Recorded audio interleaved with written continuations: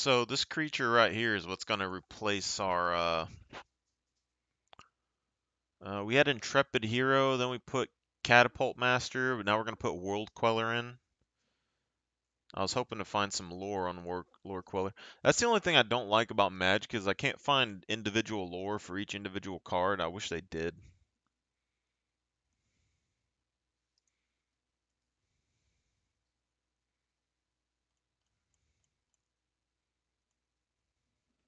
This is like World Queller, and then there's Archangel of Thune. Of Thune lore.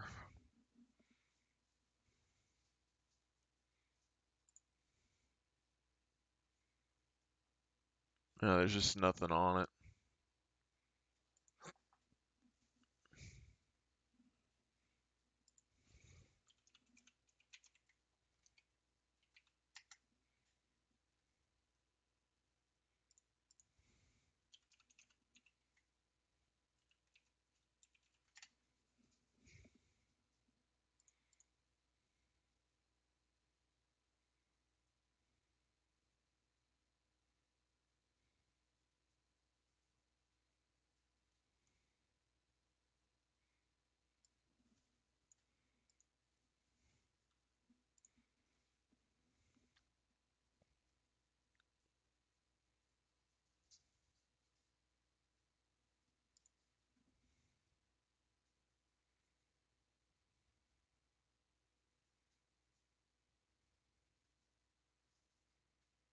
Hmm.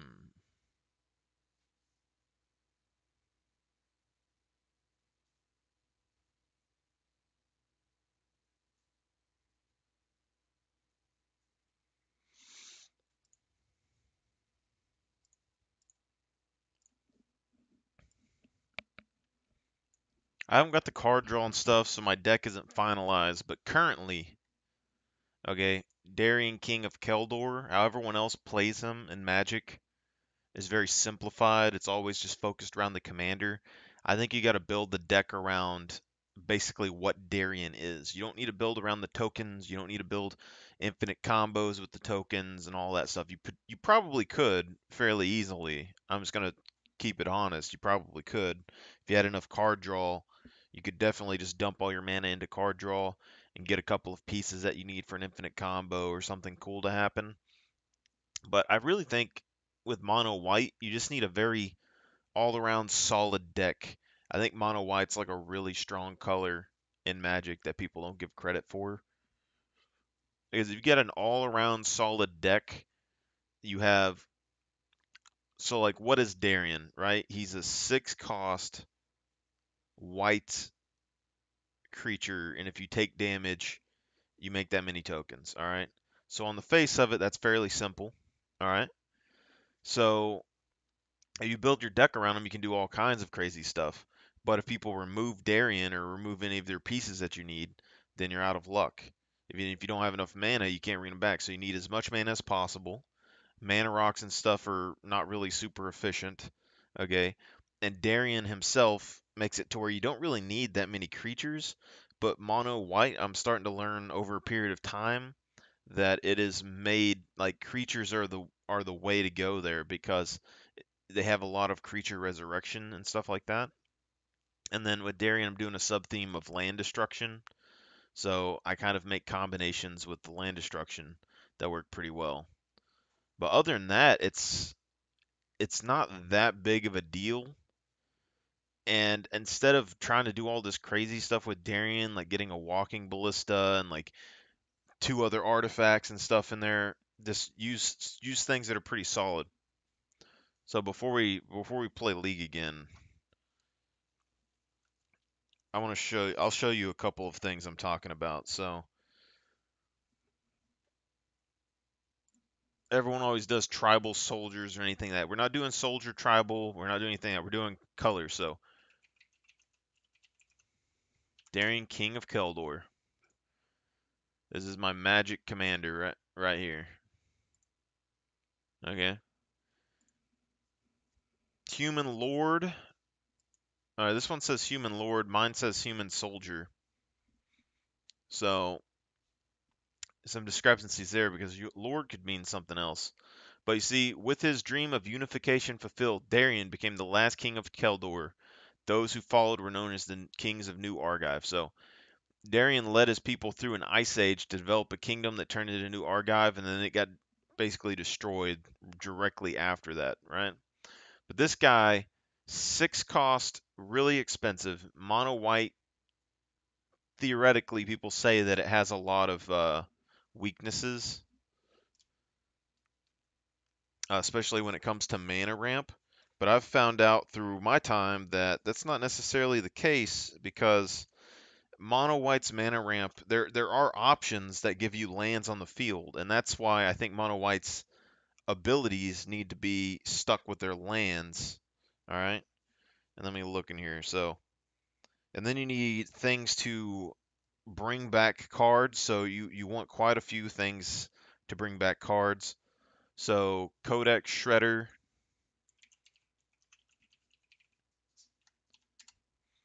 I learned about this card a while back when I was doing infinite combos with Darien. But just look at this. So you tap it, target player puts the top card of his or her library into his or her graveyard.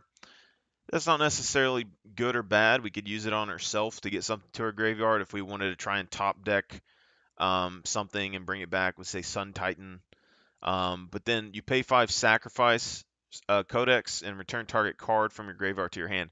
So you can return any card from your graveyard to your hand with this, which is why this is really powerful.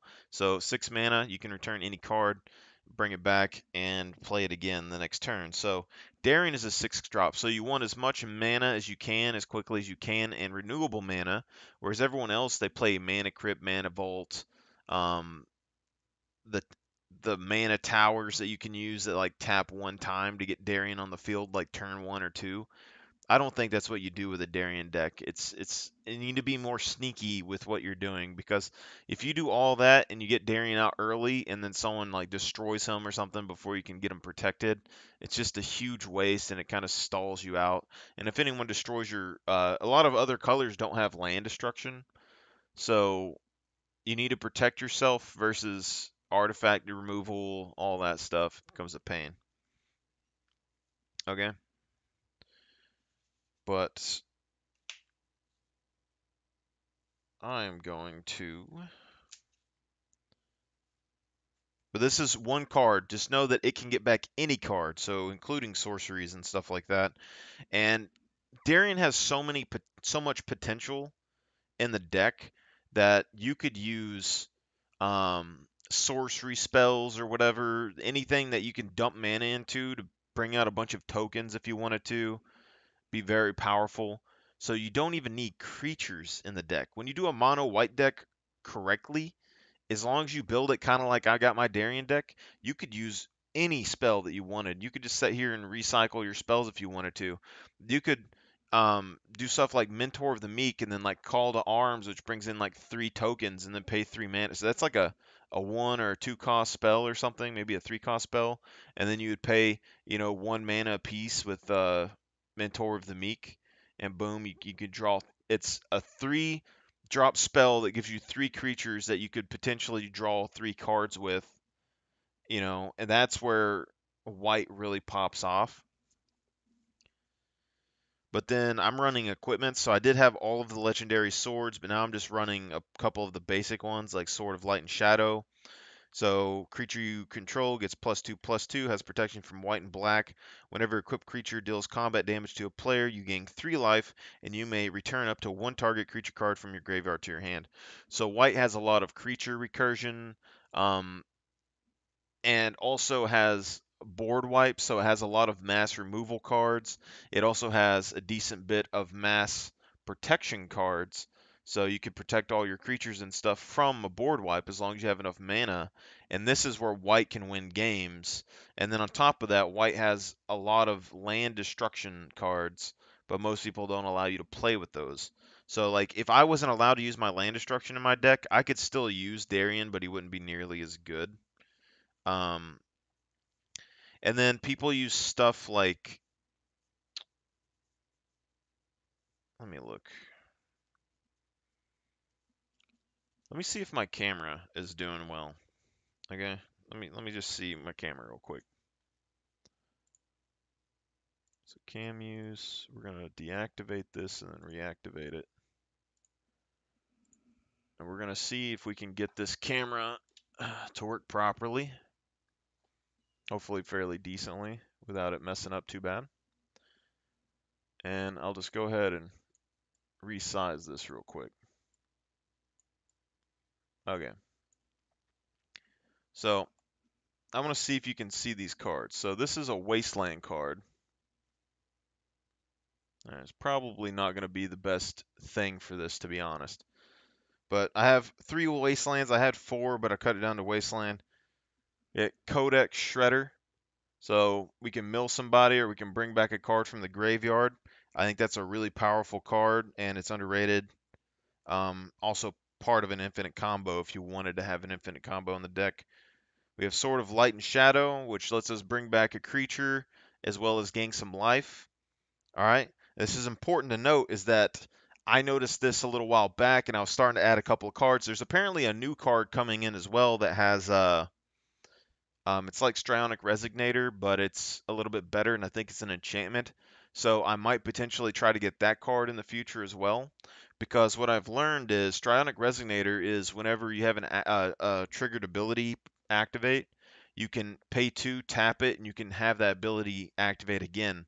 And what I've noticed is Darien has an activated ability to make tokens. Okay, um, all these equipments have activated abilities when they attack, or triggered abilities when they attack and they hit an opponent. All of my creatures that come in to bring lands onto the battlefield, that's a triggered ability, and then they bring lands onto the battlefield. So Strionic Resignator, which we'll get back into in a little bit, has a lot of synergy with every single creature in my deck. It's going to double pretty much anything, basically give me twice the value of any creature that I put on the field for the most part.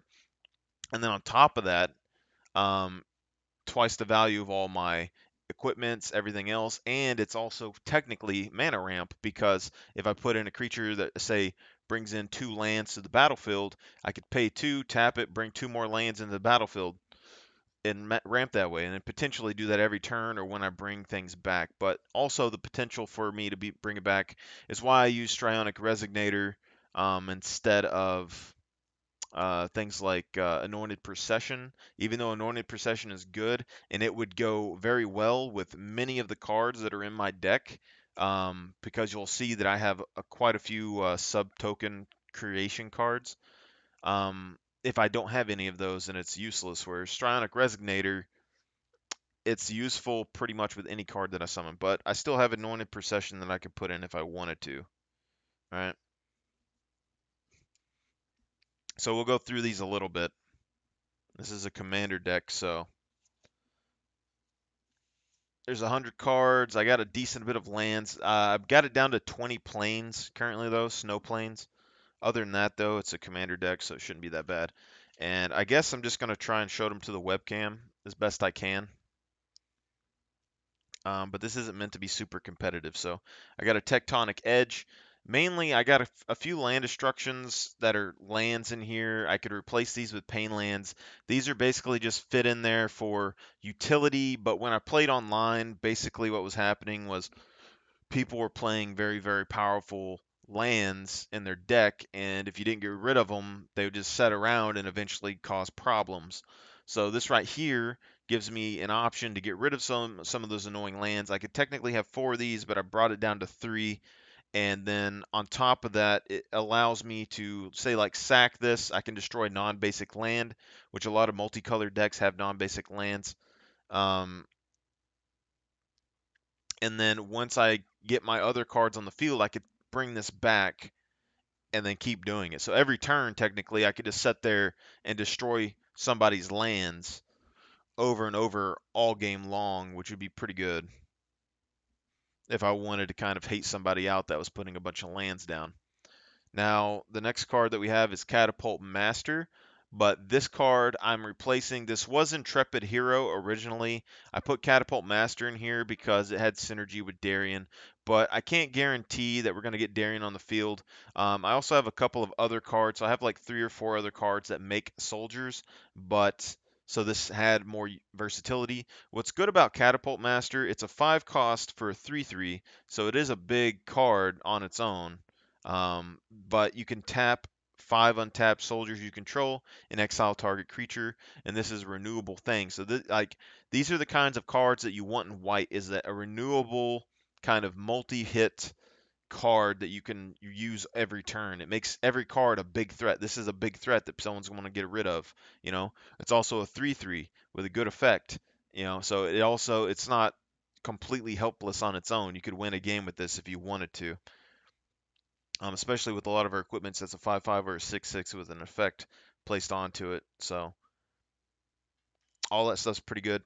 I do really, really like Catapult Master as well as Intrepid Hero, but we're going to be replacing this card with World Queller at some point, um, because you can see that this card requires 5 untapped soldiers to tap to exile a target, whereas World Queller, which we were looking at a minute ago, at the beginning of your upkeep, you may choose a card type. If you do, each player sacrifices a permanent of that type. So you can do enchantments, artifacts, creatures, lands. So World Queller can pretty much do any of the things that we are wanting to do in my deck fairly well, as starve people out with mana. So that's a big one. But maybe in the future, depending on how often I'm able to, if I get the soldiers on the battlefield more often than I think I'm going to be able to, I might put Catapult Master back in because it's a really good card and I could continuously exile people's creatures. It would be good. Next, we got Open the Armory because I don't have a lot of my card draw yet. Open the Armory in Magic has a search your library for an Aurora or equipment card, reveal it, put it in your hand, then shuffle. I only have one Aurora in the deck currently. I'm thinking about adding a Gift of Immortality into the deck, which basically I can equip a creature with, and it dies, it'll come back, and then next turn, Gift of Immortality will come back and equip back onto the creature. Not that it's going to be the most powerful thing in the world, but since a lot of my cards, like Strionic Resonator, um, have triggered abilities. Strident Resonator can double those. Gift of Mortality is a little bit better than Indestructible in the sense that if it gets destroyed, it comes back and it's going to trigger its ability again. So even early game, technically, I could take like um, a 2/2, like Knight of the White Orchard, comes in and it brings a land on the battlefield and has first strike. I could equip Gift of Immortality to it, just swing at my opponents over and over again, and if it dies, it dies. It'll come back, give me another land, and then yeah, I'll have a blocker again. So all that stuff is really good. Gift the Army is just something that helps me get an equipment card, or that I have Sword of the Amethyst or any of my protection cards. Most likely not going to use this to search out an Aurora, but the only Aurora that I have in the deck currently, and I think about taking out, but it's Glacial Plating. We'll get into that here in a little bit when I see it.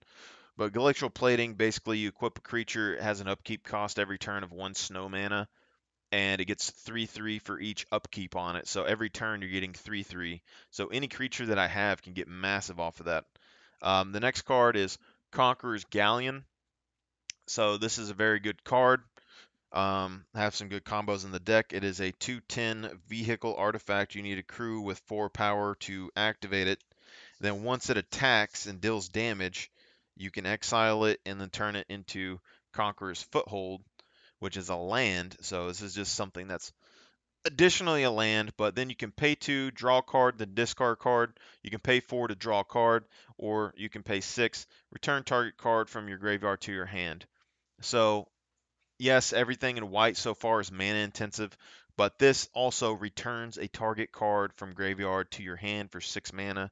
So it's basically just like the Codex, where it can return anything that I want back to my hand, and that is a very powerful thing to have in white, especially um, because this can work on anything. So if I wanted to put sorceries in here that summoned a bunch of creatures, I could continuously go and fetch them back out of the graveyard, or I could use Codex Shredder, bring a card back, use this to bring back Codex Shredder, have Codex Shredder in my hand, next turn bring back another card, do things. They get rid of this, put Codex Shredder down, sacrifice Codex Shredder, bring my land back, because as far as I know, these can bring back.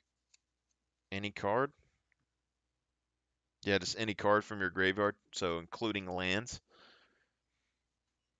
So we have 4 cards, I believe, that can bring lands from the graveyard back. And then we have quite a few cards that can resurrect things from the graveyard, which is really good.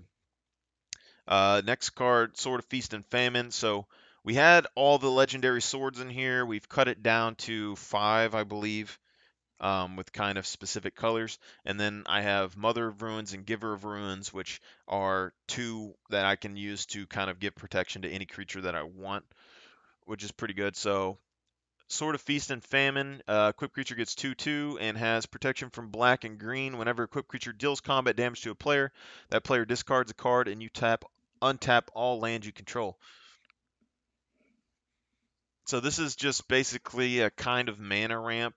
It's not necessarily the best card in the world. I could technically get rid of this, but being able to untap all the lands that I control allows me to get another big creature on the field early. So this can be potentially very good, as well as discard a card from my opponent's hand. Um, have different effects for that. Next, we have these snow plains. So 20 lands are these snow plains. I did have 30 something in here, but I've slowly transitioned some of my lands out for a couple of mana rocks and a couple of pain lands. I didn't put all the pain lands in, even though they cost me a bunch of money to buy in the first place. But these right here, they combo with Darien. They combo with our mana ramp pieces, which we have like Gauntlet of Power and Explainer Lens and stuff like that. So those are the cards that affect purely the snow-covered plains, which is why we use these, as well as things like Glacial Armor and all that, because it only takes snow land. And we have a combo card. Um, it's called Cold Snap, I believe, that has an upkeep every turn, and it damages you for each snowland that you have. So I don't use pain type cards like Doomsday Clock or anything like that with Darien because it pings you for like 1 damage every turn. It's like 1 and then 2 and then 3 and then 4. But if you don't have Darien on the field, it's worthless. So if you can't guarantee he's on the field, it's just and it gets you hate targeted. Whereas if I get any of these other cards that could ping me for like 10, 20 damage a turn, all I need is Darien in that card on the field. Next turn, I'm taking 10 damage, getting 10 tokens. Turn after that, I'm going to take 10 damage. And so it's very consistent and it pops off pretty well. So I'm going to snip these snow plans, but as far as I know, I have 20 of them. So next thing we have Irukian Champion. So it's a pretty good card.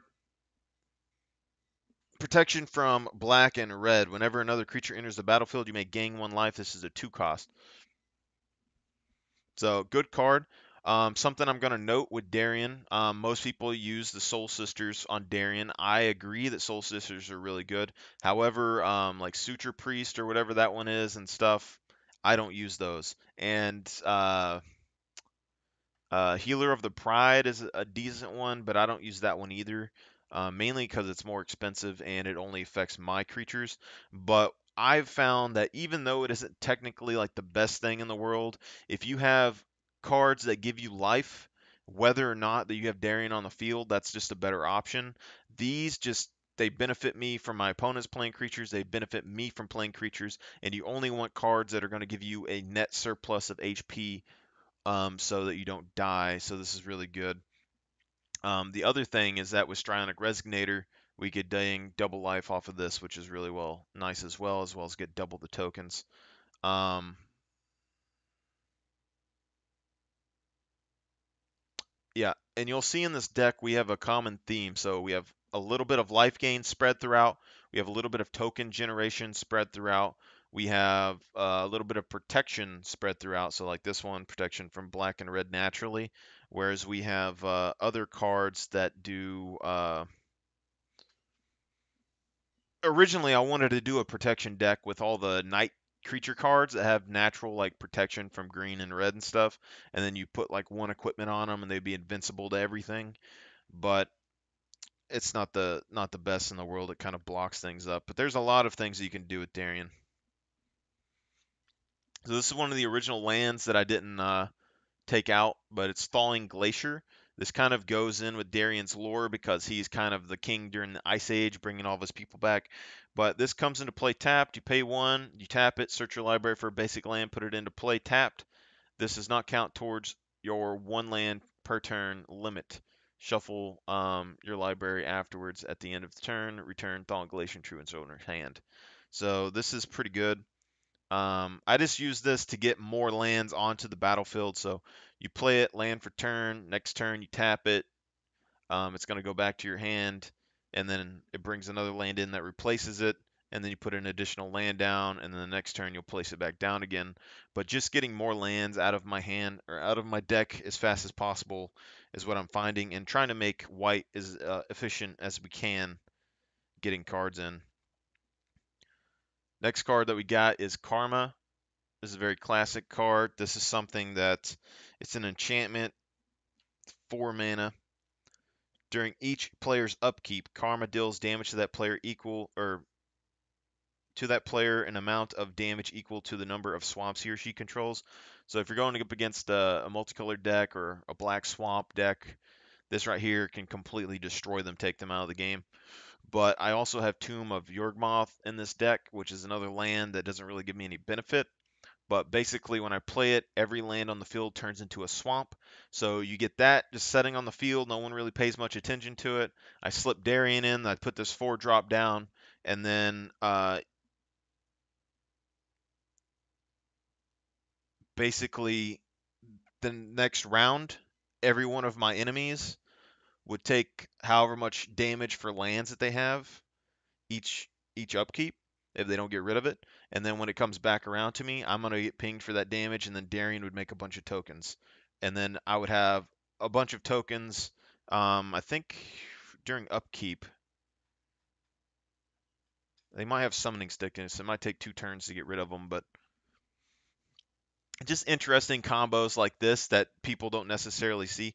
What I found in Commander is that having a combo or a piece that kind of sticks out that people realize is a big deal. Makes you a target very fast. Next land that we have that's pretty important, Imra the Sky Ruin. So this requires you to have, I believe, 7 planes on the field. So enters the battlefield tapped at the beginning of your upkeep. If you control 7 or more planes, you may return target creature card from your graveyard to the battlefield. So this is very important because we have a lot of cards that when they come to the battlefield, they bring more lands out. They bring uh, more resurrection. They bring life gain. So creatures, this is a very important card for white. So any card with a white deck, I'd probably put this in. But for us, this is really good, and you want to get this out as early as possible. But realistically, I mean, we have 20 planes. Um, Depending on how the game unfolds, it really depends. Because I took a lot of planes out. We did have 36, I believe, originally, and we replaced those 36 with Painlands, Wastelands, and a couple of mana rocks things. Next is Guardian of Faith. All right. It's a Spirit Knight. It has Flash, so I can use this to kind of interrupt people or pop it in and help me before things happen. And Vigilance, which you'll notice a lot of the cards in my deck actually have Vigilance now. So this is very important. Next is when Guardian of Faith enters the battlefield, any number of other target creatures you control phase out, so they're basically non-existent for that turn. And this is a big deal, especially with white. I would say this is probably a staple to put in a white deck, because white has a lot of board destruction, as well as most other players having forms of board destruction or something like a targeted spell. I could use this for a targeted spell if I wanted to, flash all my creatures out, save my commander, however I want to implement this card. And then basically it's going to be setting my graveyard, and all I got to do is ping it, or kill it off, whatever. And then once ever we get resurrection, all I got to do is like bring it back. I can bring it back again and phase all my creatures out again, which is really powerful. So this is a really good card. I like this. I've specifically got this card because of these effects. Because I was using single targeted phase out abilities like blink abilities like that on Darien, but it took up way too much time. And when it comes to making a board state with Darien, um, having a counter to board wipes is kind of nice. So this is Glacial Plating. Is the next card. Looks pretty cool. Goes with Darian's lore. It's pretty nice. Enchanted creature. It's a snow enchantment. Aurora. Cumulative upkeep, so you got to pay one additional snow mana per turn. Enchanted creature gets +3/+3 for each age counter on Glacial Planing. So every turn it gets an age counter, and you're getting +3/+3 every turn. So within 2 turns, you're getting +6, and it just keeps going. So I can put this on any creature that I want to make them as big as possible.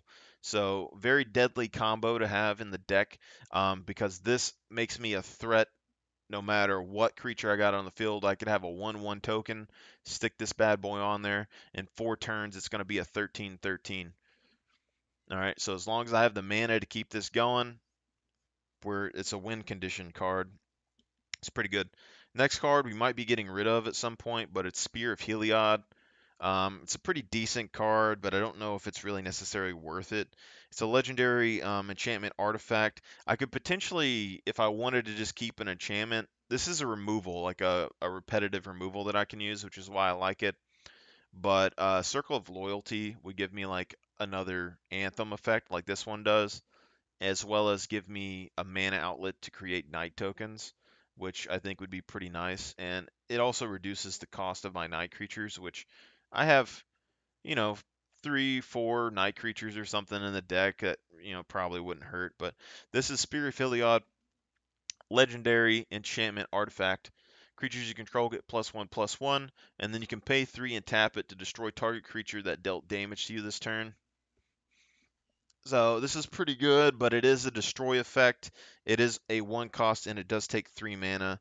Um, but any creature that dealt damage this turn is pretty powerful. This is a deterrent for your enemies. This is a really good card. However, I might replace this for card draw in the future. So I still have to get card draw into the deck, and I got a few options with that, but I'm not going to be using probably anything like Mentor of the Meek for the most part, even though it is a good card. I can't necessarily guarantee that I'm going to get the cards for that. So, all right, next is one of the only spells that we have, but this is Invoke the Divine. It's one of the leftover spells that I've slowly been willing away on. I had a couple of these that were just single target use instant spells that destroy target artifact or enchantment. You gain 4 life. It's a 3 cost. It's not bad. It gives me like 4 life, which is the potentially 4 tokens, which is pretty decent. And sometimes it gets you out of a tight spot in the late game, so it's all right. But I'll probably replace this at some point as well. Next we got Enlightened Tutor. So this is a 1 cost, pretty expensive staple for white decks though. Search your library for an artifact or enchantment card and reveal that card to all players. Shuffle your library and put that reveal card on top of it. This is a pretty nice card in general. Notice that it says artifact or enchantment. It does not say equipment or anything like that. So I can find any artifact in the deck, including the Codex. Um, what else could it be? Strionic Resignator. Um, any of the equipments that I have for mana ramp or an early game like sword for protection. I got Helm of the Host in here, which is another kind of win con card. So technically, I could snatch this, drop Helm of the Host like in the first couple turns, and then kind of take over the game. Helm of the Host on any of my creatures is basically a win con for the most part. Also a form of mana ramp and stuff as well. So these, I basically took rules because I didn't have any card draw. So I basically was taking rules similar to Yu-Gi-Oh, where cards like these are like Pot of Greed. So you pay 1, get rid of it, bring another card out of your deck. So you're just basically shrinking the amount of deck size that you're using in the game. The only difference between Yu-Gi-Oh and this though is that well, Magic is a lot more complicated, but the fact that you have mana in your deck that you have to play really limits how you can use these kind of things, because even though you shrink down the deck size, you're having more land ratio in your deck afterwards. So that's part of the reason why most of my creatures are pulling lands out of my deck in this. So now we got another plane. Next we have Sun Titan. This is a pretty staple card in white decks, but this is a 6 cost. You're going to see a theme, whereas all of my smaller weenie creatures that bring out lands and stuff are like 2 or 3 cost monsters. All my main creatures are basically win conditions, and they're about 5-6 mana. So Sun Titan's a 6 cost, looks really cool. I really like Sun Titan. He is a creature giant. He has vigilance, so whenever he attacks, he does not have to tap, so he can be used to block as well. He is a 6/6, so that's pretty powerful. He's more powerful than Darien, and pretty much more powerful than any other card that I have. Uh, Whenever Sun Titan enters the battlefield or attacks, you may return target permanent card with converted mana cost 3 or less from your graveyard to the battlefield. So this is important, one, because it's with converted mana cost 3 or less to the battlefield. So you could bring back Recruiter of the Guard. I can bring back uh, the Soul Sisters because they're 1 mana. It's a target permanent card with converted mana cost 3 or less. So I could bring back an enchantment or anything like that, but it has to be 3 or less mana. One of the big ones is that I can bring back Codex Shredder, which then I could tap Codex Shredder and bring back a more important card. And then next turn I can bring Codex Shredder back again over and over and over again. So this kind of outlet is really nice. So like I can also bring back my equipments because they're all 3 or 2s in cost. So we can bring these back, which is really good for recursion because say we can bring Sun Titan out onto the battlefield for 6 mana. Enters the battlefield, you may return target permanent with converted mana cost 3 or less from your graveyard to the battlefield. So then I can bring in, say, Sword of Light and Darkness, prod it down, pay 2 to equip it to Sun Titan. It would be better if I had access to haste in this deck, but I don't, nor do I really care about it that much. But pay 2, then I could equip this to Sun Titan, and then when he attacks, he has Vigilance. I'm going to gain 3 life. He's going to be an 8/8, and you can return up to 1 target creature card from your graveyard to your hand. So then I can basically bring a permanent from the graveyard and a permanent to my hand every turn, every single turn. And you put Codex on top of that, you're going to be getting three card back every single turn. So that's really powerful. So Sun Titan, very strong card, staple, 6/6 beater with a really good effect and vigilance. It also doesn't have to deal damage or anything. It's just whenever it attacks. So you're almost guaranteed to get 2 revives off of this before it dies unless they blow it up instantly. But these are also cards that like people that play against mono white tend to not really think mono white has much of anything serious going on. And if you do bring something out that seems really serious, they're going to try and take it out as quickly as possible. So, like Darien, they'll probably try to take him out because he's my commander and they assume I have a lot of stuff that goes with it. But things like Sun Titan, potentially they could blow this up and kind of waste their removal on him, and I can bring him back later. Or, they don't really think it's that big of a deal, and then they just kind of let it slide and you get good value from it. So I'm perfectly fine with that because it's also politics. So this is something I'm not necessarily sure how this works though. But so when he attacks, if I have Stronic Resignator, I could pay 2, tap it, and then copy his effect. Um, and then I can choose new targets for the copy. So I don't know if I could necessarily give someone else the ability to bring back cards from the graveyard or something. But I do like maybe the potential for a political deck, sort of like that, where you can use it for yourself or your enemies. I kind of like that idea. All right, then we have another land. Next one is a potential cut from the deck, but it is Burnished Heart, so this is kind of getting into the creatures. So this is just a basic. It's a artifact creature elk, and it's a 3-drop for a 2/2, and you pay 3, sacrifice Burnished Heart, search your library for up to 2 basic land cards, put them on the battlefield tapped, and then shuffle your library. Not necessarily the best card in the world, not terrible either. Um, it is going to cost me 6 mana for 2 lands, which is kind of iffy, but this is also a 3 mana card that I can bring back with Codex or Sun Titan or the Sword because it's a creature. And so I could use this multiple times in a game to bring back all my lands. And although I only have 20 lands now in the deck, if I ended up eventually finding that I don't need as much land draw, or if I need more lands, then I can just, take out the pain lands or take the artifacts back out and put less lands. But I figured 20 lands, probably not going to see all of those. If I get 10 lands on the field, it'd probably be all right. So I'm fine with that. Next one is the Tomb of Yurgmoth, which is that land I was telling you about earlier. So each land is a swamp in addition to its other land types. It's also a legendary land, so pretty good card. I'm also needing to keep track of these because they're legendary cards. And so if I did replace that one card with Circle of Loyalty, every time you play a legendary, you get a free Knight token. But I only think there's like 6 or 7 legendary cards in this deck, so I don't know if it's going to be worth it. Next is Mana Crypt. So Mana Crypt, Mana Vault, all those. Personally, I don't like these in the deck, and I was not going to add this to the deck. Specifically, I got tired of having cards that were almost guaranteed to ping me for damage, and it got kind of annoying, right? But then, I removed all my pain lands and stuff, and with Darien, what I realized is although I can use him with combo cards, what was happening when I was playing Commander is that if I didn't have access to the combo card and I needed Darien to kind of hold the field for me, um, I would put him on the field and I wouldn't have any way to damage myself.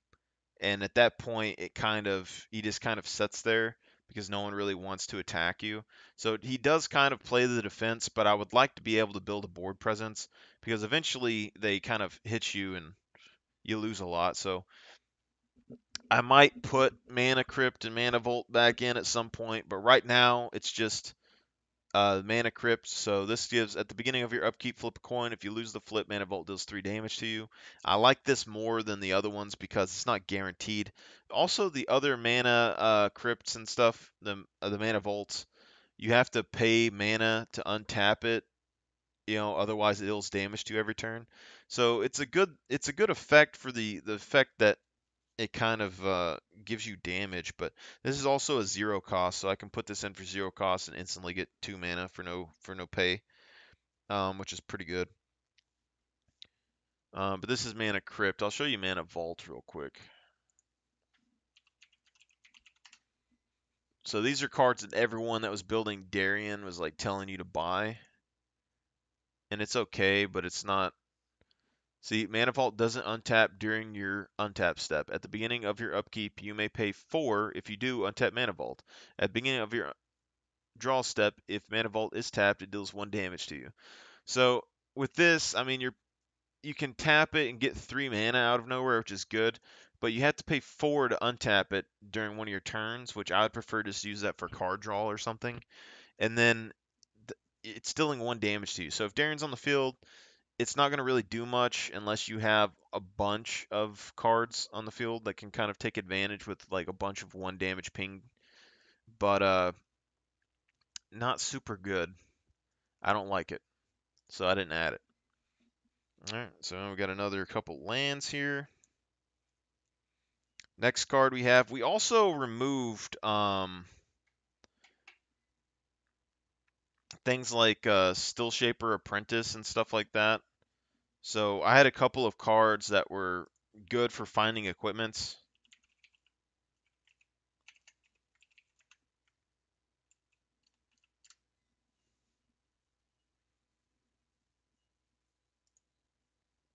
So there's a few like this, but this is a 4-drop for a 3/1, and you can pay mana, tap it, return it to your hand, search your library for an equipment card, reveal it, put it in your hand, shuffle the library.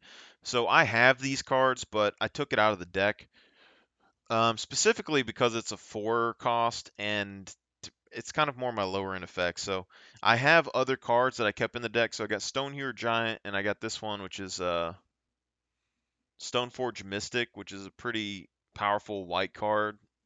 Kind of expensive.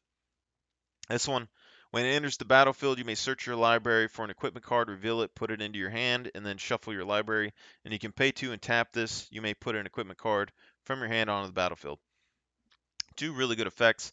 But say I took out Stone Shaper Apprentice and I put in like Recruiter of the Guard or something like that, and Recruiter of the Guard basically can come in and search out, I believe, one card um, with power or toughness 2 or less. I think it's one card. I don't remember. So even though I took out like a 4 cost and I added another 4 cost in, it's a 4 cost that can drop to bring me Still Shaper, and then so it's basically two. It's bringing me 2 card value instead of 1. You know. And Still Shaper is really good, and I'll probably wish that I had it in the deck at some point. But also, I mean, it doesn't have an enter the battlefield effect. Stoneforge Mystic, I can pay 2 Strionic and then bring in another equipment to my hand, which is pretty good. The other thing, though, is that if I was going to add Still Shaper's Apprentice and stuff back to the deck, I'd probably just remove, like, Open the Vault and some of those tutor cards, because this is a renewable card that I can use over and over again. So, but Stoneforge Mystic, good card. Next is one of the pain lands. So I added 2 pain lands out of, I think there's 5 in total. The ones that I didn't add basically only pinged you for 1 damage or something, but they are generally guaranteed damage every turn. And I don't like the fact that there's a land that basically pings you for damage, um, even if you don't have Darren on the field. I like the options. This is a potential land that I might cut as well. It's called Grand Coliseum. It's one of the pain lands people use with Darien decks. But this one enters the battlefield tapped, which kind of sucks. You can add a colorless mana, or you can add 1 mana of any color to your mana pool, and then Grand Coliseum deals 1 damage to you. Not really much value out of this card. I might replace this one as well with card draw whenever we get into this. So we'll cut 1 land for some card draw. I'm fine with that, I believe. I have to relook at my mana and card draw situation, but I know that I got rid of 2 lands at least for Mana Vault and Soul Ring, so we're technically up mana, um, even if we get rid of this. Plus Strionic Resonator, I think, replaced a land. Even though it technically isn't mana ramp or anything, it kind of is with my deck. So yeah, Coliseum might cut it for card draw, because I'm gonna I have a few card draw options right here next to me, but I didn't have enough to make a big difference. So like Mentor of the Meek, I haven't added it, probably won't, but potentially can. Depends on how many tokens I can consistently get on the field. This could be in the deck. Another card that I'm potentially going to add, and I probably will. I had this in the Painland area. This would probably replace uh, Coliseum if I was going to do it. It's Endbringer Eldrazi. It's pretty good. It's a 6-drop though, and then you untap Endbringer during each other player's upkeep step, and then you can tap it, deal 1 damage to target creature or player. You can pay 1 colorless mana, tap it. Target creature can't attack or block this turn. If that has to be colorless mana, then I might have a problem. Hopefully that's just any mana, but yeah, so you can make it to where a creature can't attack or block this turn, which goes well with my my deck's theme for protection as well as swinging in for damage. And then you can pay 2, and then you can draw a card. What's good with this is that hopefully you don't have to have colorless mana. I actually probably need to look this up. But if you're playing against 4 players and you have enough mana, you can just tap this every player's turn and draw an additional card and get 4 more cards, which is really strong. But I probably need to look that up real quick. The next one that I'm most definitely going to add in is Dawn of Hope. Very simple card. It's an enchantment. Whenever you gain life, you may pay 2. If you do, draw a card. In this deck, I have, I believe, at least 3 Soul Sisters. I have a dragon, an enchantment, an angel, a sword that can all gain life consistently. And I believe 1 planeswalker that can give me life consistently. And then Dawn of Hope is I can use this as a mana sink if I don't have anything else to do as well. Pay 4 and create a 1/1 white soldier creature token with lifelink, which isn't terrible. It's not very good value for the soldier, but the soldier has lifelink, which gives me life. So I could potentially get 2 life with this. As well as, basically gives me a way to draw cards with it instantaneously in the game. And since Darien is a mana hungry deck, um, having cards that have higher mana, I'm not super upset about, even if it isn't super efficient. Things like Skull Clamp, though, probably won't be in the deck because I can't guarantee that I'm going to have soldiers on the field. So that's a big one. But I need to look up the Endbringer card because I just realized that it has.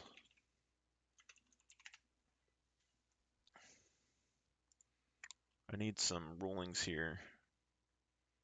See, because it has this color symbol here, so.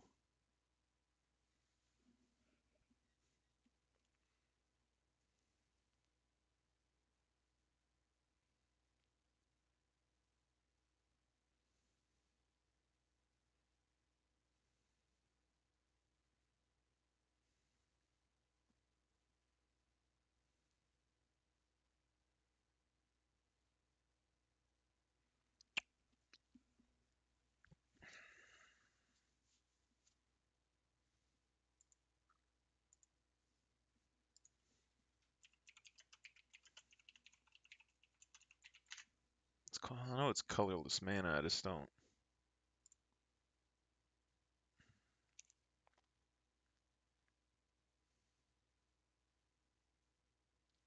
Alright, colorless cost can be paid for any cost of mana. Alright, okay. I know I wasn't losing my mind, so. Endbringer definitely would be a good card to have. It's also a 6 cost for a 5/5. That's another thing that you probably didn't realize. Endbringer is a 6 cost for a 5/5. Alright, and then each player's upkeep, I can use this to draw a card. I could use this to make a creature that can't attack or block, which is a political thing, as well as something I can use on my turn, as well as it can deal 1 damage to any target or player. So I can use it to help kill one player off, so I could be doing a few damage to them each cycle, or I could ping myself and make tokens. So very versatile card, and actually I'll probably just slip that in real quick because I don't really need the Coliseum, to be honest. Endbringer's also a pretty cool looking card, so. But you can see a theme with my Darien deck. It's not necessarily a weenie deck. It has the potential to go big. It has the potential to go wide with weenies. It has the potential to go really big with creatures. Um, Potential to destroy lands, potential to destroy boards, potential to resurrect your own creatures. Very good. So, Endbringer in the deck now, replacing um, Grand Coliseum. 6 drop, I probably won't like to see it early. This is the only thing that I'm iffy on with my deck right now is because I've added a few high cost things to the deck. And if I can't get my mana out reliably, I might get gridlocked early. But I haven't really had that issue so far, so because usually I'm able to say like get a Knight of the White Orchard on the field, and then after that I'm kind of, you know, getting some mana. Someone destroys my creature at some point, and I end up bringing it back and getting more value out of it. All right, next card, Catastrophe. Old school destruction. I try to use a lot of things that were like either helpful for my deck or kind of went with Darien's lore. So I think Catastrophe was part of Darien's time frame. Don't necessarily like this card because it says destroy all lands or all creatures. Destroyed creatures this way cannot regenerate.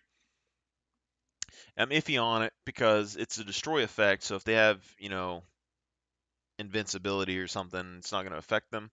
However, What's good about this card is it's creatures or lands, which gives me some versatility here. The other thing is that it's a sorcery card, so it does cost 6 to cast. Potentially, I may remove this for World um, Breaker or World Ender. I think I'm gonna get one of my cards that are kind of a board removal and replace it with World Breaker because it's a searchable equipment that I could use to completely wipe the board. And it's also a board wipe that can destroy lands, which is pretty good. The other thing though is that with Codex and the Conqueror's Galleon and stuff, if I get one of those on the field, which most people won't realize, most people don't pay attention because my cards aren't super flashy, but those allow me to bring back any card. So technically, especially with Conqueror's Galleon, once it turns into a land, I'm basically able to say, uh, board wipe all creatures or all lands, 6 mana, and then the next turn I can go and pay 6 with Conqueror's Galleon, bring back this card to my hand, and then every turn, and a lot of times in this deck I'll have over 12 mana fairly quickly. So I could play this every single turn and just keep wiping people's creatures or something, which is part of the thing while I'm interested to put Gift of Immortality into the deck. Because something really simple like this, you don't really think about it, but Gift of Immortality is a 3-cost Aurora. So say I have like Knight of the White Orchid, I have uh, Enlightened Tutor, and I have Catastrophe or one of my board wipes in my starting hand. I put 2 mana down, boom, Knight of the White Orchid, get an extra land, put another land down, we're at 4. Play the Gift of Immortality. Knight of the White Orchid is then basically immune. Once he gets destroyed, he comes right back. Play him, fight with him, keep playing my mana. Maybe the White Orchid dies once, and he comes back, and I get an additional land. Then at that point, all I got to do is play Catastrophe, board wipe everything.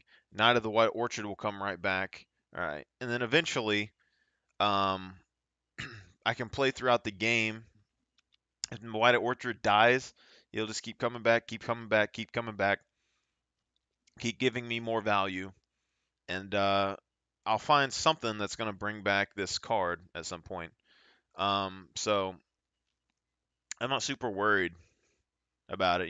If I get like Codex in this or Conqueror's Galleon in this with that combo, I can just destroy everything every turn and then beat everyone up with my one creature that's on the board. Doesn't matter what creature it is. It's just all I need is Gift of Immortality, some sort of board wipe, and then a renewal card. It's a good card. Next is one of my creature protection cards. This one is a newer card, and I really like this because I really wanted a deck. I don't really like tribal and stuff like that. This is a kingdom deck for me. It's a land and a kingdom deck. So I wanted soldiers, I wanted knights. I didn't particularly want angels or anything in my deck.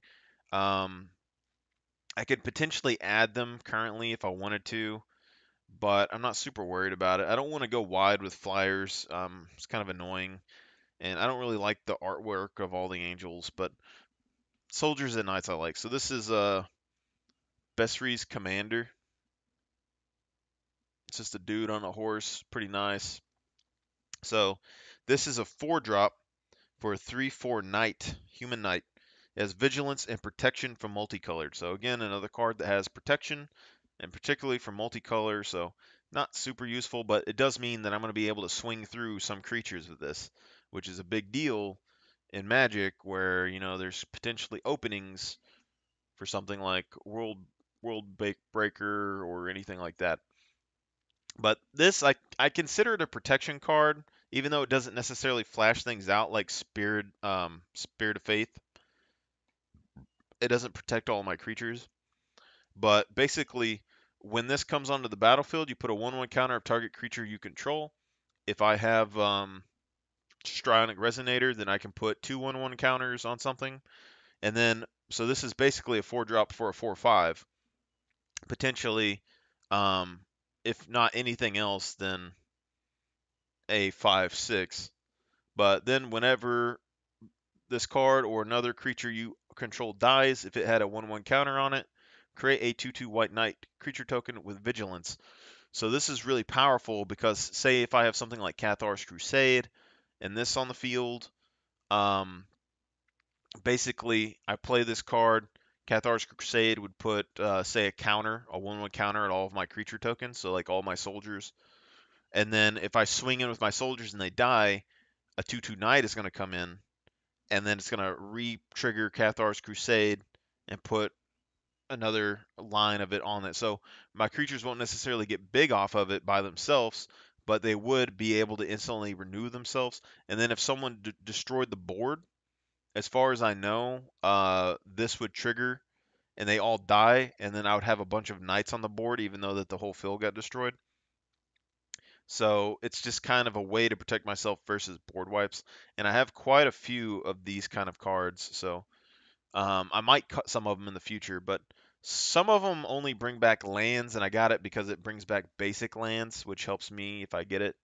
Because I have Planar Rebirth, which is like a 2 cost to bring back all basic lands back to the game. So that's something that can get me back in if I had to destroy all the lands and I could play it, have a bunch of mana. But people don't necessarily like it because, but this right here, good card. Potentially not worth it to have in the deck. I have it in here for Night Flavor because I really like the idea of having a couple of cards that give me knights. Also, all these have vigilance and stuff, which is really nice. I like that. But not necessarily the best because it requires 1/1 counters, and I only have, I believe currently right now only about 2 1/1 counter cards. So it's not very likely that I'm going to find them, but one of them is an enchantment, so all of my cards that can search enchantments would help. And then if this becomes like a decent thing in the future, then maybe I'll add more 1/1 counters to the deck. But all right, next is Helm of the Host. Very popular card. When I bought this, they actually sent me 2, so I have 2 of them. But legendary artifact equipment. At beginning of combat on your turn, create a token that's a copy of equipped creature, except that token isn't a legendary. It has equipped creature is legendary. That token gains haste. So very mana intensive card, very strong card because it makes a copy of your token every turn. So this is also really good in this deck because if I copy Darien, it's basically doubling my tokens like Stronic Resonator would, but it also can work on things like Knight of the White Orchid because it can bring me more land, so it's basically more mana ramp and stuff as well. It can work on stuff like my Basili's Lieutenant, so I put him down, put the Helm of the Host on it, then every combat I'm getting another Basili's Lieutenant, which gets a 1/1 counter. Um, and then so basically I can just fill my field up with that. So any card that I play, even like Burnished Heart, Solemn Simulacrum, all those, I can copy it and get value off of it instantaneously, no matter what. If they don't stop it, then I'm going to have a bunch of things. So this is a very powerful card.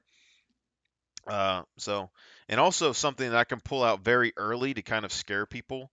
But generally, as soon as I pull this card out, people destroy it as quickly as possible. I'll be lucky if it goes through one turn.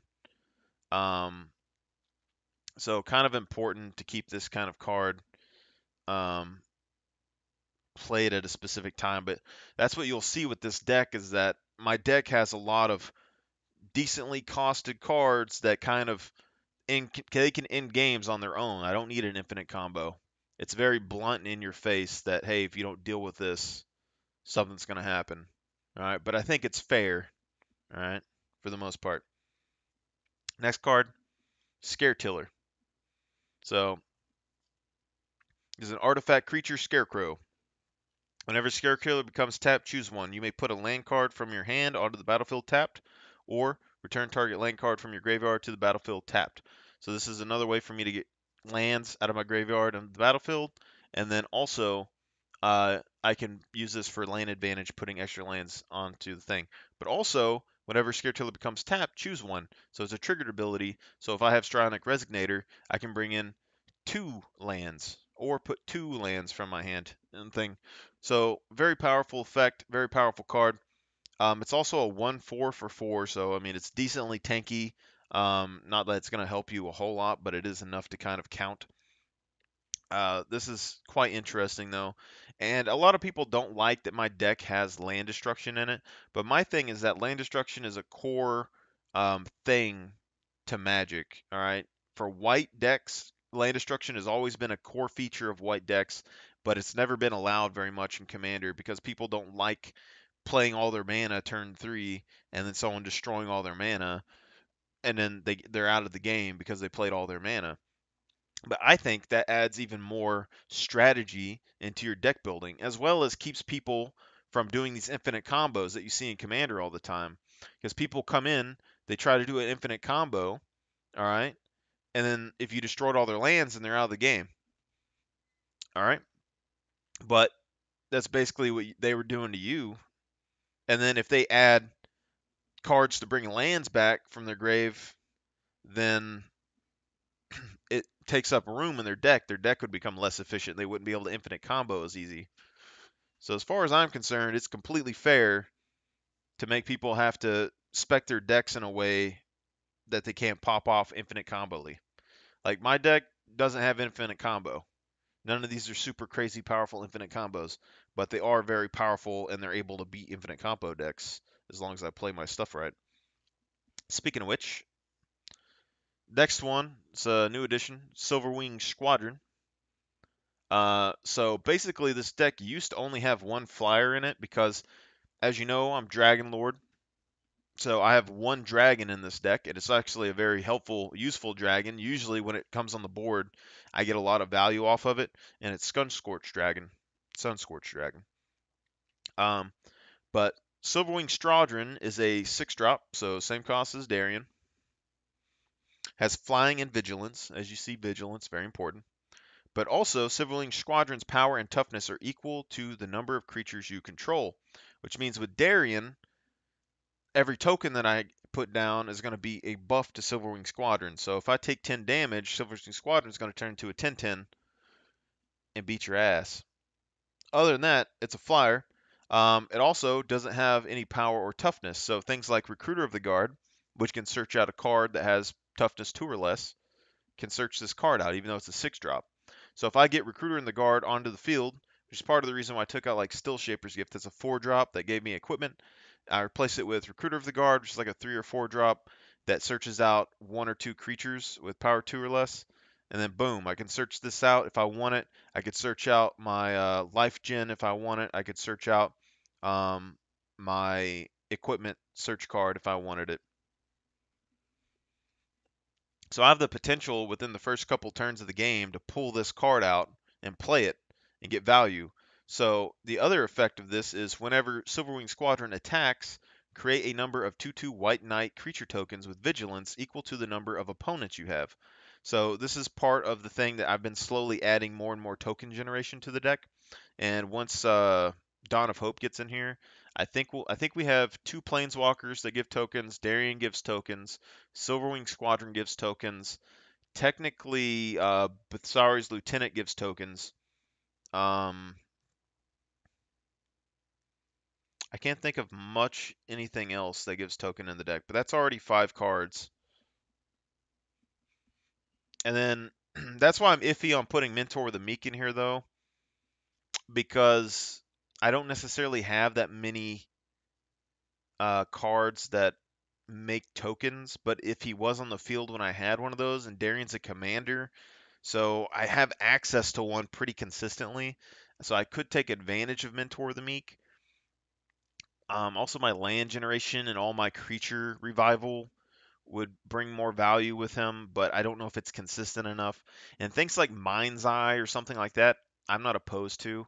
Um, the the card, I mean, it's a 5-drop for 1 mana each time someone draws a card, and I get an additional card.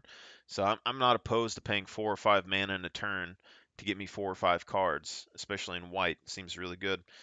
Most white decks, you know, Don't have as much mana as I play around with, so I'm fine with this. But it's a human knight. It's a flyer with vigilance. Potentially could end the game by itself just with my tokens or anything. Like I could just play this and next turn if you don't have a flyer, just get smacked in the face with it. Pretty strong. Also, it generates its own tokens, so I would think it's pretty much a staple at this point.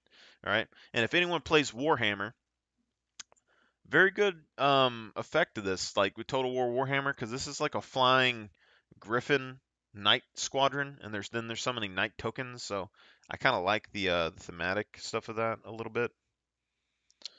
All right, we got another land. Next one is a potential removal for card draw. Ever-flowing Chalice. So this is one of the mana rocks that I added in not too long ago. This is a zero-cost artifact, but you can kick it for 2 mana, and every time you kick it for 2 mana, you can tap it later to gain 1 mana for each time it was kicked. So very powerful artifact in the sense that I could technically play this for free or for 2 mana for 1 extra mana per turn. So, early game you can get 1 or 2 extra mana off of it. Later into the game, you could potentially get, you know, 5, 10, 15 mana, however much that you use to kick this. So if I kick it for 5 for 10 mana, then, or let's say 6 for, 12 mana, then I could get 6 mana off of this on itself, which is actually really good, which is part of the reason I'm thinking about adding a sorcery spell, like maybe just 1 sorcery spell, I haven't decided yet, into this deck that just lets me dump a bunch of mana into it to swarm my field with tokens and replace Darien. Like once Darien and all my other token gen dies, and maybe I'm in a bad spot, maybe I run across that and I have a bunch of mana and I can just play it. That'd be really nice. Um, Next one, potential removal for card draw. Weathered Wayfarer, staple. Also able to search this out with Ranger of Eos, I believe. It lets me search out 2 different cards with mana cost 1 or less, which is mainly just my Soul Sisters, but Weathered Wayfarer is a pretty staple. You pay 1 white, tap it, search your library for a land card, reveal it, put it in your hand, then shuffle your library. Play this ability only if an opponent controls more lands than you. So the reason why this is potentially out for card draw is because it's pretty cheap, but later into the game doesn't really affect that much. Um, it brings land to your hand, but not onto the battlefield, and it requires you to have more lands than you have an opponent that controls more lands than you, which in a commander game isn't necessarily hard to do, but might not be worth it compared to card draw in this situation. However, if I did destroy the lands on the board, this could come back and save me. So I'm a little split on that, but I want probably 10 or so card draw cards in this deck at some point. Oh, what's up, Diggs?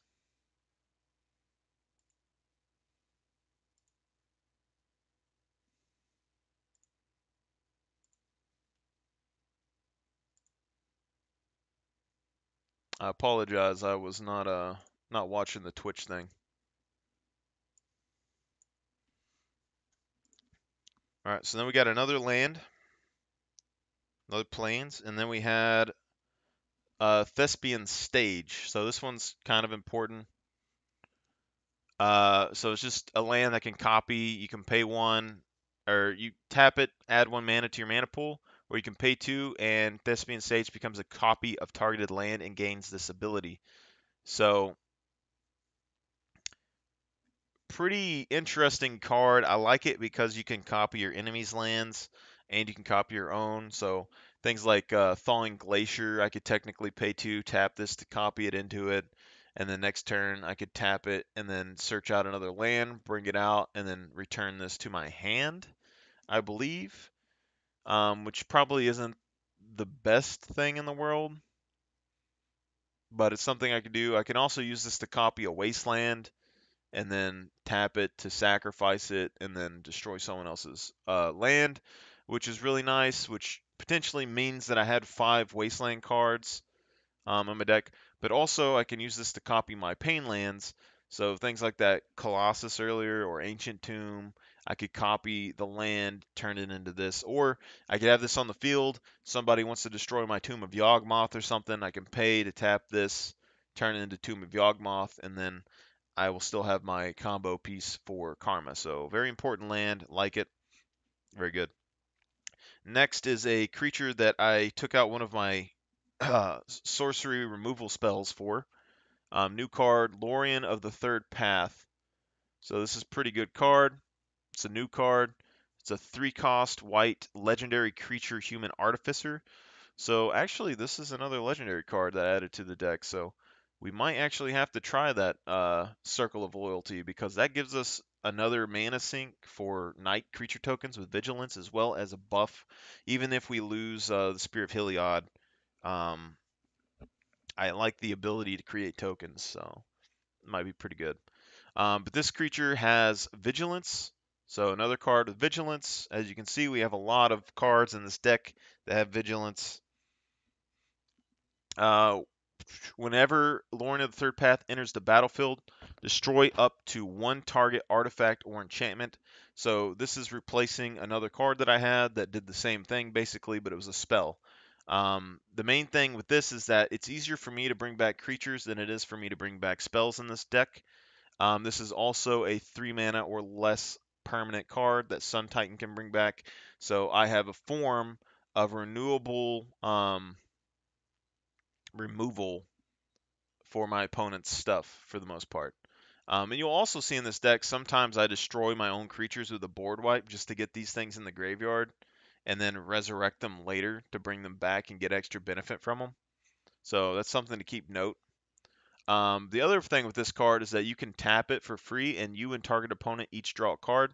So there's a little bit of politics here as well as card draw. So it's not necessarily a card that I would use for card draw, but it's a card that I could use to remove something of my opponent's and then potentially give myself some sort of card draw in an emergency. Um, so I like that this deck has a lot of combination. All right, so we got another land. And then next is my main form of land destruction in this deck. So this is Fall of Thran. This is a enchantment. It's a 6-drop, destroy all lands, and then for each, like the next 2 turns after that, each player returns 2 land cards from their graveyard to the battlefield. So this is really interesting because a lot of my cards that let me bring lands to my to the battlefield from my deck or something are 2-drops. So with 4 mana, I can play most of the cards that I want to in my deck, besides the big one. All right, and then if I have, say, like an enchantment that untaps my land or um, something that revives creatures, I can bring this. But this is searchable because it's an enchantment with a lot of my like Enlightened Tutor, stuff like that. I can search this out because it's an enchantment. I can also bring it back, I believe. Um, there are cards in white that you can bring enchantments back from the graveyard, so potentially I could do that with this. I can bring it back Kodesh Shredder. I can bring it back with um, Conqueror's Galleon. Very good. But the main thing is that I can search this out fairly easily, and it destroys everybody's lands, and then it's still kind of fair because it brings some lands back.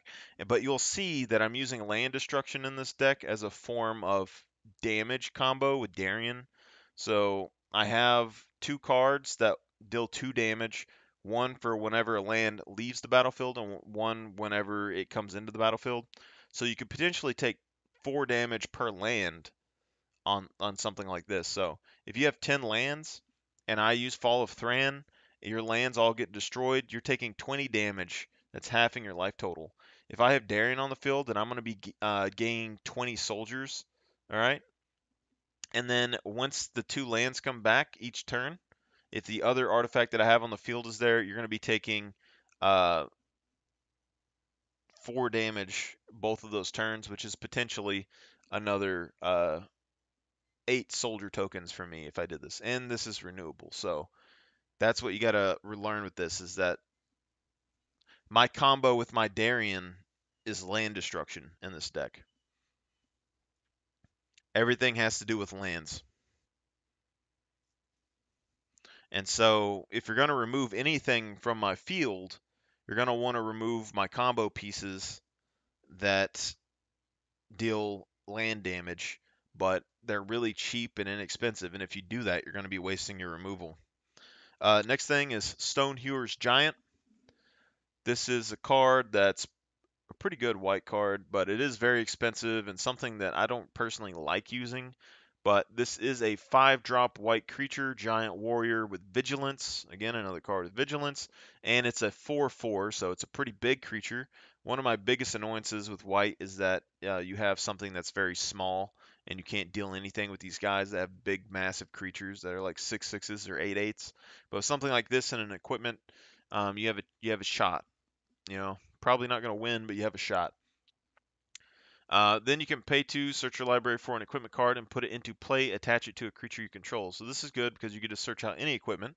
You can use it multiple times, and you can instantly attach it to any creature that you control. So even though this is a 5 cost for a 4/4, in 2 turns, I could have like a Helm of the Host or, multiple swords on this thing very quickly. So that's a very powerful card. This thing right here can end a game. If I get this early, like turn 1, turn 2, by turn 4 or 5, I could probably have this on the field and equip it with something important. And pretty much at that point, steamroll the game with just this. If I get a Helma Host on this thing, that means I can get all of my equipments out very quickly and instantaneously on the tokens. So even though this deck doesn't have that many equipments anymore, there's only like 6 or 7 of them. I can get this onto the field and pretty much end the game.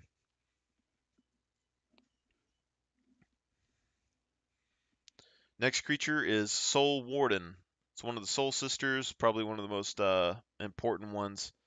People that like watching or like playing Darien, they like this card a lot. It's a 1 cost that I can search out with Recruiter of the Guard, stuff like that, as well as Ranger of Eos because it's a 1 cost with a 1/1. But whenever another creature enters the battlefield, you gain 1 life. And this is what I'm talking about with you want cards in Darien that give you life gain, not necessarily just going even. So this can give me life for every token that Darien makes, as well as every creature that my opponents make, which makes this a very powerful card. And a lot of times people will use their removals on cards like this. So, very good to have. All right, we have another land card.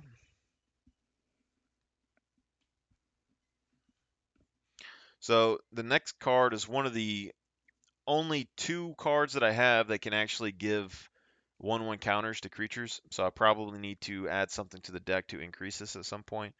But this replaced Path to Bravery and stuff like that, because those were enchantments that kind of helped my creatures, but didn't necessarily give me much benefits.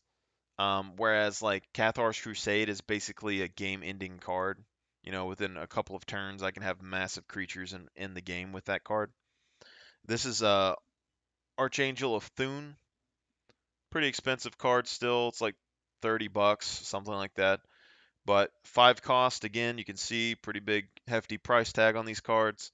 For a angel, it's one of the only angels that I have in the deck, because I didn't necessarily want a bunch of angels in my deck. There are a lot of really powerful angel cards, but it's whatever.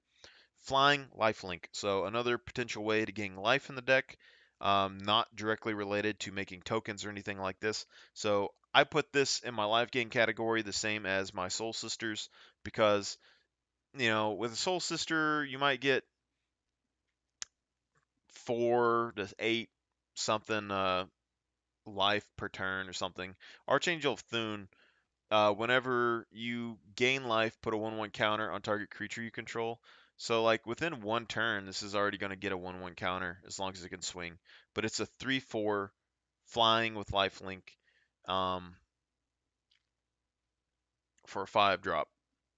All right, and I can put equipments on it, and a lot of my equipments have protection from colors, which means there's a good chance that I'm going to be able to swing through with this, and then getting a bunch of life and put a 1/1 counter on all my creatures. So as much as I would like to have more cards to give me 1/1 counters, I don't necessarily want my deck to look super intimidating. I like the idea of getting this and my other night creature in my hand, and then kind of playing them together is just like a random combo that people don't really see coming. Next card is Ranger of Eos. So we also have the Captain of Eos, but I took it out of the deck because so Ranger of Eos is a 4-drop for a 3/2, so it's decently big, not too bad. Human Soldier. When Ranger of Eos comes into play, you may search your library for up to 2 creature cards with converted mana cost 1 or less, reveal them, put them into your hand. If you do, shuffle your library. So the Knight Captain of Eos is a little bit stronger than this card, but however, it only searches 1 card, I believe, with a converted mana cost 1 or less. Or yeah, and I don't know if that was necessarily worth it. I think it's also a 4-drop. Um, but these cards, the only ones like Weathered Wayfarer and my Soul Sisters are the only ones that can really use this. And I only have, 2, 3, maybe 4 cards that I can search this up. And so if I have like Stryonic Resignator, I can basically pull all of those to my hand just with this card instantaneously. So I don't really need the other card, I don't think. So I'm fine with this. And it hasn't entered the battlefield effect. So if it dies and I resurrect it, I can bring it back too.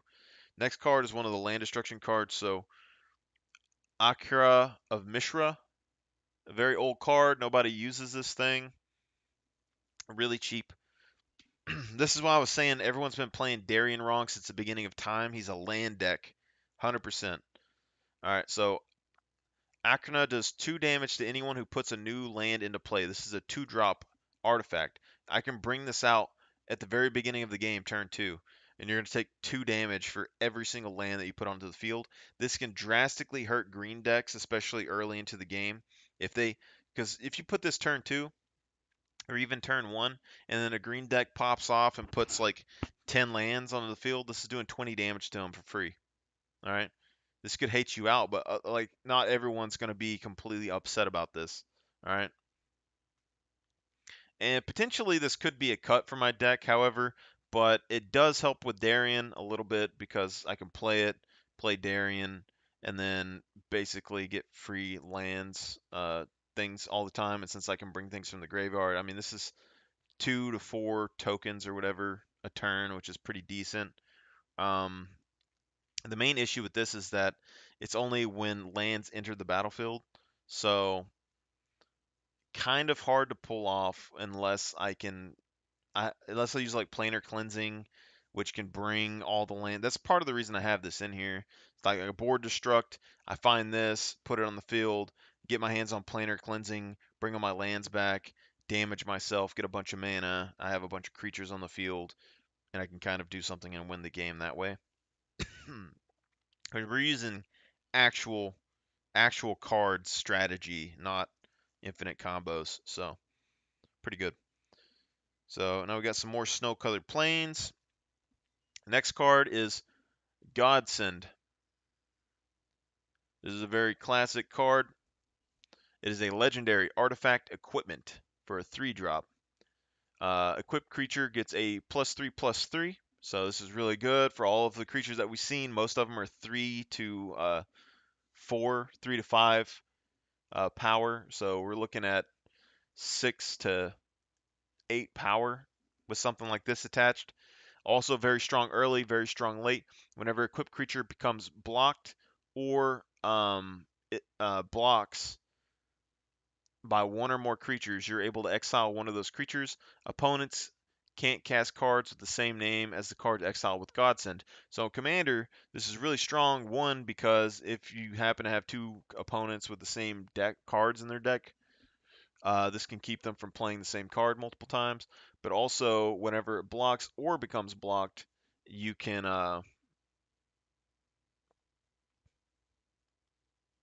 exile one of those creatures. I really wonder what this does to. That's a good question. But what's good with this card as well is with Stryonic Resignator, you could pay 2 and then exile 2 creatures every turn. So this is very powerful in that regard as well, because Stryonic Resignator, I consider it mana ramp, but also combos with every card in this deck almost. And potentially we're going to be looking for that other card. I don't remember what it's called, but it's similar to Strionic Resonator.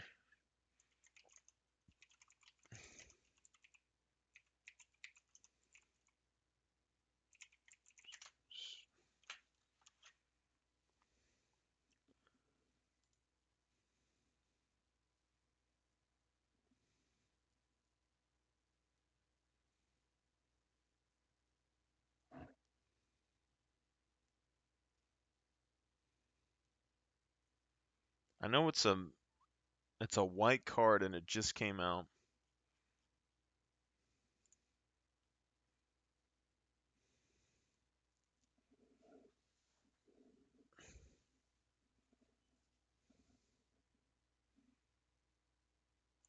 I'll have to talk to Jonathan at the library tomorrow when we play cards, but it's like an enchantment, and it does the same thing as Strionic Resonator, but I think it's free or it costs 4 mana.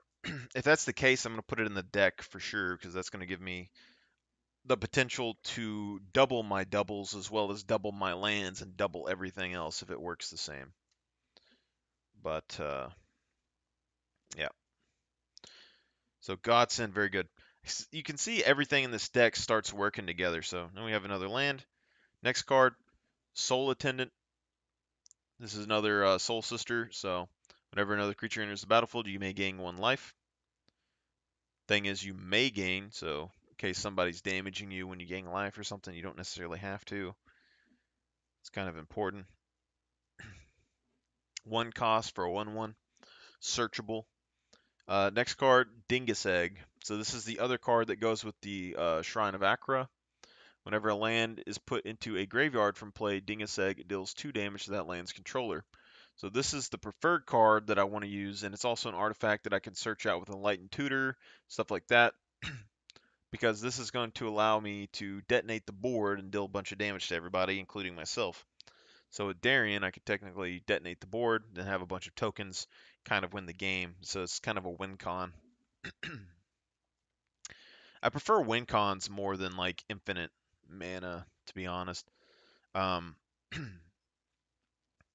so like all those sorceries that I could dump a bunch of mana into, with this deck specifically, if I went pure lands and just creatures that got me more lands on the field, then all I would really need is um, a spell to dump mana into and swarm the board with tokens, and I could probably get 12, 15 creatures fairly quickly. So that'd be pretty good.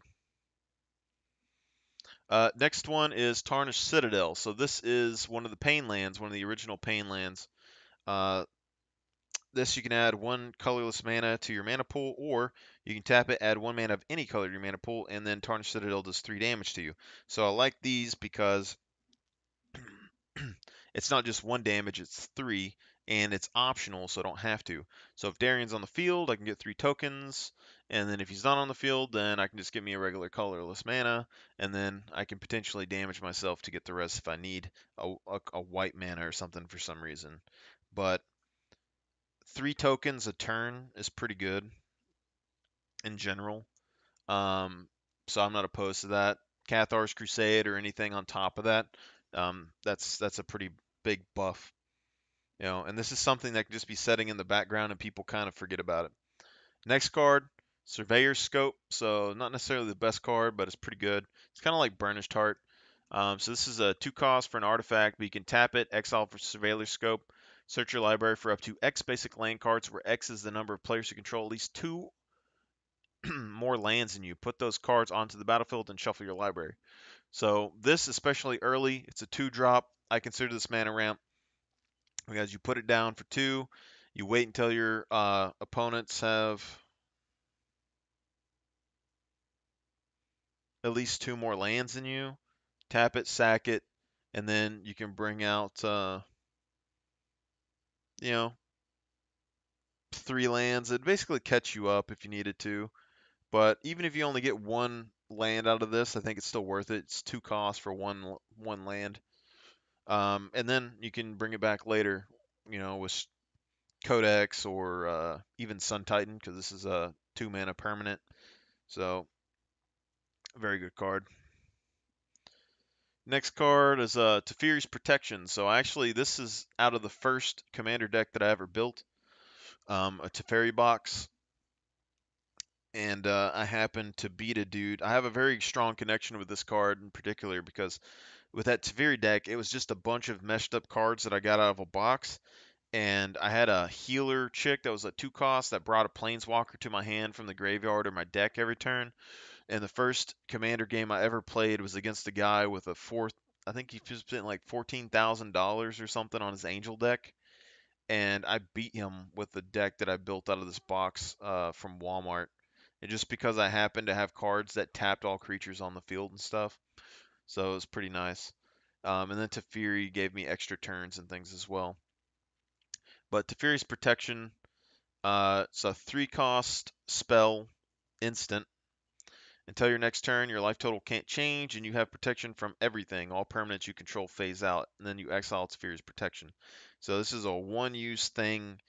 It's not as good necessarily as some of my other cards, but there are cards that I could technically put here um, that would be recyclable in my deck that would make my life total not change, or I would gain life instead of lose life compared to like what damage I would have taken. So those are really good cards, but this protects my board state as well as my life total and stuff. I'm fine with that for an instant speed. All right. Next card, Recruiter of the Guard. We've heard about this for a decent bit now. When Recruiter of the Guard enters the battlefield, you may search your library for a creature card with toughness 2 or less, reveal it, put it into your hand, then shuffle. So have we seen this can bring up my uh, Stoneforge Mystic. It can bring up my healing creatures. It can bring up Silverwing Squadron, stuff like that. So very powerful card. I also have a Daxos in here, kind of like a Soul Sister, but he has the ability to kind of gain power and toughness based on creature or devotion to white. So he's sort of a win con as well. But this is pretty good. And also with Strionic Resignator, I could double down on this for 2 mana and then search out 2 creatures. So goes with Strionic Resignator, goes with everything else, and I really want to get that enchantment card the more I talk about Strionic Resignator. Next is Return to Dust, pretty much staple white card. This is a really good card. It's an instant speed, exile target artifact or enchantment. If you cast a spell during your main phase, you may exile up to 1 other target artifact or enchantment. So really good, 4 cost, instant speed. Potentially can remove 2 artifacts, 2 enchantments, and they're exiled instead of destroyed. Very important. The other thing is that this is recurable with things like Codex. So if I happen to get Codex on the field, I can use this, bring it back, use it again, and get 4 things. So a lot of value off of this if I really needed it.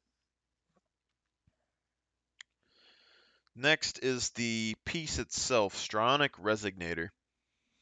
It's a card that you don't see very often. Pretty good. I actually took it out of this deck a while back. I used this in an infinite combo, but I didn't really care enough. And then I realized that I had a lot of things that this worked on. So it's a 2-drop, so you can get this out turn 2 if you want to. And then you can pay 2, copy target triggered ability you control. You may choose new targets for the copy. So I don't really know exactly how the choosing new targets things work necessarily off the top of my head, but just the fact that this works with swords, with my creatures, with my life gain, with my commander, getting extra mana. I mean, there's a lot of things here that can really go off. Even with like Helm of the Host, if I make a copy of something, it has another effect. I can tap this, boom, next turn, another copy comes down, tap this, boom. A lot of benefit from this card, and that's why I really want the enchantment version now, the more I think of it, even if it takes me a long time to pay for it, because I could search the enchantment out with Enlightened Tutor and stuff like that. All right, next is Sword of the Amethyst. So it's a 2-drop. I generally end up searching this out pretty quickly in the game most times, especially with Enlightened Tutor like turn 2. It's a 2-drop legendary artifact equipment. Equipped creature gets 1/1. Whenever equipped creature attacks, you may search your library for in a basic land card, put it into the battlefield tapped, and then shuffle your library. So this is just whenever a creature attacks, so it doesn't have to survive. It's a 2-drop, and it costs 2 to equip, and it brings out a land every turn, and it gives you a 1/1. It's not terrible. Not the best, but not terrible. It's also a legendary equipment, so it's another legendary card that we can kind of use.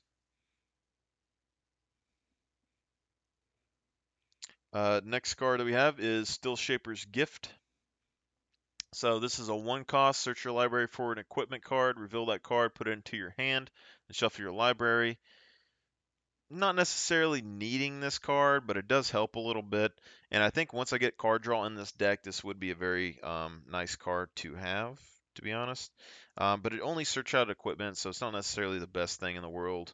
I can get all my swords of protection. I could get, you know, my sword of the amethyst. I can get my helm of the host.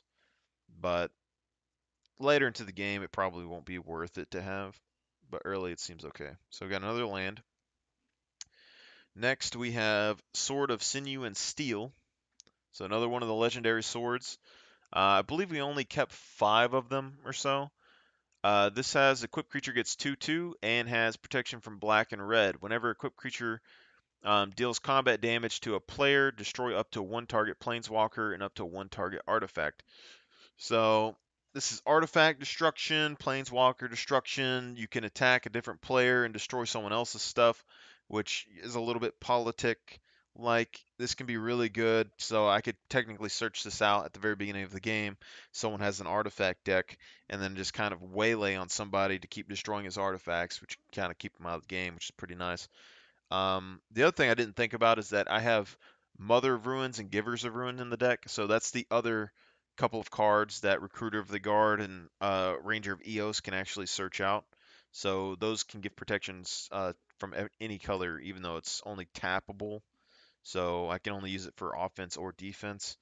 Not necessarily the best, not the worst though. Next is one of the Planeswalkers, the one that we've had in our deck for a long period of time. One of the first Planeswalkers I ever owned. Actually got too many of these things. Had like 6 of them. Elspeth's Sun's Champion. So you'll also see in this deck we have a lot of Sun-based cards, but this is a 6 cost, so the same as Darien. Can put 3 1/1 White Soldier creature tokens onto the battlefield for a +1 effect. Comes in with 4 loyalty points as well. This is good because it can basically replace Darien. Darien's going to have a very similar effect to this card, so it's not going to be that big of a deal. But also it has a -3, which you can use as soon as you put it into the field to destroy all creatures with power 4 or greater. Not necessarily the best effect, but it does kind of get rid of a lot of big creatures on the field. But the +3 soldier tokens, even though we can't copy this with Stryonic Resignator, it's pretty decent. It lets me put some extra tokens on the field. I can use this for card draw and stuff, so not necessarily opposed to it. The destroying all creatures with 4 or greater is just going to help keep people from getting too big. And then if I happen to use this, have it for 4 turns, or actually even, well, yeah, 4 turns. I can then get an emblem with creatures you control get +2/+2 and have flying. So if this happens to stay on the field, I can potentially get my creatures to become decently big and be flyers, which would give them a massive advantage to win the game. The other thing with this, though, is that Codex and Conqueror's Galleon can bring back this Planeswalker to my hand, so additional benefit from that. So the longer the game goes on, the more cards I have in my graveyard, the better my deck is probably going to be, as long as I can get my hands on, Sun Titan or Codex or anything like that. So next card is Knight of the White Orchid, something we've talked about a lot here. This has first strike. It's a 2-drop. It has 2 strength, 2 toughness, something that we can search out with Recruiter of the Guard if we wanted to. So say that we had Recruiter of the Guard and Stryonic Resignator. You could pull Recruiter of the Guard down, search out this Stryonic Resignator, Recruiter of the Guard, and then bring in, like Silverwing Squadron or something along those lines, and or even like a healing card. But basically, this come in first strike, brings in a land to the battlefield. Um, But this only works if they have more lands than you, so you got to be kind of iffy with this as well.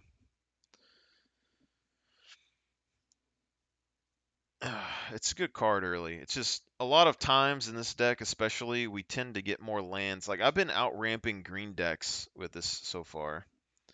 All right, so another White Orchid. We got another land, another land.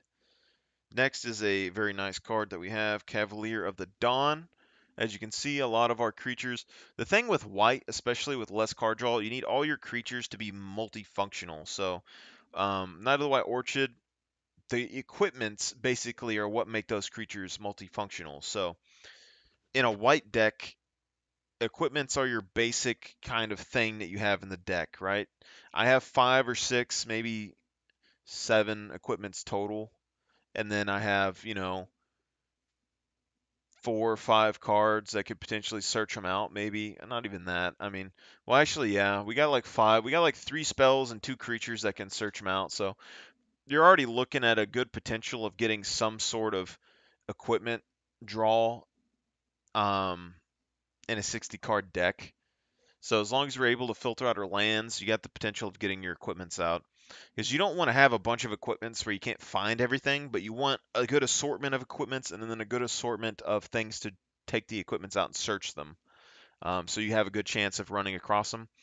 Those equipments are what boost your basic. So Knight of the White Orchid, you put one thing on there. It's like Sword of the Amethyst. It becomes a 3/3.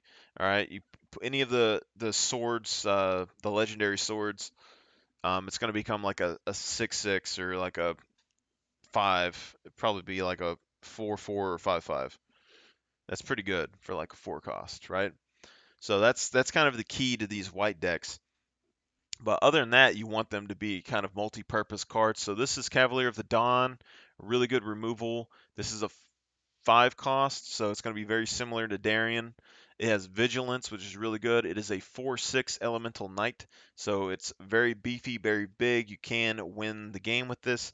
You can uh, use it in Conqueror's Galleon very effectively as well. Um, but the other thing is when it enters the battlefield, you can destroy up to one target non-land permanent. Its controller creates a 3/3 colors golem artifact creature token, and then when Cavalier Dawn dies, return target artifact or enchantment card from your graveyard to your hand. So this is really good because it's a removal. It is a big creature. Um, it has vigilance. It can go with Conqueror's Galleon very easily. It can equip an equipment, so I can come this into like a 6/8 or even like a 7/9. Um, so this become very powerful. Helm of the Host onto this card will allow you to completely destroy people's boards. So there's a lot of benefits to this. And then every time it dies, you can return a target artifact or enchantment card. So you can bring back your Codex. You can bring back Cathar's Crusade. I could bring back enchantment auroras like Glacial Plating. I could bring back uh, all of my land damage stuff. I can bring back Fall of Thran, which is going to be a big one. So very very good card, and I really like this card. So pretty good. All right, then you got another land, another land. Next card is Trading Post. So this is a 4 cost artifact. So this is an artifact that we can bring back with all that other artifact stuff. You can pay 1 and tap it, discard a card, you gain 4 life. That can potentially save you or be useful for Darien. You're basically paying for, you're discarding 1 card that we could potentially just resurrect to the battlefield, depending on what's on the field, and you're gaining 4 life, which would basically be 4 tokens, right? Then you have pay 1, tap, pay 1 life, put a 0/1 white goat creature token onto the battlefield. Also, this is part of the combo piece, I believe, with the uh, Codex, but we're missing Blasting Station or something. As far as I know, there's like a combo with those. But Again, really strong. Also, Darien has like I think 4 or 5 different like instant win cards that you could put in the deck if you wanted to, and he'd be able to use them very effectively. So like if you wanted to just instant KO the game and win with one of those cards, you could. But next effect is one, tap it, sacrifice a creature, return target artifact card from your graveyard to your hand. So that's really good. So this is another recursion card. We can sack our token or whatever we want to then bring back an artifact. So we can bring back, Codex. We can bring back Helm of the Host. We can bring back our swords, all that stuff that we want. This is really good.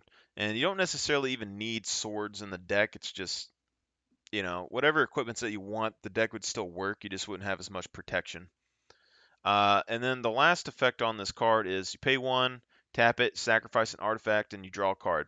So if we really wanted to, it'd be kind of slow, but you could pay 1, tap this, sack something like um, a mana rock or something, and then next turn you could pay 1, tap it, bring that mana rock back to your hand,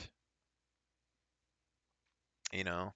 And ideally you'd use something like Mana Crypt perhaps because it's a 0 cost, and you just put it right back on the field and do it over and over again.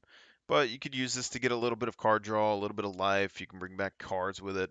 Um, Also, it's just like any artifact. So we have artifact creatures like Scaretiller, Solemn Simulacrum, all that stuff. So there's some artifact creatures that we can bring back to help us if we really need to.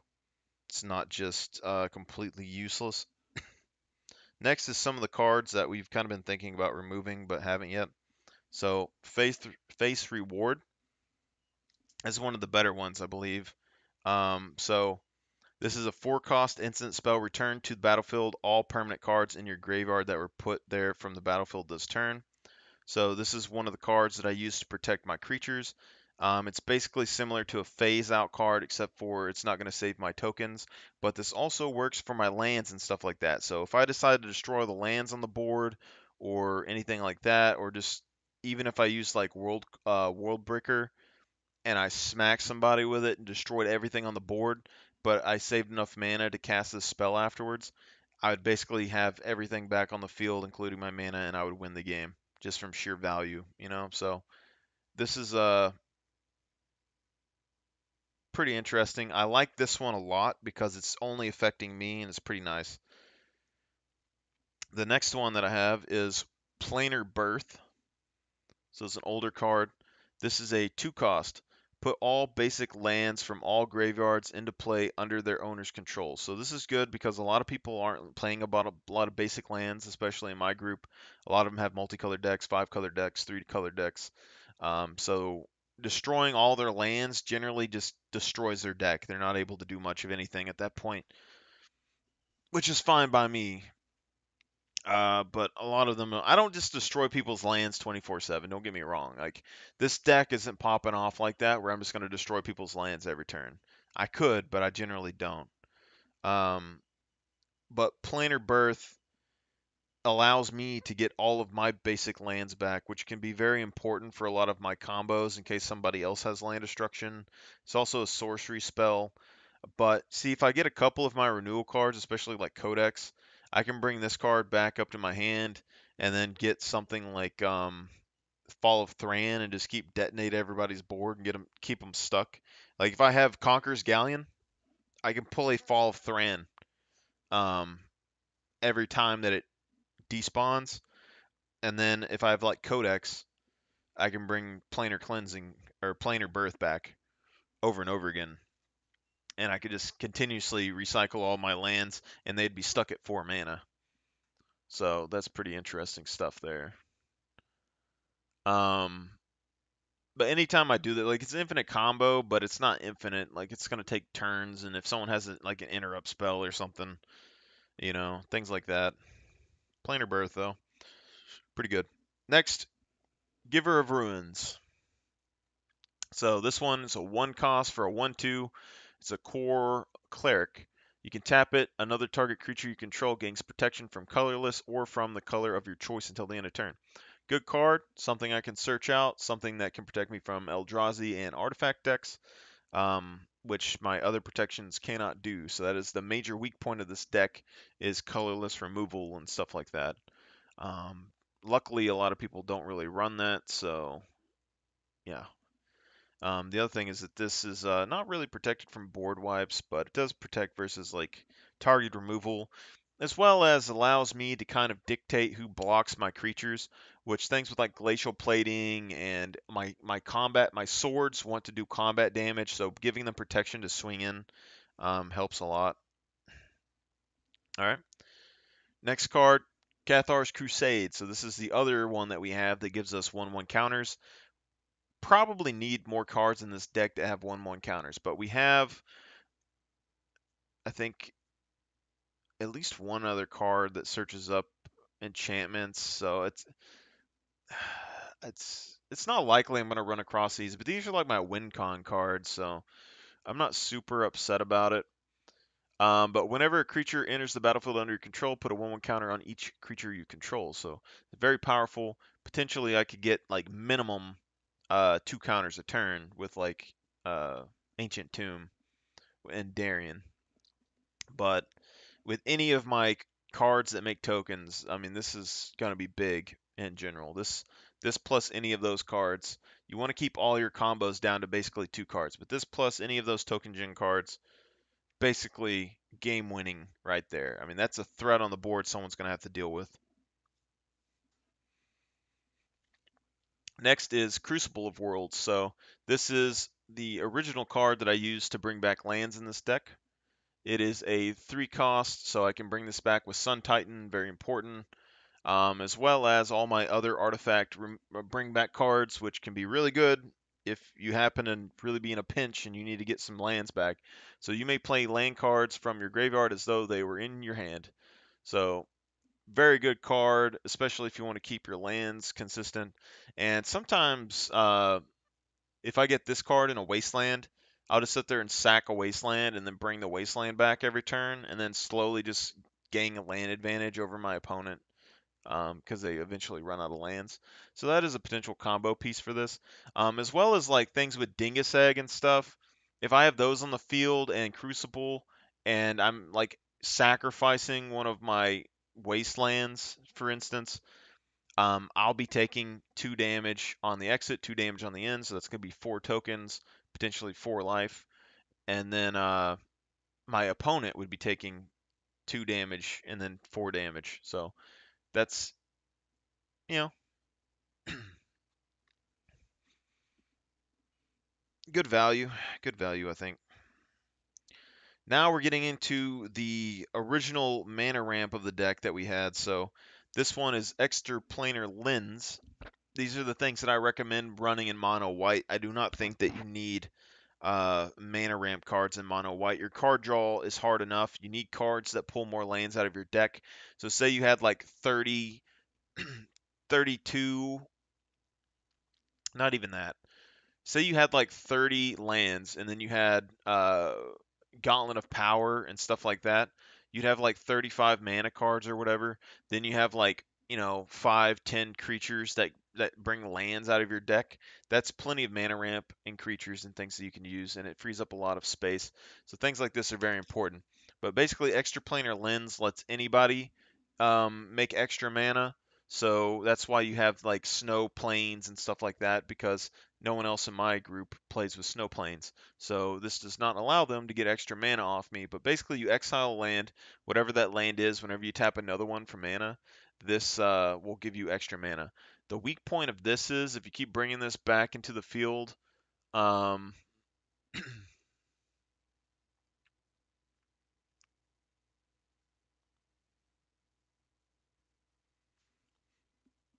people could potentially like get you to exile all your lands with this, maybe. That's just something to consider, but that's really good. But the reason why these are good, like Extraplanar Lens is a 3 cost artifact. You're giving up 1 land to double your mana from all your lands. So this is what's really good about this deck, and this is the key to how I level my Darien up without using these mana rocks that everybody does, because um, Gauntlet of Power, Explainer Lens, all that, they double the mana that you use, as well as being an Anthem effect. Um, So you're gaining, if you have 4 lands on field, you sack one, now you got 6. And you have Gauntlet of Power come in, now you have 12. And then you have the other one come in, and you have 24. So actually it wouldn't be that. It would be 6, and then it would be 9, and then it would be 12. But that's fine. Next card we have is Sun Scorched Regent. So this is the dragon, the original dragon. So Dragon Lord Marlax, this is what we got. This is a white dragon, one of the only white dragons that I know. It also has a lot of the effects that we want in this game, as well as being a potential game-ending card. So this is a 5-drop, so similar to Darien. It has flying. It is a dragon. Whenever an opponent casts a spell, put a 1/1 counter on the Sunscorched Regent, and you gain 1 life. So every time someone casts a spell, so most people cast at least 1 a turn, you're looking at 2 or 3 a turn. Within 1 turn, you could gain, 1 to 3 life probably, and then with like 3 opponents, you're gaining 3 to 9 life, as well as 3 to 9 counters on this dragon. And it starts off with a 4/3, so it's not necessarily small. That's a 4/3 potential card draw. Within 1 turn, it's probably a 7/6. So this does get big very quickly, as well as being a form of life gain for the deck and a potential threat for enemies, and a flyer to defend myself, because that's one of the weak spots that we had in this deck was a flyer, and this was originally the only flyer that we had in this deck, and it wasn't enough to defend us because we couldn't get it out on the field quick enough. But yeah, really nice card. I really like this dragon artwork and stuff compared to everything else too. So, all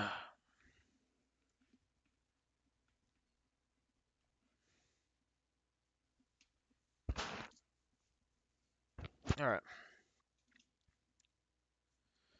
all right. We got another land, and this is uh, cleansing. So not very common card, kind of old. This is a 3 cost. All land is destroyed. Players may prevent cleansing from destroying specific lands by paying 1 life for each land that they wish to protect. Effects that prevent or redirect damage may not be used to counter this life loss. So this is kind of an underestimated card in this. For a 3 cost, it's potentially able to destroy all land, but they can pay life to protect their land. So I use this 1 time, maybe you pay 5 life to protect your 5 land, but that's 5 damage I didn't have to do to you. Um, as well as potentially just removing people's lands off the board, all the excess that they don't have. And it's a 3 cost, so it isn't super expensive. And I don't think Sun Titan can bring this back because it's not a permanent, but Codex can bring this back. Conqueror's Galleon can bring this back. So we have options to get this card back. And once you use this, 2, 3 times, you're getting a lot of value off of this, burn-wise and everything else, and even land damage-wise. But you just need to be kind of understanding that if you destroy people's lands enough without having enough combos to kind of pop off, they're going to get upset with you at Commander games. So next one is Angel's Trumpet. So this is something, one, it's kind of a political card, but two, it's something that can pop off relatively easily with Darien, because I didn't want any slow burn cards. You need to have cards that pop off very quickly with him so you can get his effect off and get some benefit from Darien. So this is a 3 cost artifact. Notice 3 cost. We can search this out with Darien. We could search this out with Enlightened Tutor, or not Darien. Sun Titan can search this out. It can resurrect this from the graveyard. We can get this with Enlightened Tutor. We can play it very early into the game. Attacking does not cause creatures to tap, so pretty much every creature gets vigilance. See, we got some more vigilance. And then at the end of each player's turn, tap all untapped creatures he or she controls that did not attack this turn. Angel's Trumpet deals 1 damage to that player for each creature tapped this way. So, really, it's basically if you have a big board state, someone swings into you, you're going to have the ability to potentially remove a bunch of his creatures from combat. Then if they don't, they're going to get punished for it. So all these people with a bunch of effect creatures that they need for their combos, this forces them to do something with it, or they're going to take 1 damage for each of it. But with Darien, what this effect means is that basically each turn, even though it makes me tap all my creatures, it doesn't matter because if I have 10 creatures on the board, I put Darien down and I play this, then I'm going to take 10 damage. All my creatures get tapped, but then I make 10 tokens that replace those tapped creatures. So it's basically like they had vigilance anyway. And then the next turn, I'm going to take double that. So it's something that can pop off very quickly. Every turn you can take double, double, double, double, and then go off. For a 3-cost artifact that could be chilling in my graveyard, and then I put Darien down and like, or just get like a Sun Titan, Darien and a Sun Titan, boom, it comes back, boom, popping off. What I would say is that you're gonna have to watch how much damage you take because if you don't have any life gen, this is gonna become a problem. Next is Solemn Simulacrum. So this is potentially something I may remove. I don't know what I'm going to remove necessarily for all the card draw we're going to come in, but I'm going to try to get, 6 to 10 card draws into the game. But this is a 4-cost artifact creature, pretty staple in Magic. When Solemn Simulacrum enters the battlefield, you may search your library for a basic land card. Put that card on the battlefield tapped, then shuffle your library. When Solemn Sycorakum dies, you may draw a card. So it's good because basically you pay for, you get a land, and when he dies, you get a card. With all my resurrection stuff, I can get more and more value from this guy over a period of a game. So potentially he's a free card, and potentially he's a free land. So that's 2 cards out of my deck onto the battlefield. Very beneficial. He's also an artifact creature, so all my stuff that brings back artifacts can potentially bring him back, including the only thing I would say is that he's a 4-cost, so Sun Titan can't bring him back, which kind of sucks. But other than that, not a big deal. And then like things with like Helm of the Host, I've gotten this off like at the very beginning of the game where I had Stoneforge Mystic, searched out Helm of the Host, put Solemn Simulacrum down, put Helm of the Host on it, and then I got a ton of lands at the beginning of the game. And then when someone board wiped, I got a crap ton of cards because it went here. And then all my cards went into the graveyard, and I was able to basically bring them back with Resurrection. So it's pretty nice. Next is Second Sunrise. This is one of those cards I'm potentially thinking about cutting, but it's a 3-cost instant spell. Each player returns to play all artifact, creature, enchantment, and land cards that were put there from his or her graveyard um, uh, into his or her graveyard from play this turn. So this is basically an anti-board removal for everybody in the game. So if you're ahead in the game, potentially I could play this and win. But with Darien, it isn't necessarily going to help because my tokens wouldn't come back. But this is also something that, say, someone board wiped, or say I had like uh, that Acra or Dingus Egg on the field, and I had like Whirlender or something, and I destroyed everyone's board state. But then I pinged this and brought everything back directly after, and then Dingus Egg would deal the damage to him and then bring it back. So potentially, I could take a bunch of damage, win, and then come back. Kind of hard to say with that one. I like it just because it protects my board state and it gives me political advantage. Um, because I might be able to like win over the dude who has the best board state, as well as keep my lead. Next we have Cartographer Hawk. It's a simple card, not very strong, not too bad. When Cartographer Hawk deals damage, combat damage to a player who controls more lands than you, return it to its owner's hand. If you do, you may search your library for a plains card, put it onto the battlefield tapped, and then shuffle. So it's not the best, not the worst. It is a flyer. I'll give it that. It is a 2-cost, but it goes back to your hand, and it has, gonna have summoning sickness every time you summon this thing. So not the best, not the worst. But Stronic Resonator can copy this ability, and it is something that I can repeat. So it's pretty nice. I think it's pretty useful. But 2 turns, 2 mana, 1 land. Ivy. Next is one of my original mana ramps, Caged Sun. 6 cost, similar to Darien.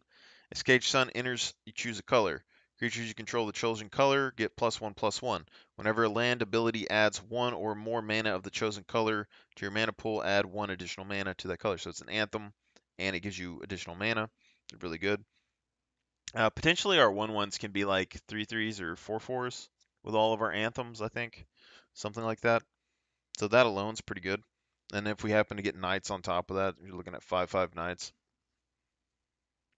The next card we have is Verge Rangers, but we're going to be replacing this.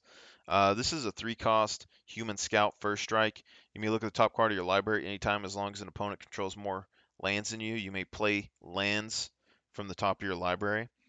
It's an okay card, but it's not the best, and it will be replaced. Um,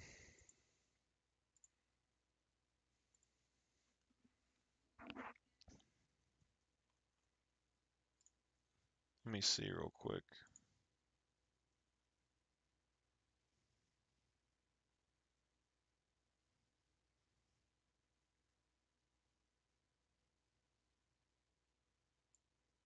It should be getting replaced with this guy.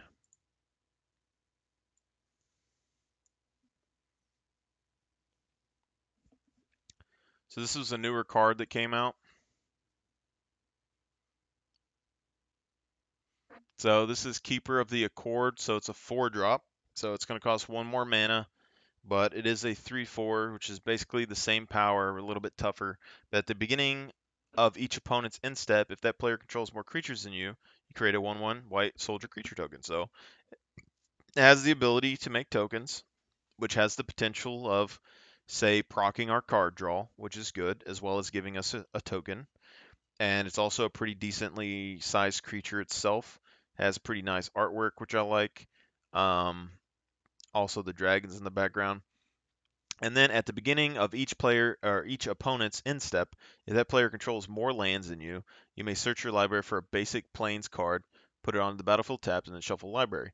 So this is a repeatable effect on a creature that we can revive, that can give us more lands. So this right here is going to be very powerful, and it's going to replace uh, Verge Rangers. So Verge Rangers has first strike, but it's not that good of a card. I don't really need it in here. Otherwise, if I don't get this other one, I'll just put card draw on it anyway. So, but yeah, that card's going to be replaced most definitely. Next one is Daxos, Blessed by the Sun. So this is basically another Soul Sister, but it's a little bit better. Um, this is a legendary enchantment creature, so technically I can use an enchantment search to find this, um, like Enlightened Tutor. Um, there's also some other cards that I could get. I know I have one somewhere that um, that librarian that can like search stuff when she dies. But this is a 2 cost. It also has no toughness, which means we can search it out with Recruiter of the Guard. So that's pretty good. Whenever another creature you control enters the battlefield or dies, you gain 1 life. So you have ways to earn multiple forms of life from this card, which gives you an advantage. But also his toughness is equal to your devotion to white. So the more creatures and stuff that we have, the bigger this guy gets. So he's basically a wall that can defend us very well, or just swing in randomly at people, you know. But potentially, I like the fact that he's going to be able to be a big wall. Next card is Cold Snap, and we're almost done here. So, Cold Snap is an enchantment, one of my win condition cards. It's a 3 cost, cumulative upkeep of 2 mana. During each player's upkeep, Cold Snap deals 1 damage to that player for each snow-covered land he or she controls. So for Darien, I can take basically 1 damage for each snow land. I have 20 snow lands, so ideally we're going to have at least 10 at some point, even if this is 6 or 9. I mean, at any point, this is a 3-cost enchantment that's going to drain our mana pool pretty bad, but we're going to be able to get multiple soldiers off of this. Even if we have 2 lands, this is, 2 mana, then 4 mana, then 6 mana for a soldier. 2 lands, it's going to give us 2 creatures every turn to put in. So a way that Darren can make a good amount of tokens early. And say like I do something like Planar Birth for 2 mana and Cold Snap. That's 5 mana. And then I have, say 10, 15 lands. And that's 10, 15 soldiers per turn. I mean, that's enough to swing a game. That's a pretty big thing. So, and then on top of that, if my opponents happen to have snowlands, I can burn them with this card. So that's pretty nice. Pretty rare to see snowlands, but some people do it. Next is Gauntlet of Power. So this is a pretty nice card. It is a 5-cost, similar to Darien. As Gauntlet of Power comes into play, choose a color. Creatures of the chosen color get 1/1. Whenever a basic land is tapped for mana of the chosen color, its controller adds 1 mana of that color to his or her mana pool. So this affects everybody, but it also is an anthem, so it can give us 1/1 on our soldiers, as well as double our mana for 5 mana. So how this kind of works is these cards, I have a few of these in the deck, but basically you get enough mana to summon Darien, but instead you could say play this, double your effective mana pool, and then you're going to be able to play Darien multiple times, as well as give him a buff when he comes onto the field. Now, next is a board wipe, technically, instant speed. However, I originally added this. I wasn't a fan of this card until I realized that it's something that I could use in mono white, and I think this card should be in all mono white when they have tokens. Settle the Wreckage. Very nice card. It is a 4-cost instant spell. Exile all attacking creatures target player controls. That player may search his or her library for that many basic land cards, put those cards on the battlefield tap, and shuffle his or her library. So this is really interesting because, one, it can be used for defense. So if someone attacks me, I could exile all their creatures.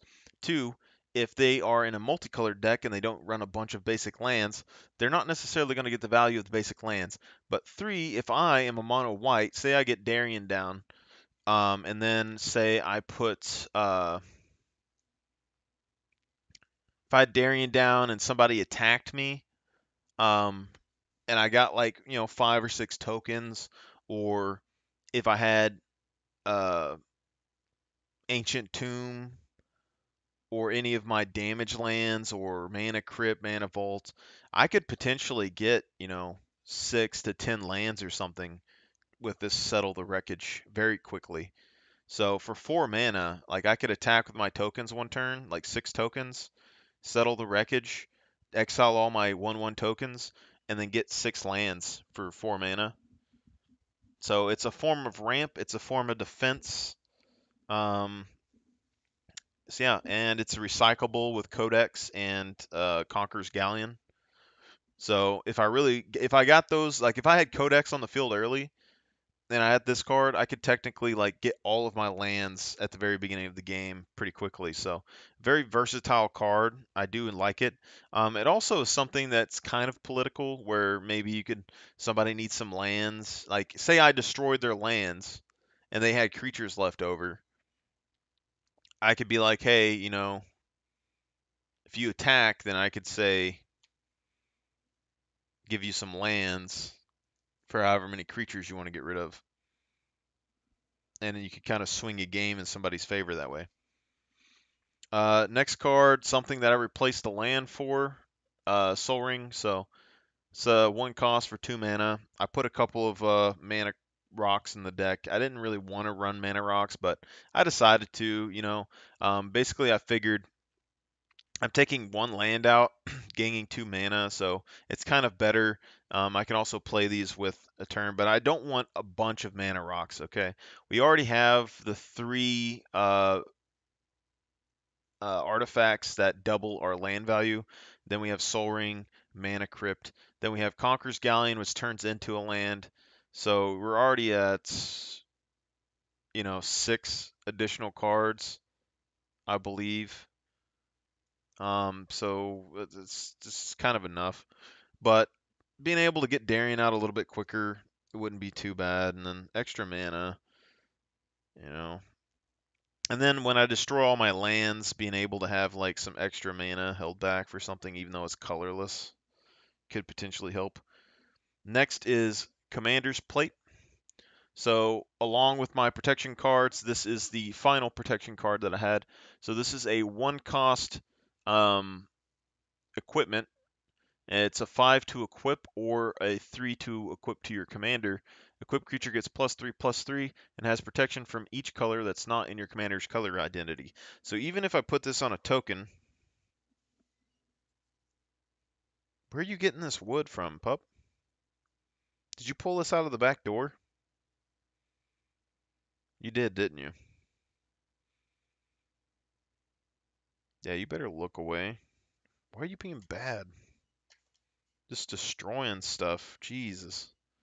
At least it's not the couch yet. Yeah, so Commander's Plate, pretty good. I think it's kind of some thematic sort of looking with Darien because he's a king and he kind of wears armor similar to this one. But a 1 cost mana, so technically this is something that Sun Titan can bring back because there's only a 1 cost. You can bring it back to the battlefield. So that's really good. Technically, I think Ranger of Eos has to search a creature up, but I mean, this is something that you could kind of use to get something going. And it's protection for every color besides mono white, so it's not going to be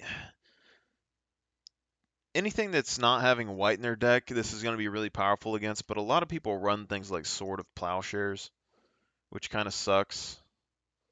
Um, so it wouldn't protect versus that, but it's just good value in general. And all of my equipments really, besides Helm of the Host, give protection.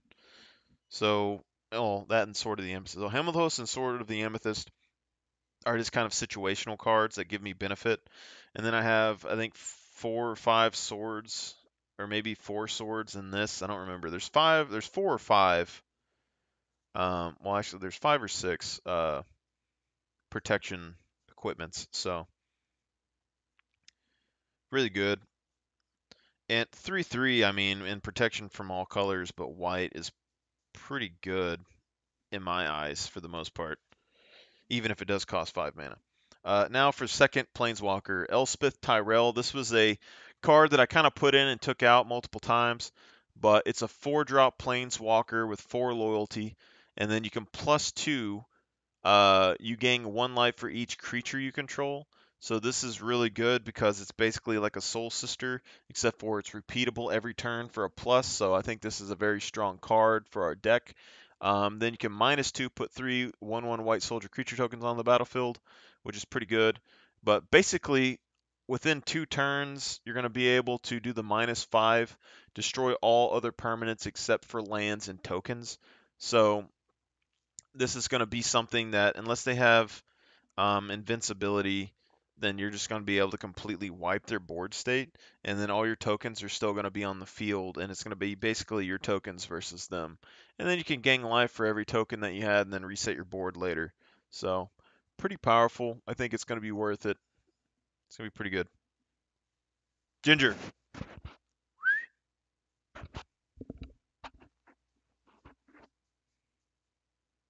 why can't you play with your toys and you keep trying to run back there and find something else to chew on, huh? Hmm? What is on your forehead?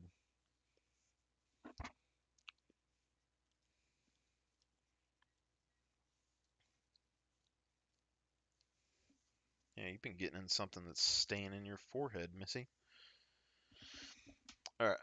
Next card is Field of Ruin. So this is another kind of wasteland card. It's a land, add 1 colorless mana, or you can sacrifice it, destroy target non-basic land and opponent controls. Each player searches his or her library for basic land cards, put it on the battlefield, and shuffles his or her library.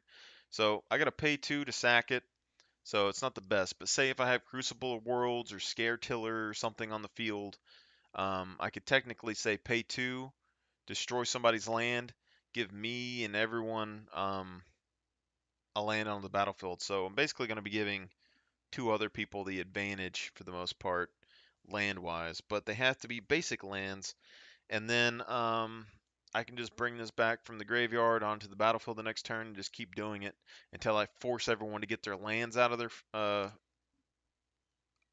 their deck, and then say I could fall of Thran after that, and then they wouldn't have any lands left over. So not the best, not the worst. I could kind of rotate it around.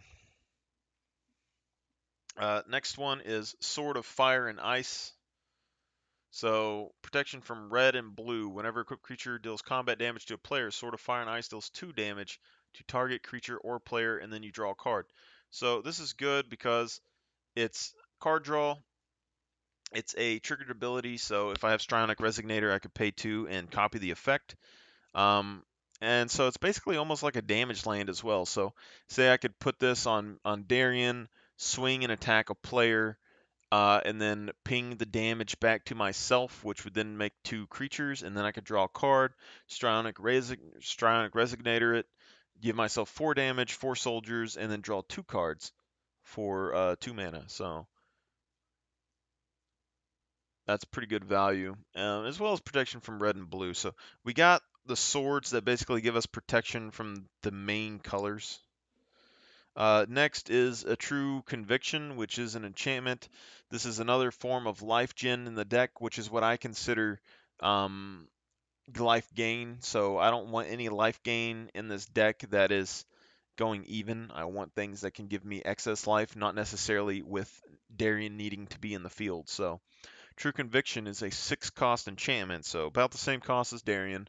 Creatures you control have double strike and lifelink, so this is a potentially game-winning card. It also gives lifelink as well as double strike. So if I have, say, 5 tokens, they get double strike, lifelink. So every turn that I attack with them, I would gain 10 life, um, and deal 10 damage with 5 tokens. So that's pretty good, as well as the art being very nice. Next card, Mother of Ruins. So this is a 1-cost human cleric, 1/1. Tap it, target creature controls gains protection from the color of your choice until end of turn. So very good to swing in. We can search this out with Recruiter of the Guard and Ranger of Eos. So those 2 are pretty important search cards for us. If we did put the Captain in here, then we could search this out with the Captain, which is also potentially something that I might do in the future, because these are actually pretty important cards, and being able to have 3 cards that could search these out, or 3 cards that could search out the um, other stuff is pretty good. And they're also pretty good beater cards, so it's not that big of a deal. And even like Knight Captain of Eos, like if he dies, I think he's a 3/3 or a 3/4. I'm not gonna be sad about having that on the battlefield in general, and then if I do resurrect them later and I don't have anything to search, then, I don't have anything to search. But if I do, it wouldn't be too bad just to have them around. Yeah. And final card on here is Ancient Tomb. So this is just a land. You tap it, you gain 2 colorless mana, and then it deals 2 damage to you. So I like these compared to the 1 damage card just because I'm considering this ramp because it's 2 mana and 1 card. But this is the one that basically I have no option but to take the damage. But say with Darien, I mean, that's, 2 soldiers per turn. It's pretty good compared to 1 for 1 card. I much prefer something like that. But yeah, we'll be playing again tomorrow, and then sometimes this week we'll get the uh new deck in, or the new cards, and then we'll have to try and make some cuts and add in card draw to the game. Hopefully the card draw works correctly. I'm also curious with Codex Shredder if I should target myself to mill cards into my graveyard. So that might technically be card draw for me, you know? Because with Codex Shredder, I can basically mill a card in my graveyard every turn, and then once I find something that I want, I can sacrifice it and return target card from graveyard to your hand. So if I say found Sun Titan or I found some sort of useful artifact or anything like that, I could then, sack the I'd probably want to sack the Codex Shredder for Conqueror's Galleon or potentially Sun Titan. I would really want a Sun Titan or a Conqueror's Galleon, something that gets a good amount of cards from my graveyard back out. I think this would be really good.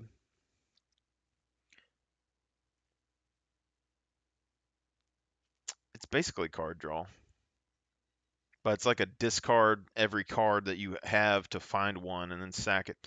I think it's going to be good though.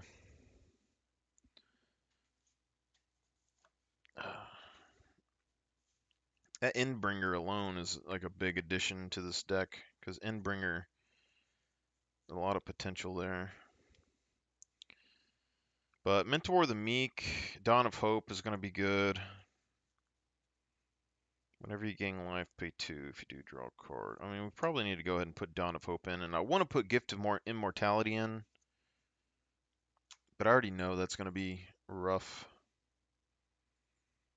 Question right now is,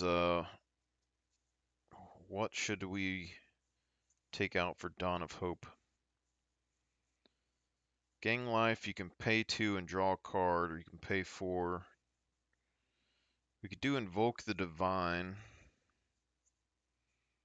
Burnished Heart.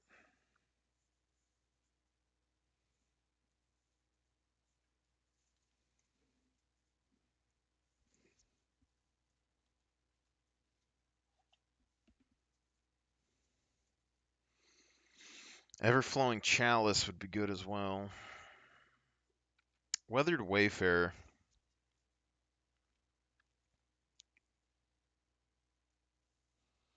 I think it would be better than Weathered Wayfarer.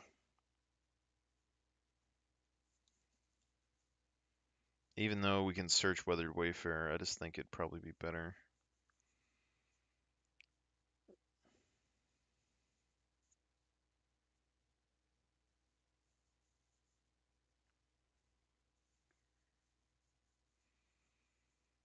It's going to be very difficult to add card draw to this without making cuts for sure.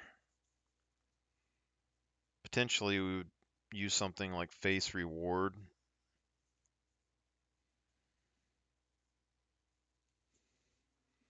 Alright, so potentially Weathered Wayfarer is going to be the cut. We have to... Let's see. Solemn Simulacrum. Second Sunrise. Second Sunrise. I'm very iffy on this card just because it brings back everybody's stuff.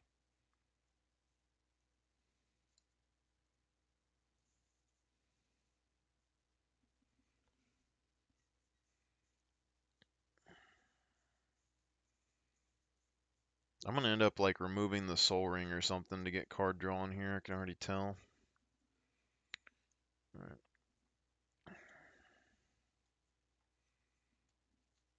Let's get rid of Weathered Wayfarer and bring in Dawn of Hope.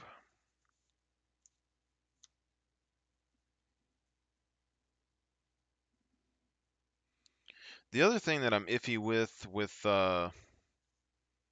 Mentor of the Meek is that if they come in with an Anthem effect, I don't know if I still get the card draw off of it.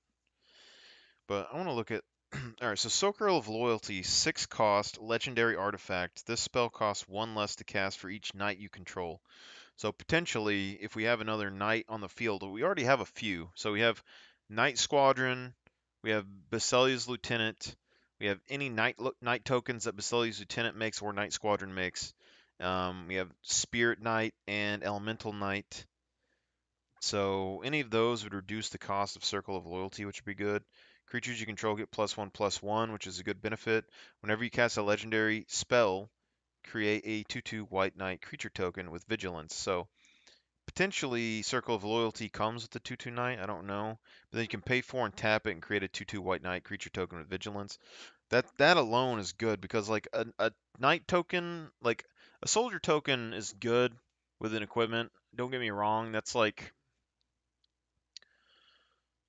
what is that? It's like this is also an artifact that we could search out. But soldier token with like an artifact that gives it like +2 or +3. I mean that's a 3/3 or a 2/2 or a 4/4, you know. But with a knight token, I mean that's a 4/4 or 5/5 with vigilance. So it's multi-purposed.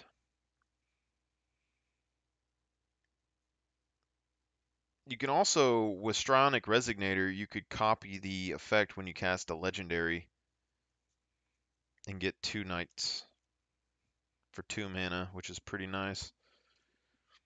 All right, so first off, let me look at how many knights that we have, and then how many legendary spells. So I don't think we have that many legendary spells, unless we added some more. So we got 1 from Lorien of the Past, so that's 1 legendary, 2 legendaries, 3 legendaries. But you also have to cast them. So if they're in the graveyard or anything like that, it isn't going to work. So that's 3 legendaries.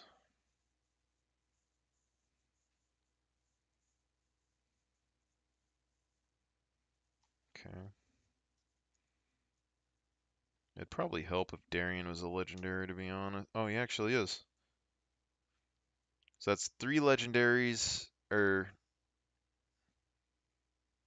Darien is a legendary, which that means that we're basically multiplying the amount of legendaries they have. So like, let's double check and make sure that was 3 real quick. So 1,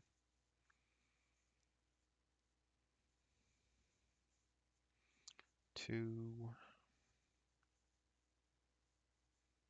3.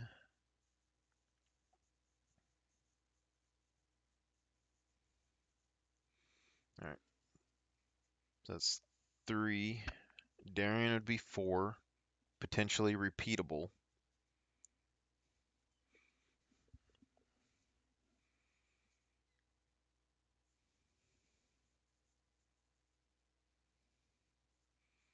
Okay, so 5.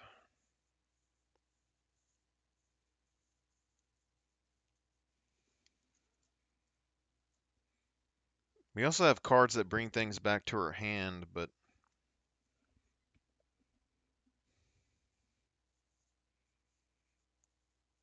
mm, mm,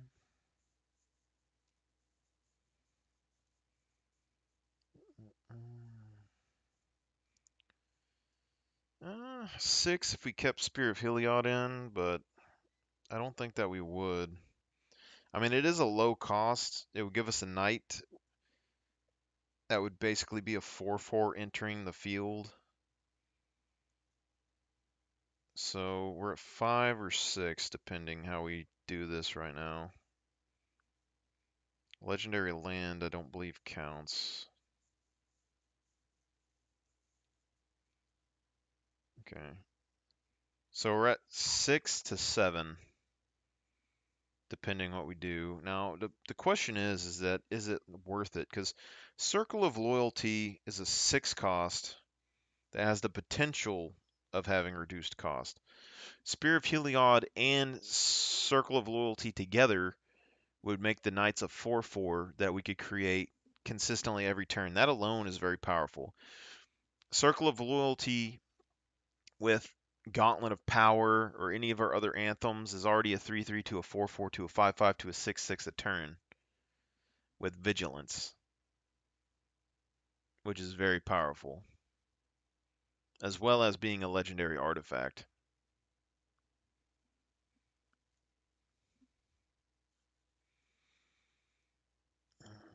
And token generation, but then we still got to figure out our card draw issue, as well as, you know, whatever the hell else we're doing here, because This is what happens when you try to put more and more cards into the deck, because like I have a bunch of 4 and 5 cost spells in this deck. Circle of Loyalty, if I get it out early, I mean it would be kind of worth it.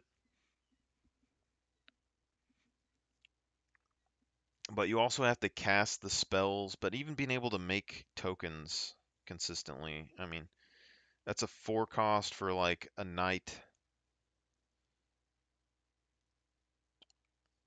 Dawn of Hope is a 4 cost for a white soldier, but it has a different effect. Whereas Circle of Loyalty is just an anthem.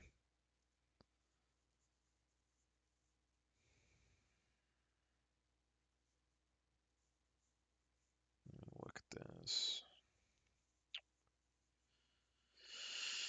Godsend. Return to dust. See, but Staronic Resignator can copy the effect. So we have potentially, if we keep Spear of Heliod, we'll have 6.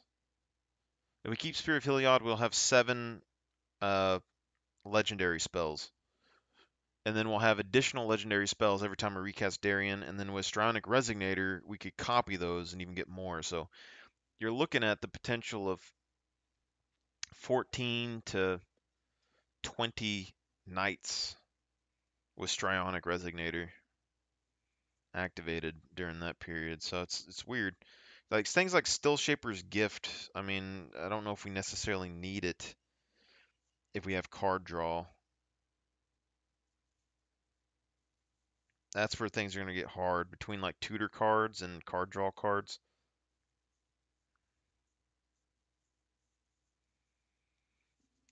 That's where things get rough. Second Sunrise.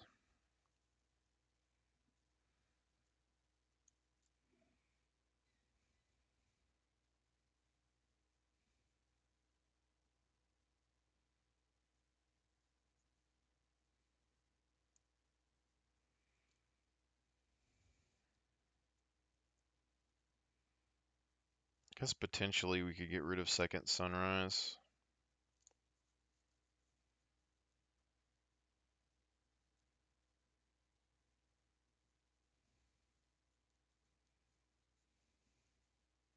That's the other thing too, is more tokens means potential for us to use Settle the Wreckage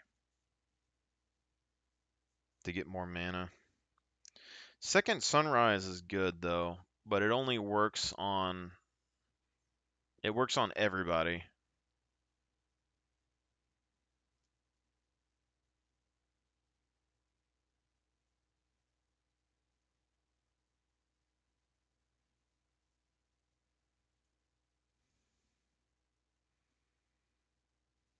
Hmm.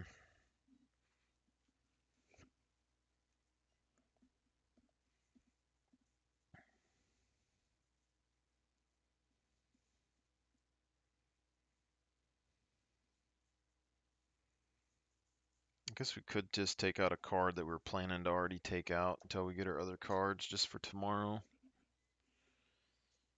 Wasteland, Catapult Master.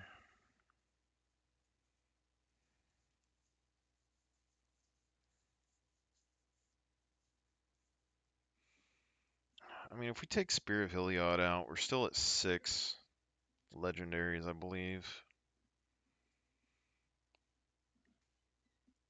Spear of Heliod, like, destroy target creature that dealt damage to this turn is pretty good.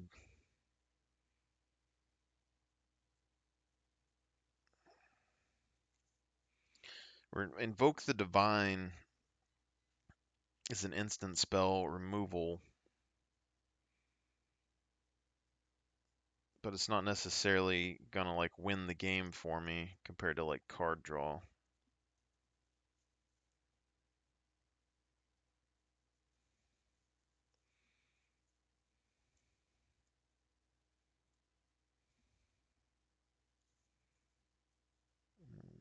Burnished Heart.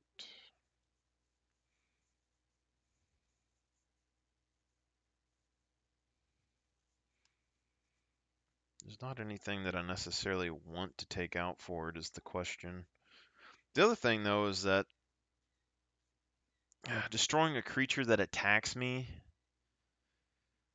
is pretty good, but being able to have a board presence is also pretty good. Like if I board wipe and I have enough things to dump my mana into to regen my board quick enough without the need of Darien, that's pretty good. Man, I mean, the only thing I could really do is like cut out a soul ring or something, and I don't necessarily want to do that.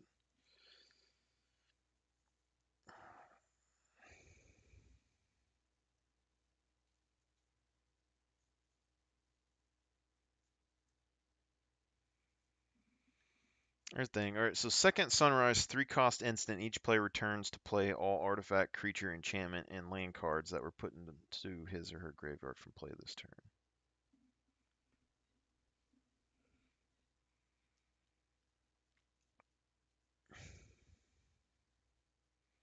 It has to be this turn. You have to have 3 mana for it. It works for all of my opponents, which I'm iffy for. But if I was in the lead, it would kind of guarantee me a lead spot, except for I use a lot of tokens.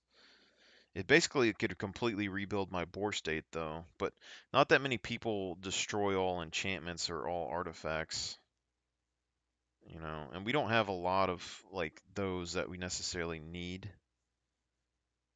too much. So let's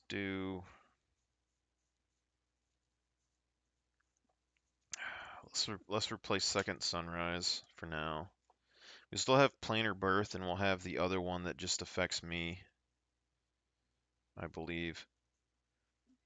But Second Sunrise is 3 cost, but only matters if the board gets wiped. Circle of Loyalty, we can potentially reduce the cost quite a bit.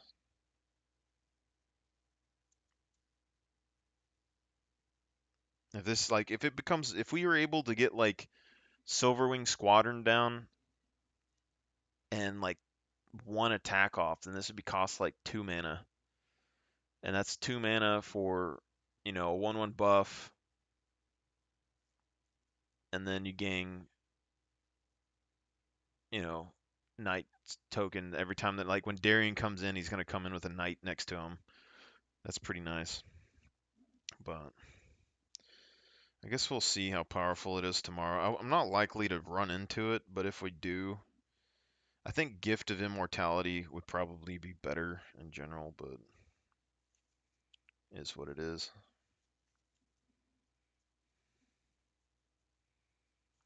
Okay. Yeah, let's go ahead and pack all these up real quick. And then we'll go and just stick all these in here. Should be ready for tomorrow.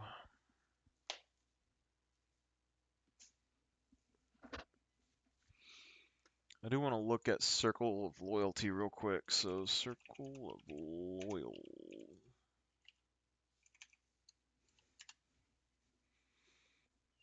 I like the idea, like, if we had Strionic Resignator and the other card, because, like, with Enlightened Tutor, first off, like, with Codex, if we have Codex, actually, that's probably what we should do, is you do, like, you get Codex, or you get Enlightened Tutor, you use that to find Codex, then you use Codex to bring back Enlightened Tutor, and then you would use Enlightened Tutor to find, um,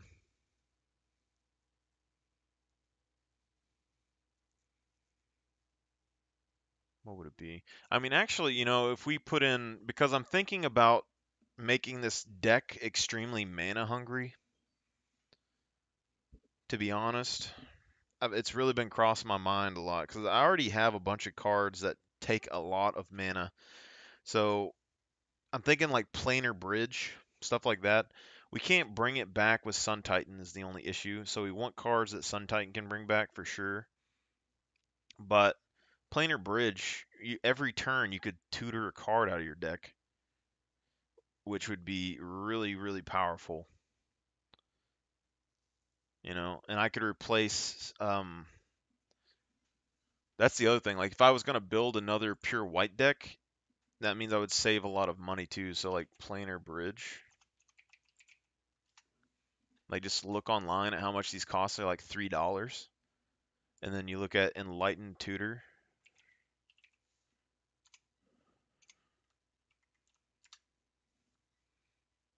Like you see these 100, 50 to 100, $200 for something like that. This is like a one-use card.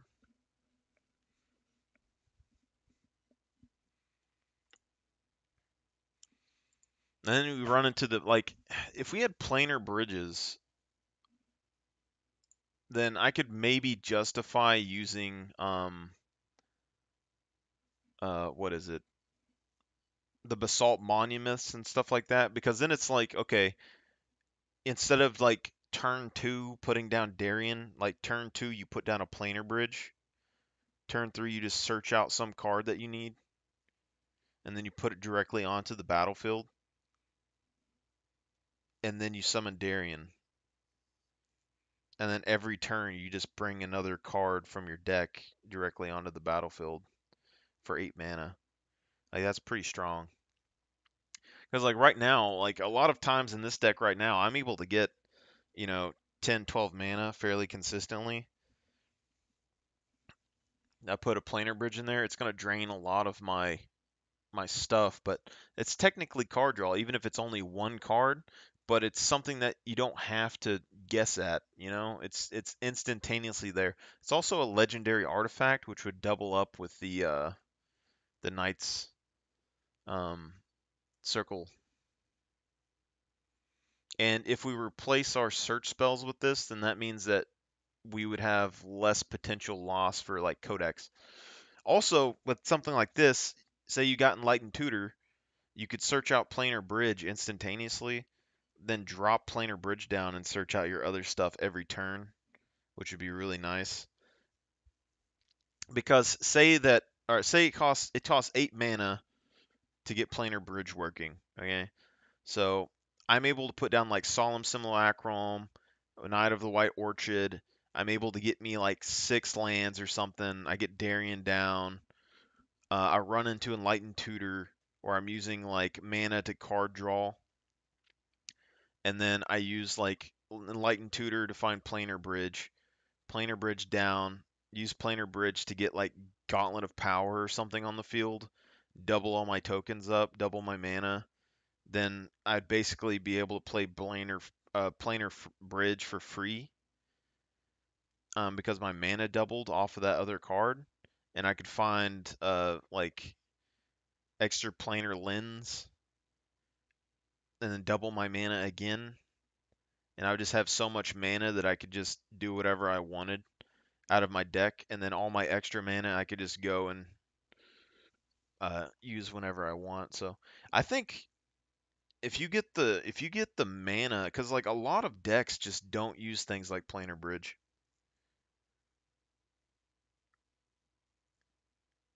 Very underused card. It's very expensive.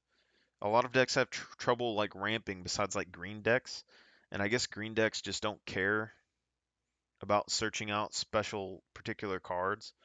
But mono white, I mean, this could be very powerful.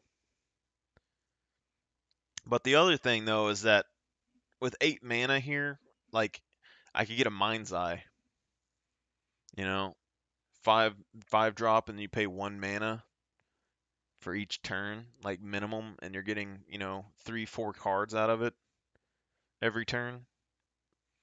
It's a lot more payback compared to Planar Bridge. Like if all my card draw options um take mana, I think it might be better just to use card draw to kind of thin the deck out. But Planar Bridge, like if you had a way to search this out quickly, I mean, I don't see why you wouldn't use this.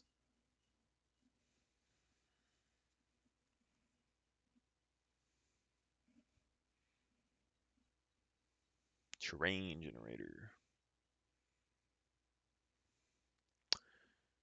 I'm still, I kind of want terrain generator, but then again, maybe after I get card draw into the, because right now I don't really have enough lands in my hand to play this card, but after I get card draw in, this is 2 mana to put a basic land from your hand into play tapped, which would be worth it if my card draw was good, you know? So basically, like, instead of drawing an extra card for the turn, I just play an extra land.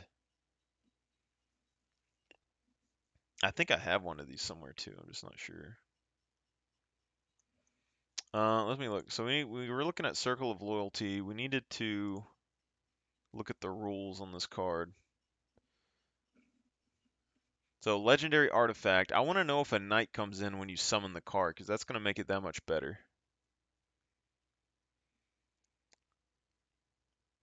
The Circle of Loyalty's triggered ability resolves before the spell that caused it to trigger. It resolves even if the spell is countered. Okay. The Circle of Loyalty's triggered ability won't trigger when you cast it because it's not on the battlefield. Okay. So, but anyway, I mean, even if they interrupt my spells, I'm going to get a Knight, which is nice. That's very good, especially like blue deck. But this is also, like, we already have, we had Gauntlet of Power and the other one that give 1/1 Anthem. And then we had Spear of Heliod that gave 1/1 Anthem. So that can make our creatures 4/4s. This could get them up to 5/5s. But even with the other 3 Anthems, those are 5/5 Knights. And then with this, it would be a 6/6 Knight, which is already pretty big. But we need to be able to get to these card pieces quick.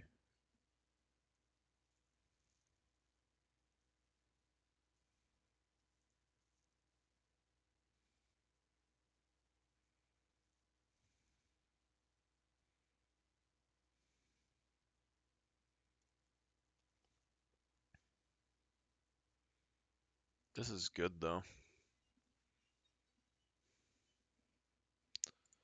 Circle of Loyalty. A good old-fashioned circle jerk.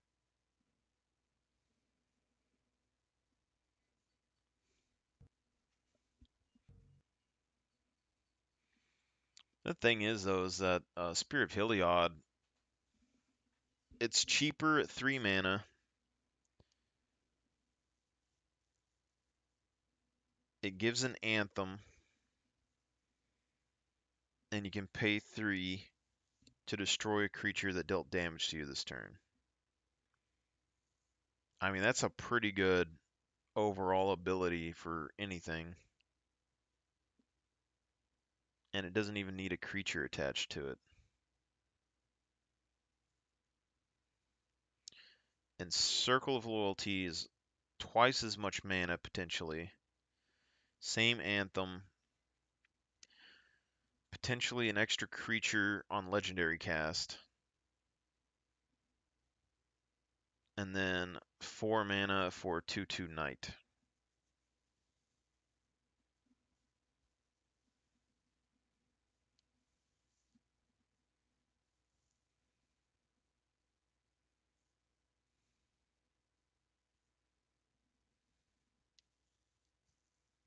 Hmm.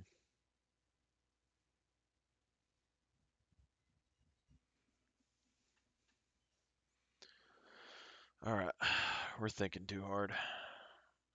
Let's go into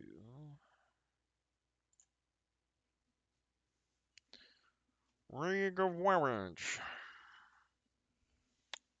Alright.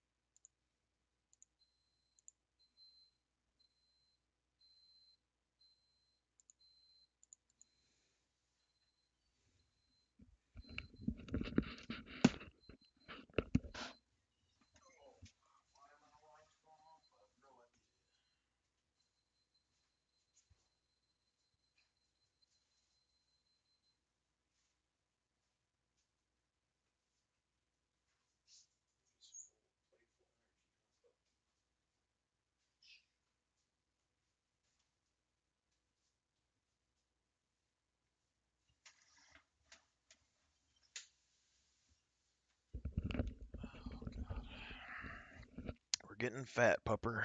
We are getting fat. Goal for next year, set up the outside gym. Yes, sir. Got to get back in shape before we hit the 30s. Guaranteed.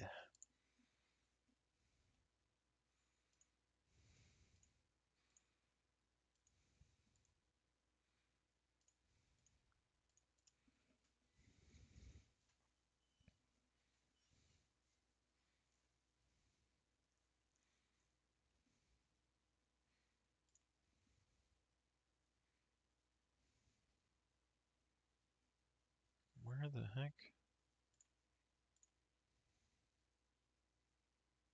Edit.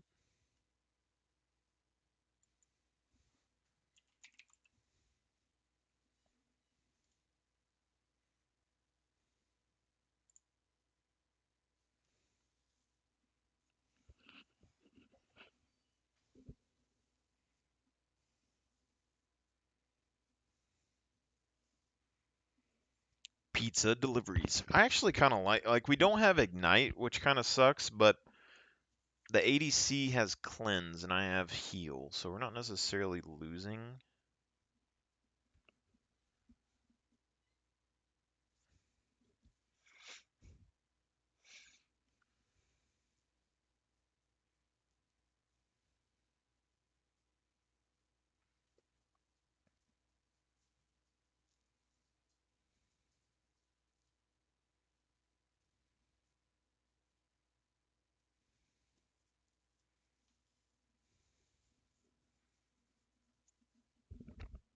Who's a cute pupper dogger, huh? You a cute pupper doggy. Yeah, even though you be getting in trouble. Trying to come over here and look all cute because you want to go to bed, huh? Oh, sleepyhead. Better play. That's like the two options that you have all the time. Ain't that right? Bed player or snacks? That's all you want, huh? All the time. Bed player snacks. Little poor little pupper dog. Little poor little pupper dog. Yeah. What was it? Is it a bone?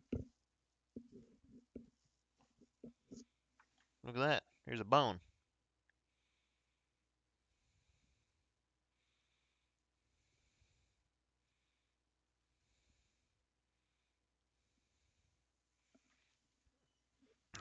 There we go.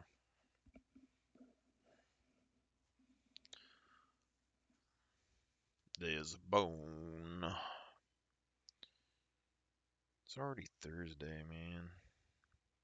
Crazy. It's really crazy how fast the world like goes. Like when you don't have anything to do, time just starts flying, man.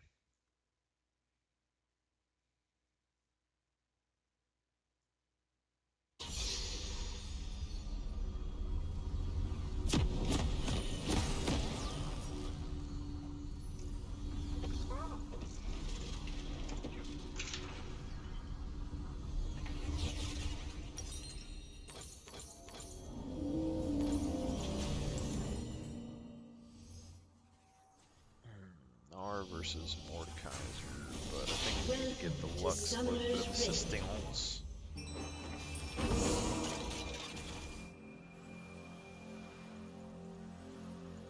30 seconds until minions spawn.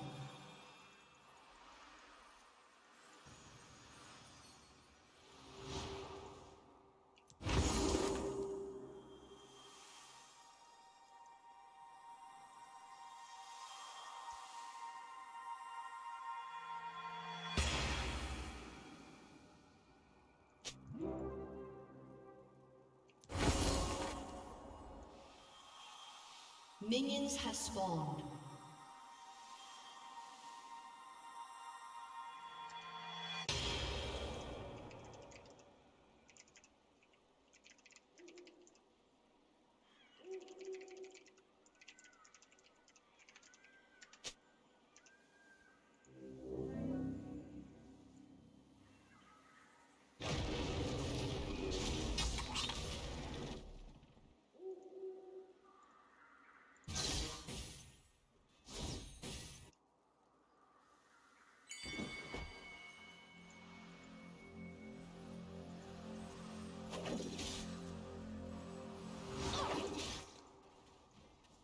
Wait for your cue.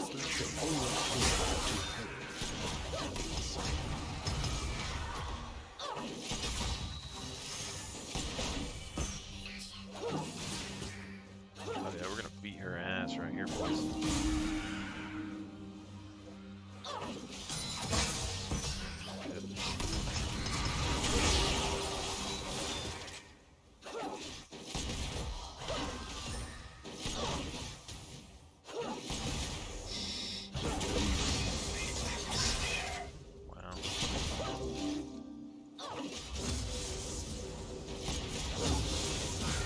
First blood.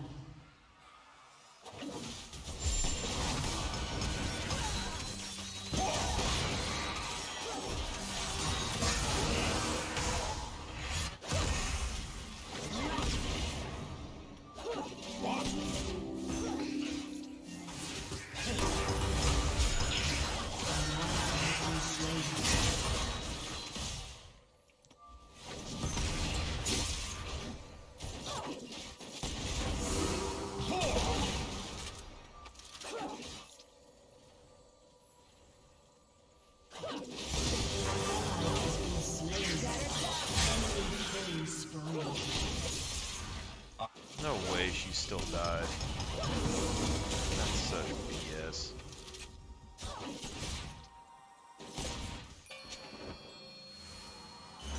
How do you get like 200 free HP in lane and just get slobbered? I'd be drooling over that.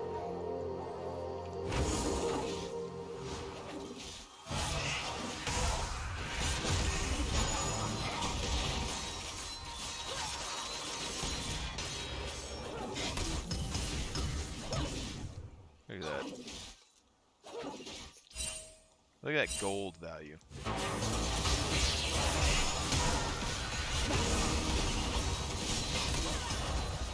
I think she could have killed him right there.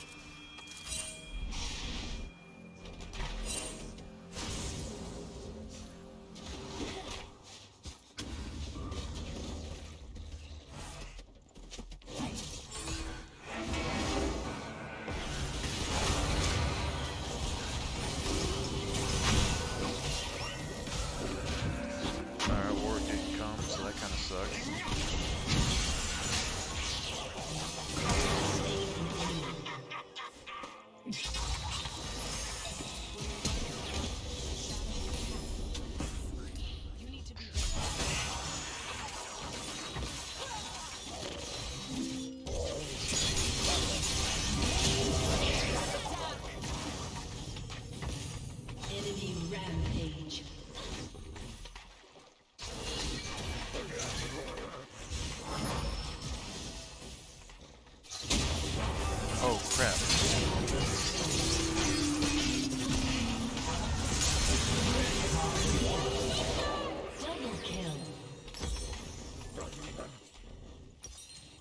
I can't believe I whiffed so hard. I swore he was coming right at me.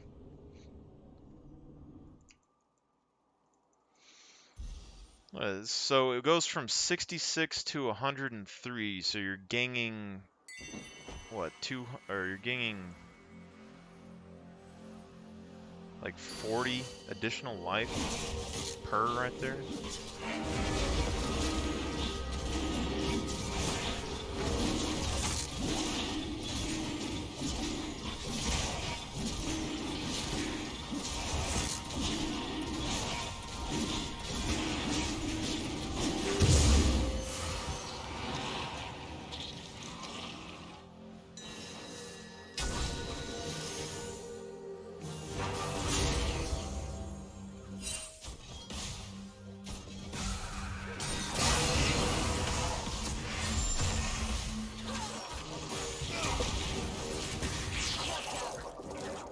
can't believe all we needed was Warwick, man.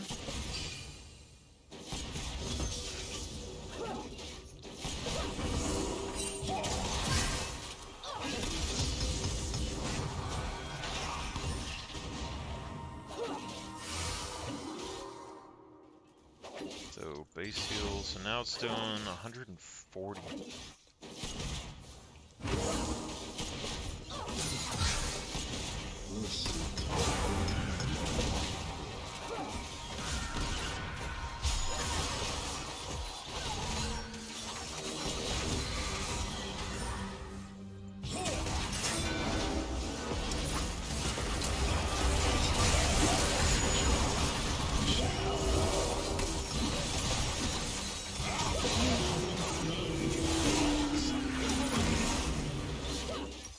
An enemy has been slain. An enemy is unstoppable. Get this other 1169.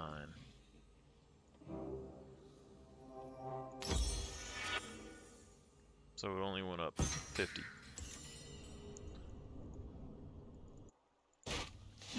Compared to another ruby giving us 150. So was it worth it?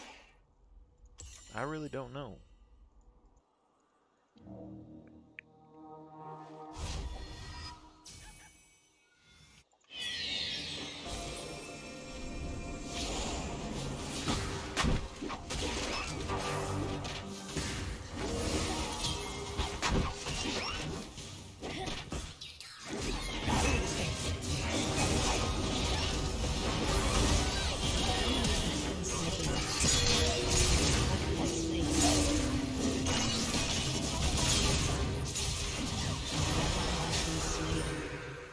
Double kill.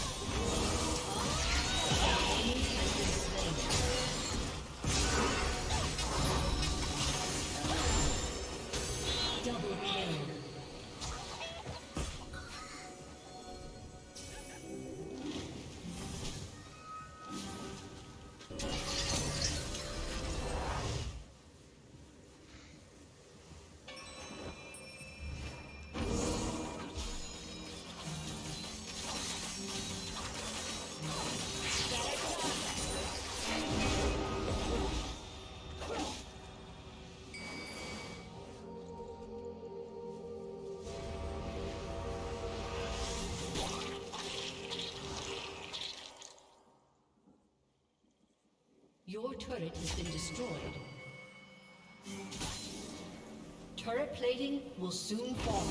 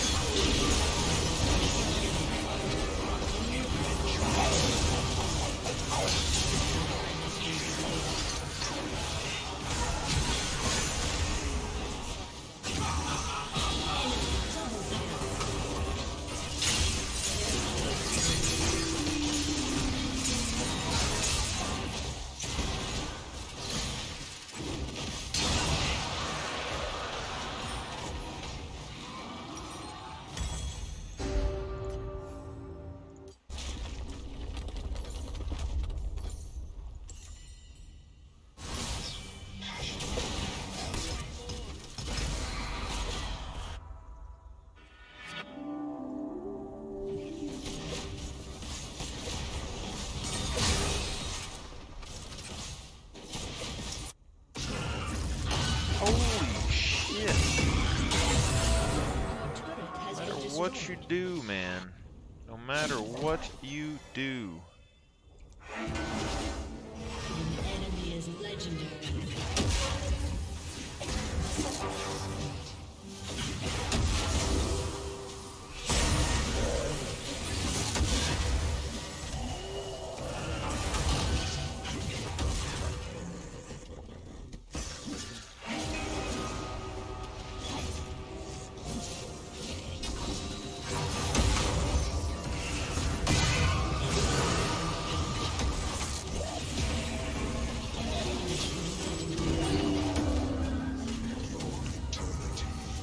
He was siphoning life off of us, is what he was doing.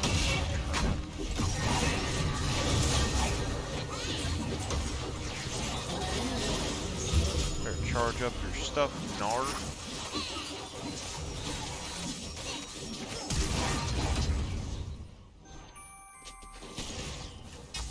Easy pick, right here.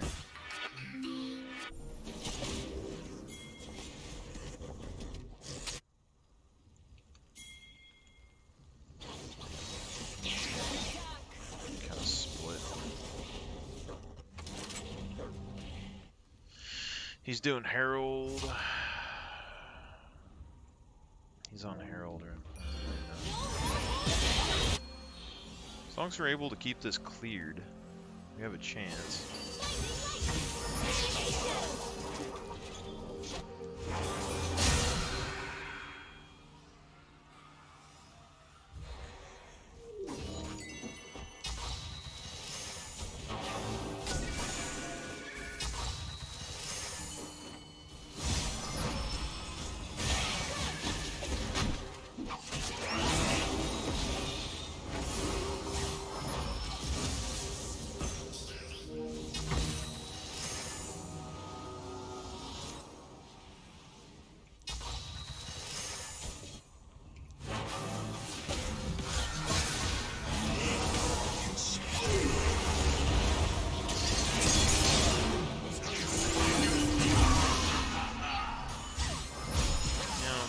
Just a bard doing bard stuff on the left. I've got nothing on my right.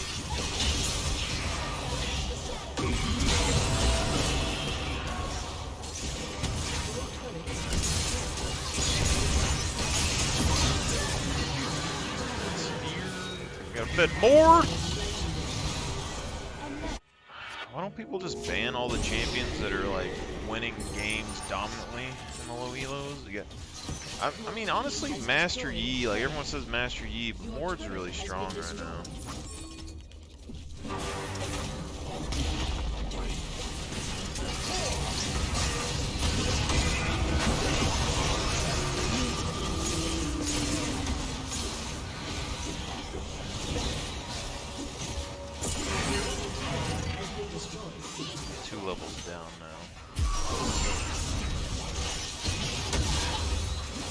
penetration and HP spread Mordekaiser.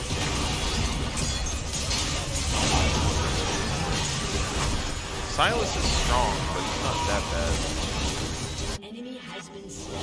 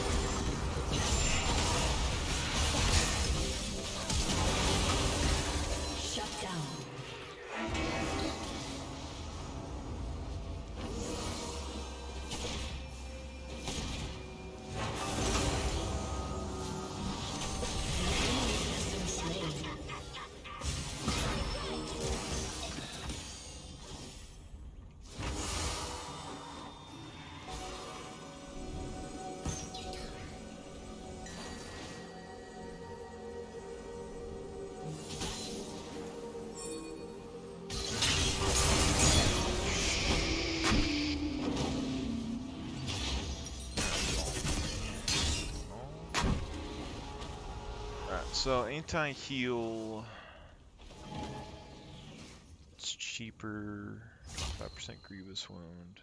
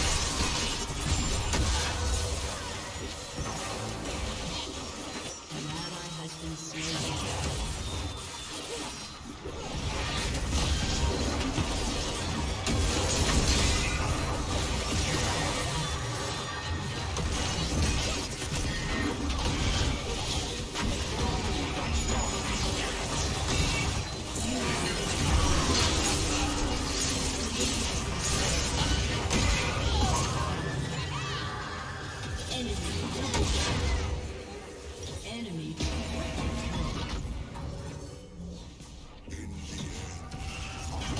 15 and 1, top lane, Mordekaiser.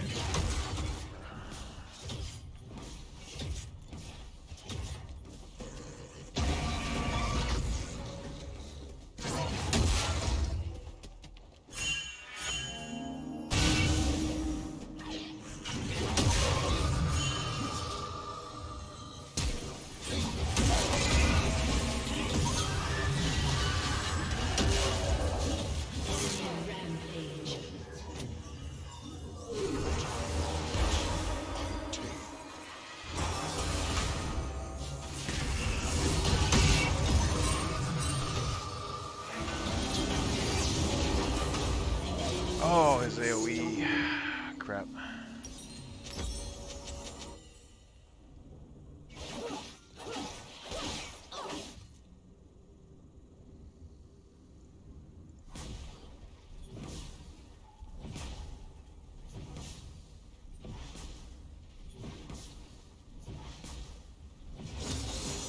Stuff.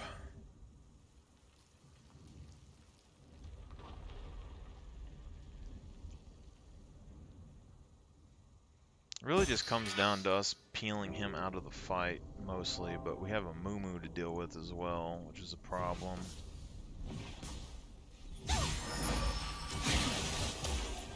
And Gnar can be tanky, but he's not really that tanky right now.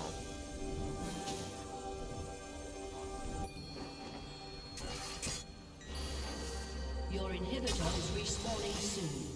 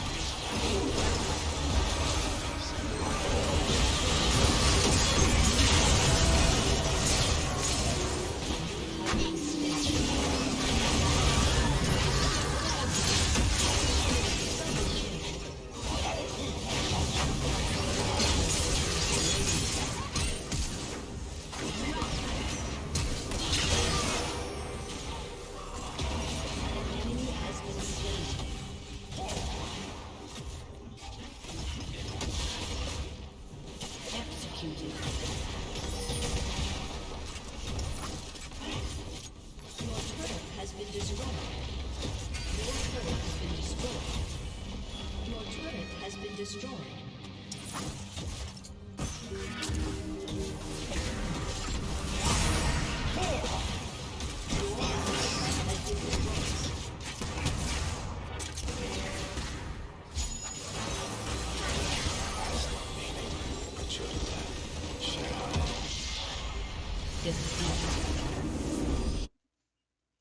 Oh, God.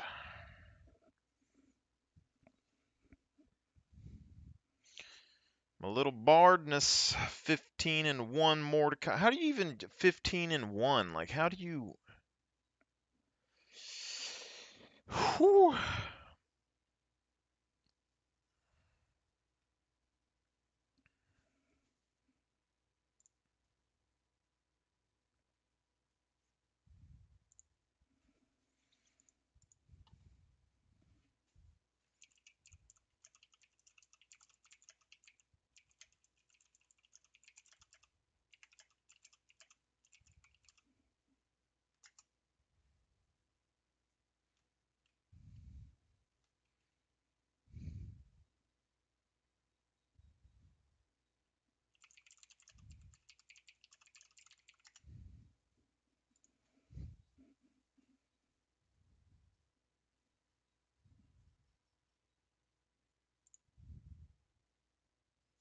I'm gonna see if I beat her in healing.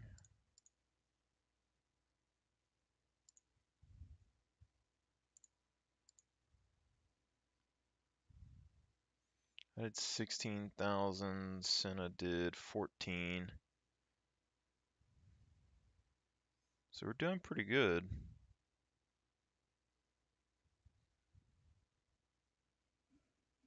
We did twice as much as Senna healing wise.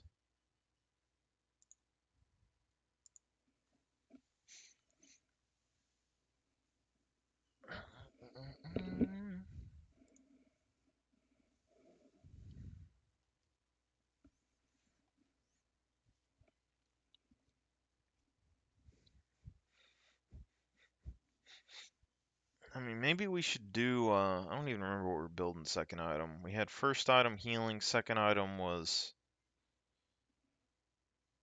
redemption. Maybe we should have did second item burn.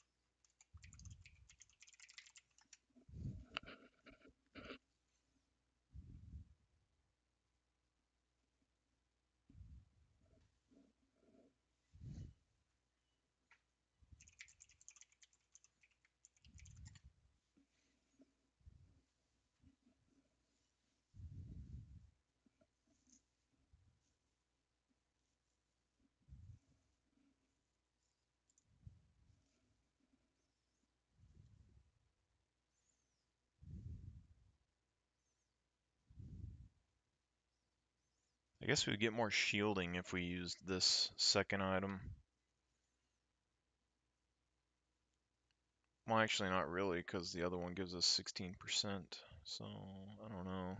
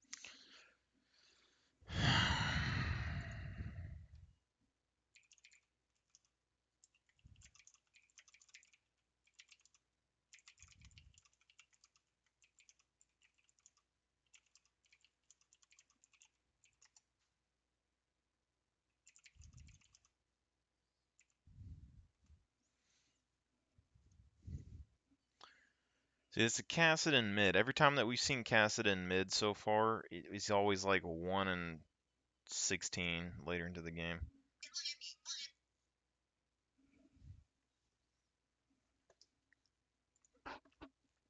I need to find Discord.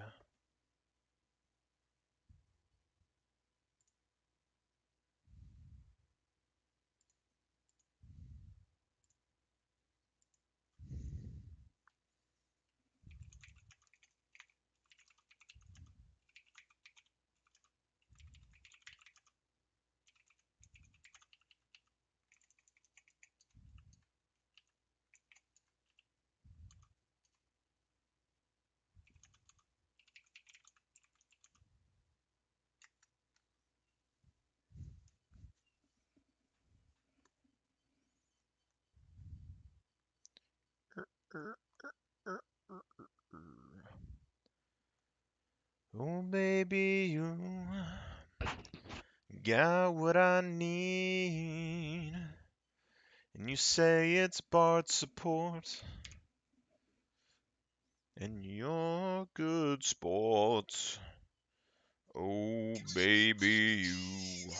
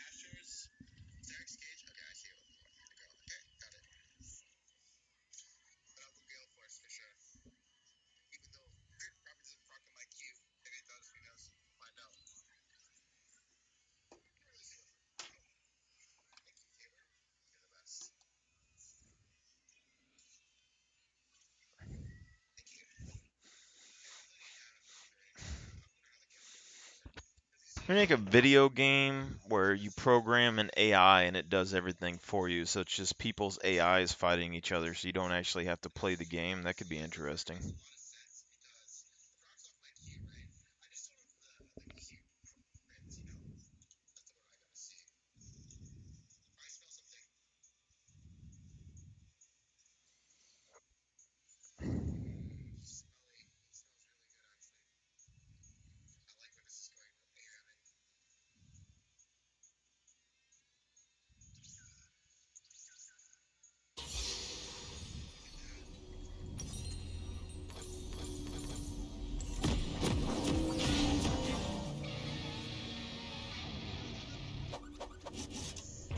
I think Mord should be okay.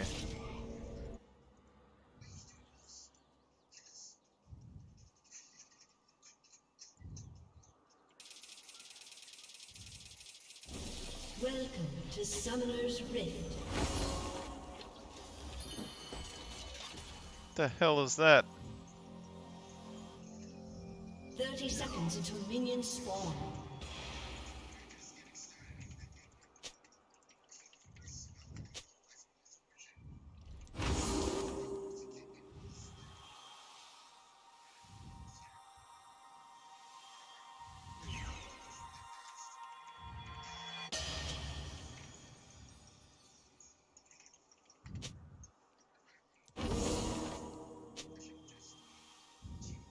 Minions have spawned.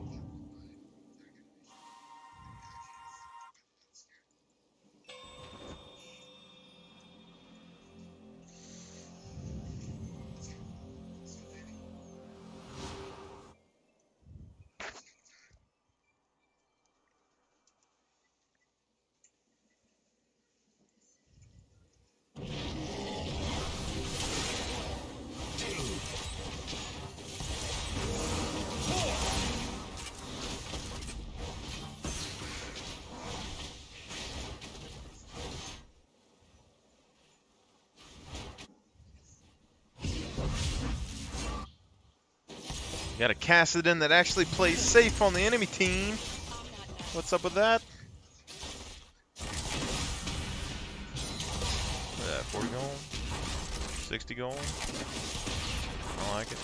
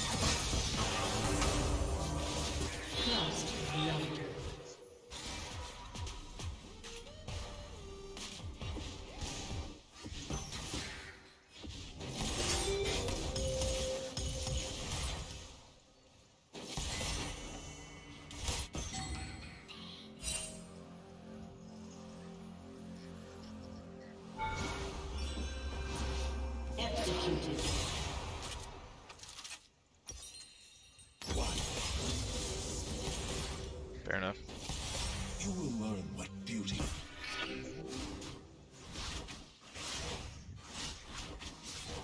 On the bot lane fight, our heal was stronger. For sure. Because I'm getting that 50%. Not 50%, but I got that 10% extra. Extra 10 HP.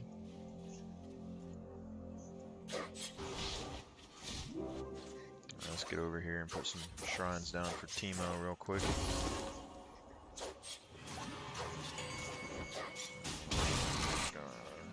We got time.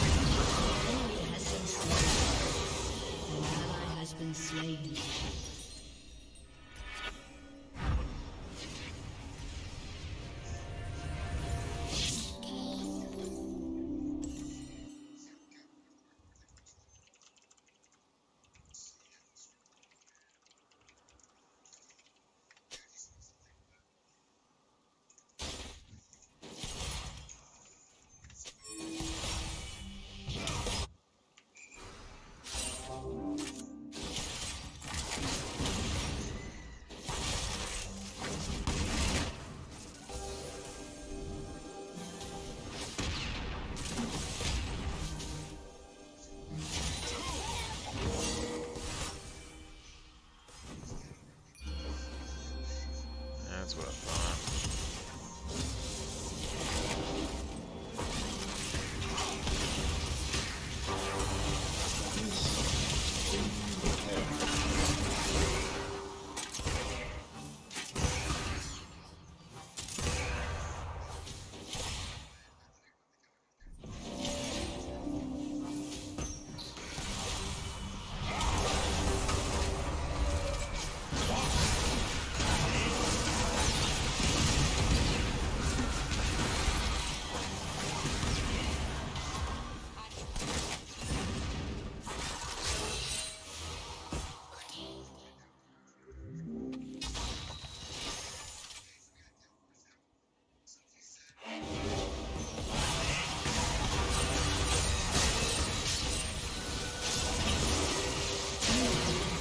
What the hell? He didn't shoot at all?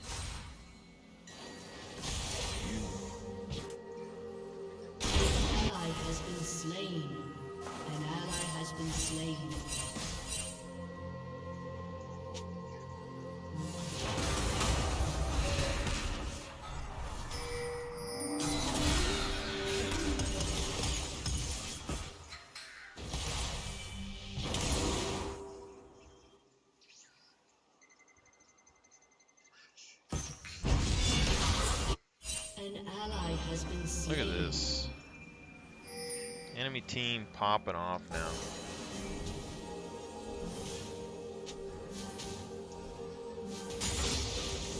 No winning. No winning.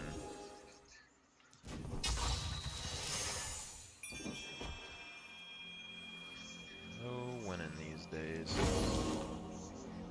What we got here? So that's right there. One shrine is enough for one.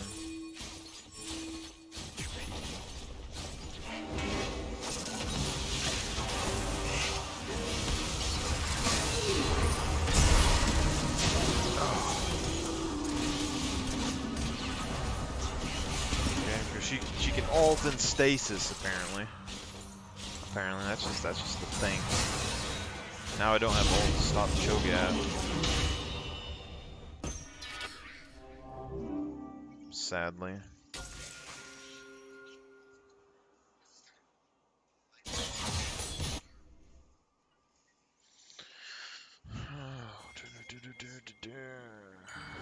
I'm forced to try and do something somewhere.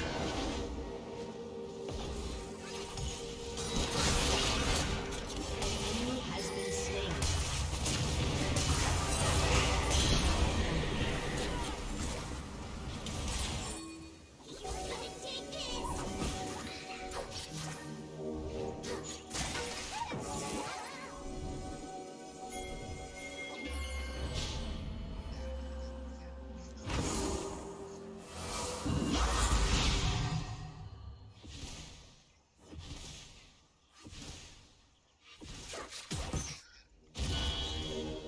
Mordekaiser's losing to a Cho'Gath.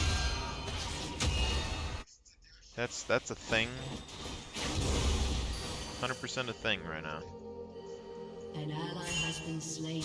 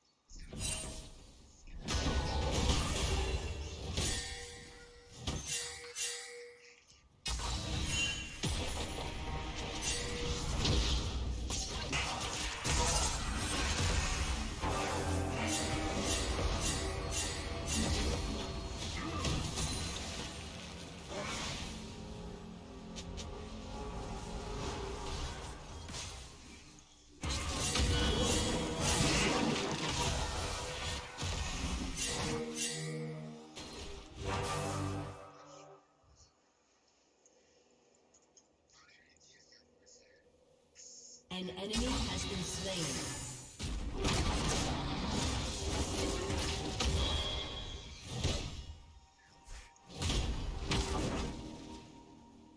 An ally has been slain.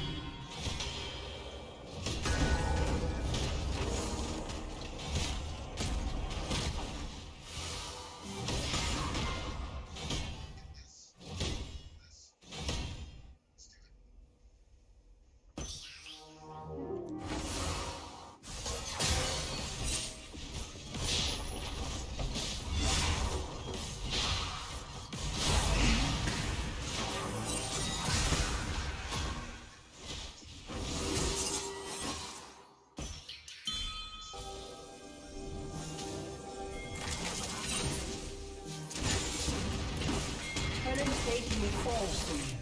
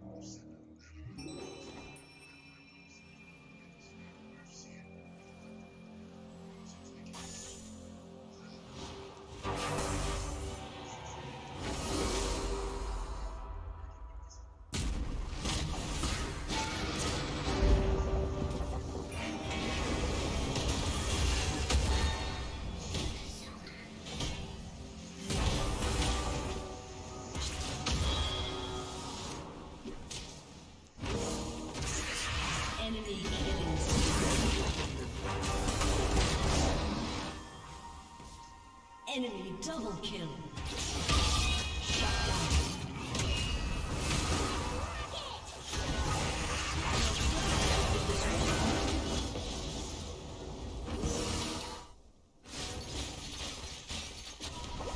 It's coming top lane for some reason.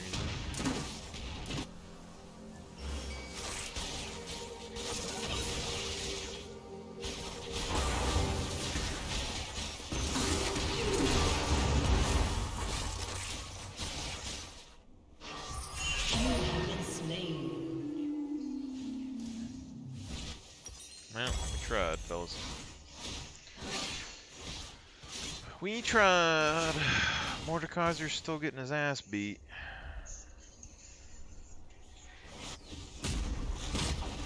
Doesn't make any sense to me,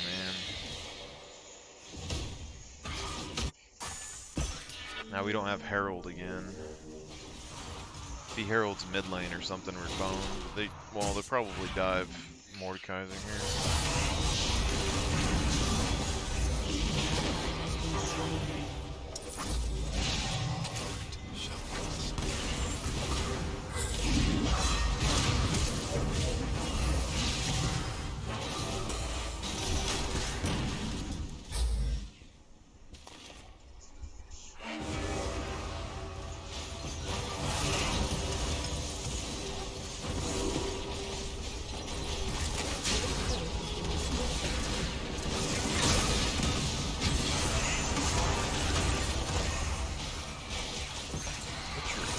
Up here, man.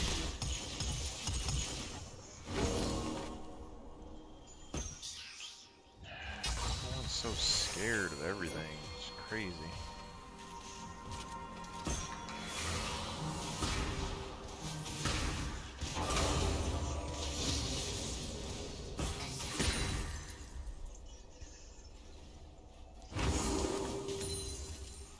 Your turret has been destroyed.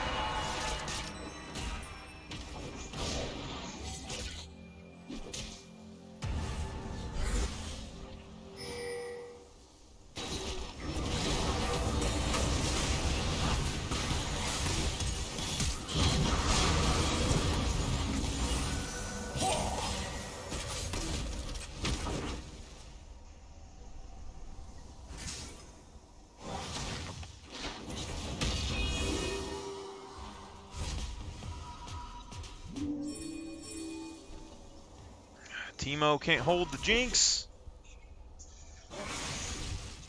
Why can't he hold the Jinx? He's like a counter to Jinx. Teemo crushes ADCs, man.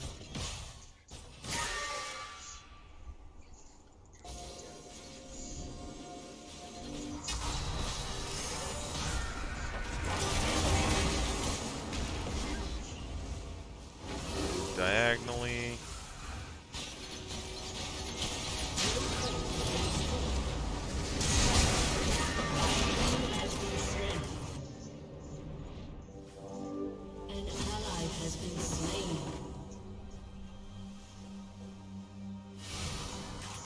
Accident's still coming. Has been slain.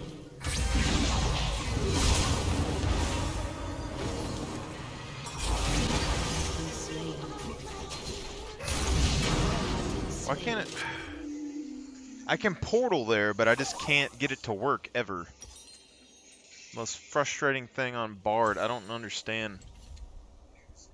Quick cast, normal cast. Replace quick cast with indicator and quick bind UI. cast.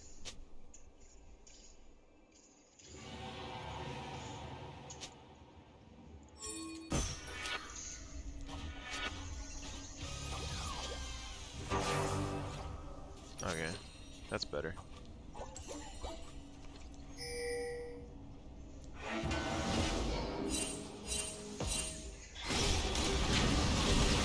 Has been slain.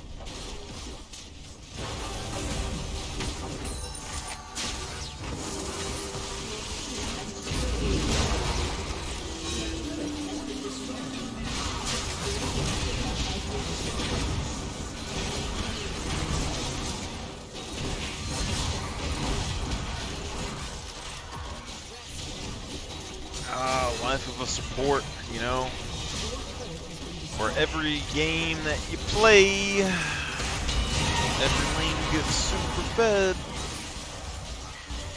Like, we've seen this play out time and time again. Kassadin on my team, every time, I'm like, oh, yeah, they're going to play safe.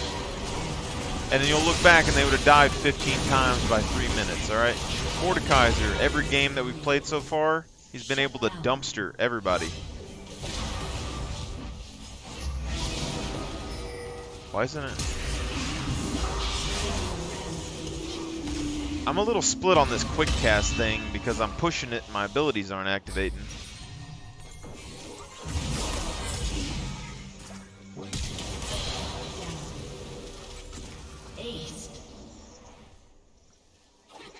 Like, the actual ability isn't activating because it's registering I'm holding the key.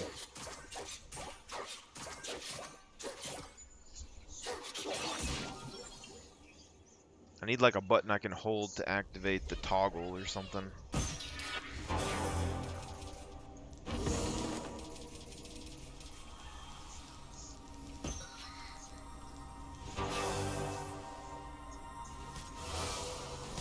Smile. Ching.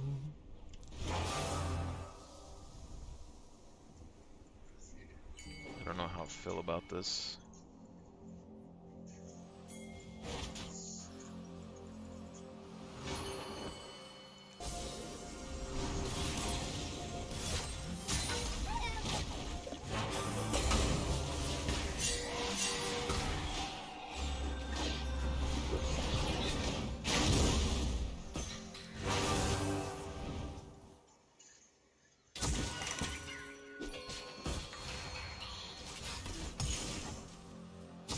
Mordekaiser has his damage shred, finally.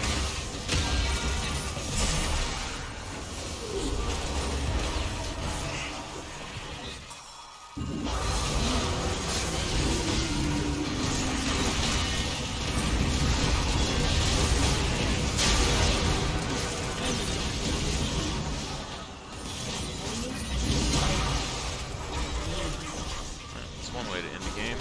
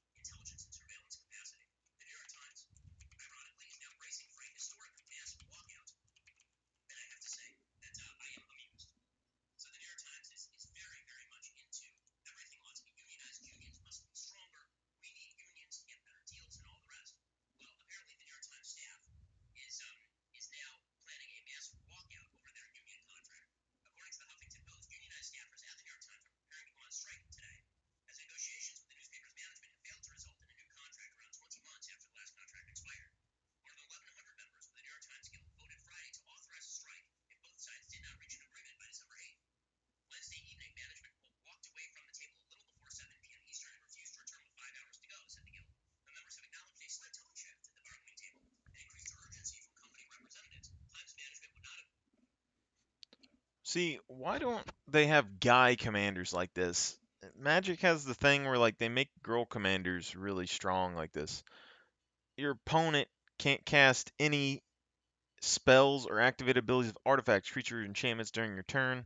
Whenever this they attack, you create X 1/1 colorless soldier artifact creature tokens, where X is a number of soldiers you control. And she's cheaper to play than Darien. She's stronger than Darien. She has an active way to make more tokens. I mean,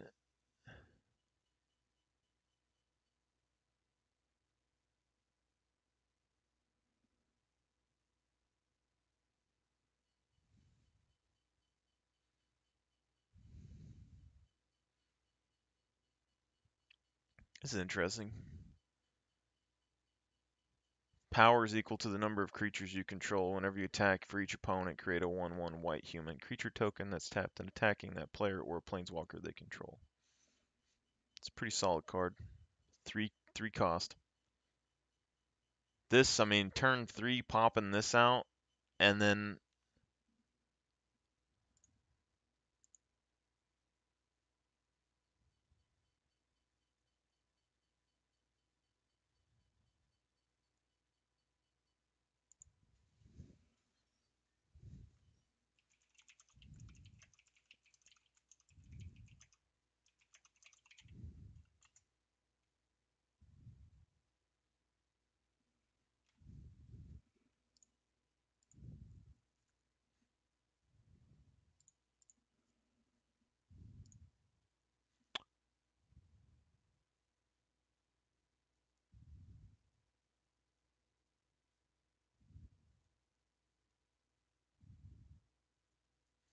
See, this coming out turn 3.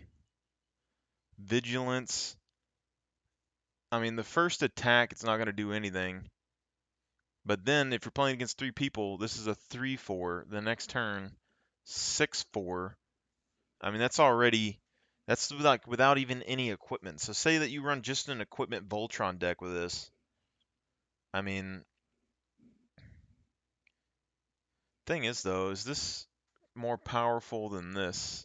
Because this starts off as a 3/4 for 4, and they can't do anything on your turn. X is the number of soldiers you control. Where these are attacking. So she attacks and she's doing 3 damage. Then she's doing 6. So when she first attacks, they come into play. She's a 3/4. All right, but if you had like Anointed Procession or anything, like even Strionic Resignator, all those doubling her, she could potentially be like a 6 or a 12 first turn. So 2-turn kill right there.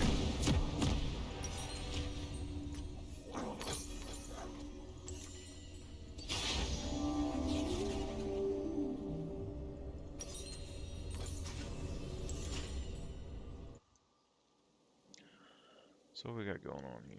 We got a Twitch and a Samara Welcome to bot lane. Summoner's Rift. That seems wonderful.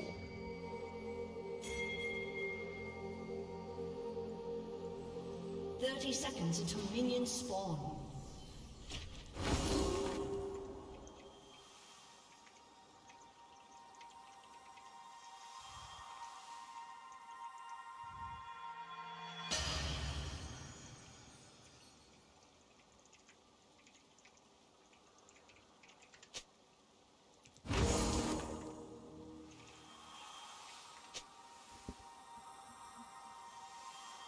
Minions have spawned.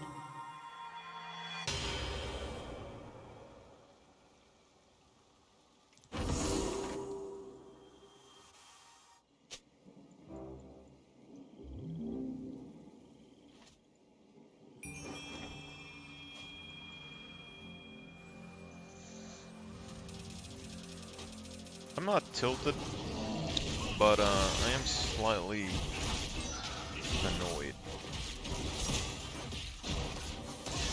Just the sheer ability of my team to just completely lose 3 lanes. 15 and 1 Mordekaiser, alright? Enemy team. Then I get the same Mordekaiser pretty much, and he goes 0. 0 everything. I lost the trade there.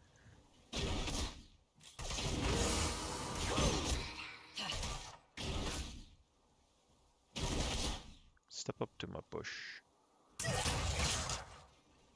Step up to the bush.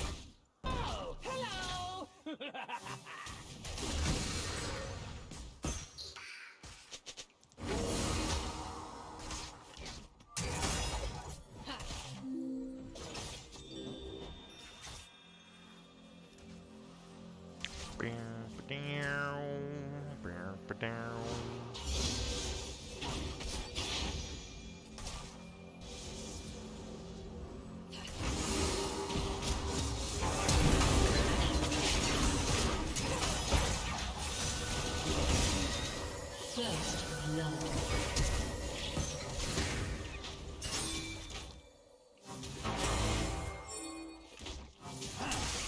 Where's the fucking shrine, my dude? Literally.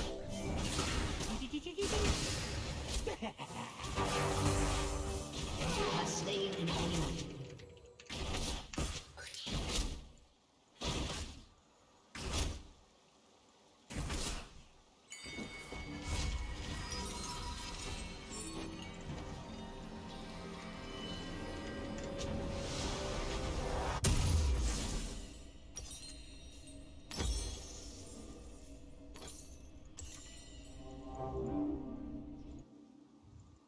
There's a delay using this Q thing, though. I don't like it.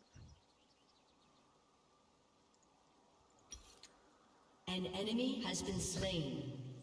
An ally has been slain.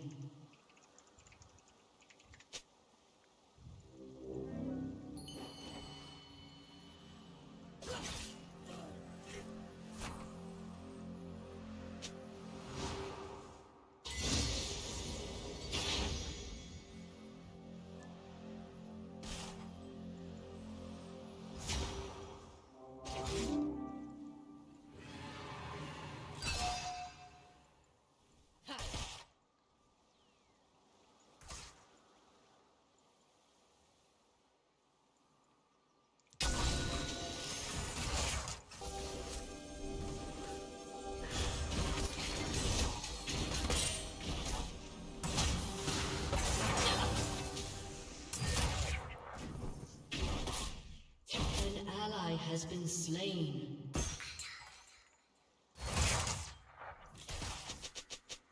No shrines in the other lane. People are going sort of even.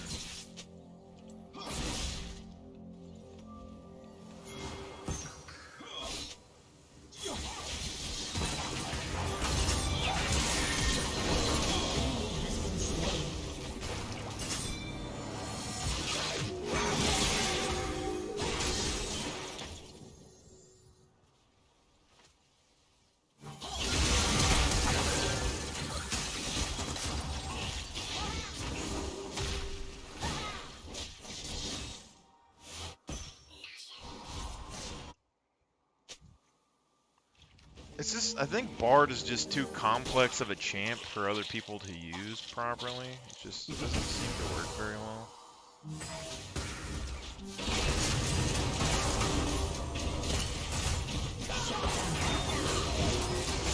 You have been slain. Auto attack, just keep auto, and then surely something.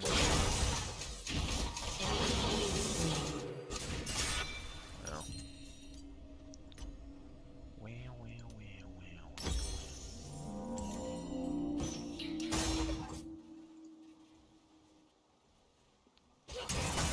Three and one ADC.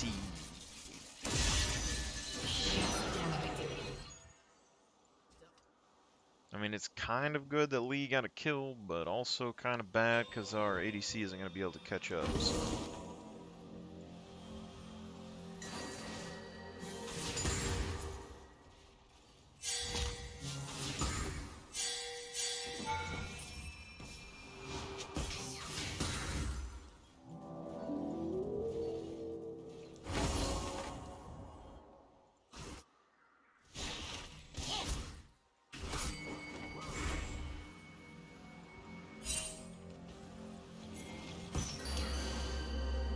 I want to go mid, but I know Twitch is going to walk up on this chick at some point.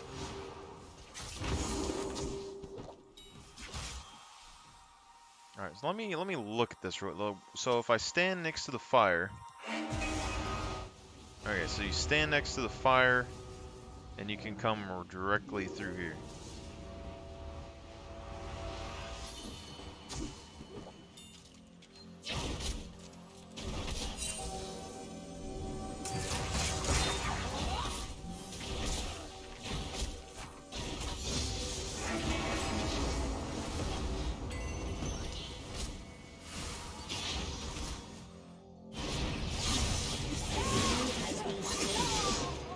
Shut down.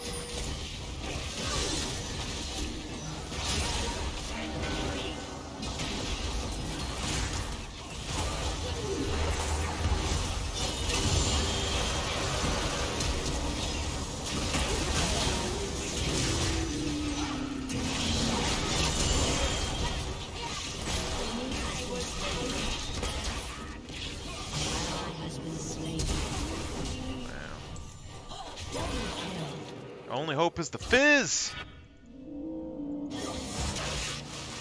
I believe, Fizz, I believe. That's a lot of minions, though, my guy. That's a lot of... Even though you missed the shrine. Shrine. Killing spree.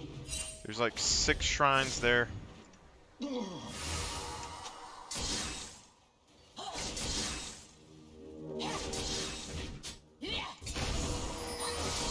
look at that. Look at that. It's like a quarter of his HP bar. He's sitting here fighting a Zed with all of his might.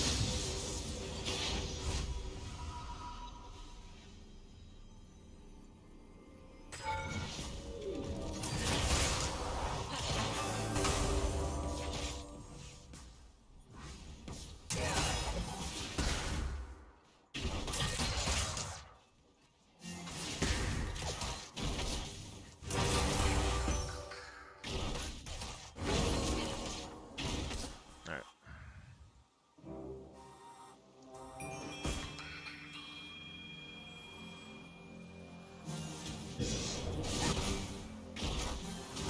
An ally has been slain.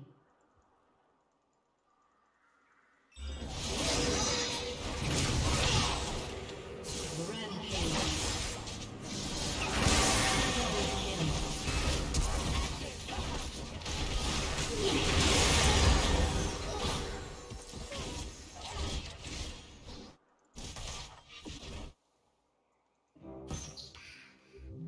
My name Bird. I got that bird.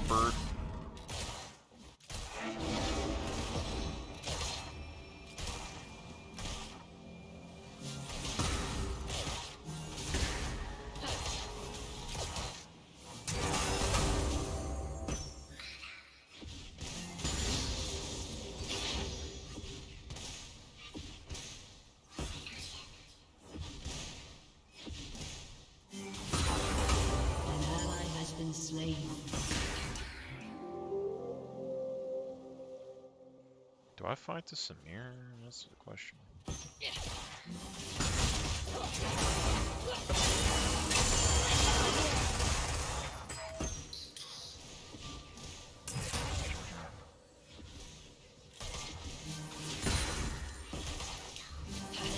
ally has been slain. An enemy has been slain.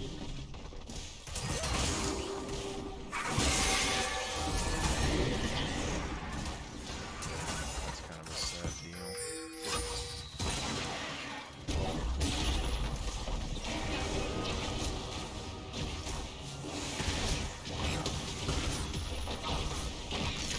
An enemy has been slain.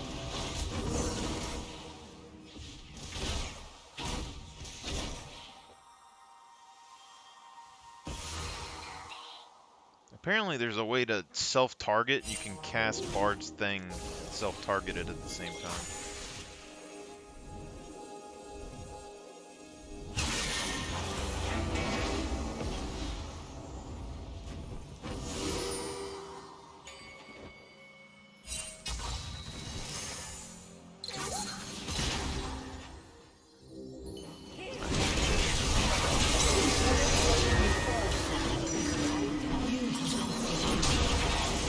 An ally has been slain. I hate fish.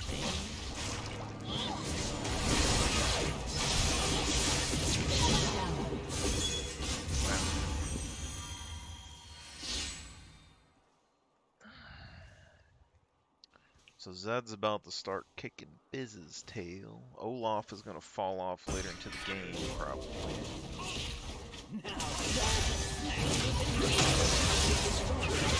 Complicated things happening. Lee Sin is the only guy that's like smacking.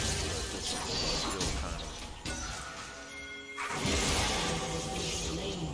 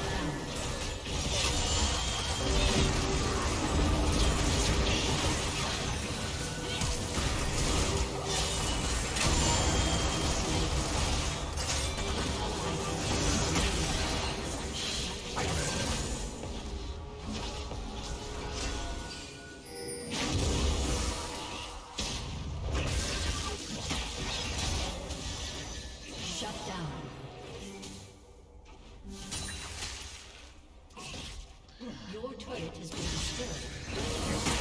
Baby, nothing but mammals.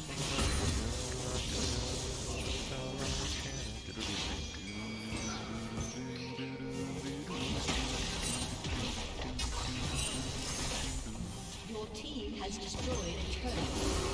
An ally has been slain.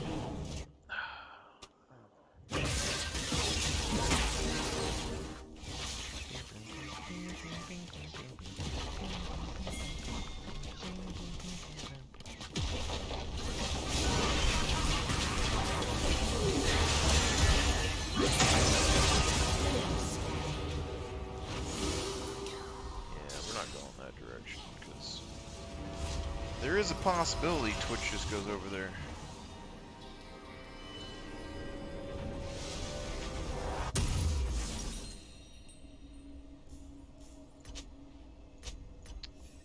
So we go for the redemption or we go for the damage?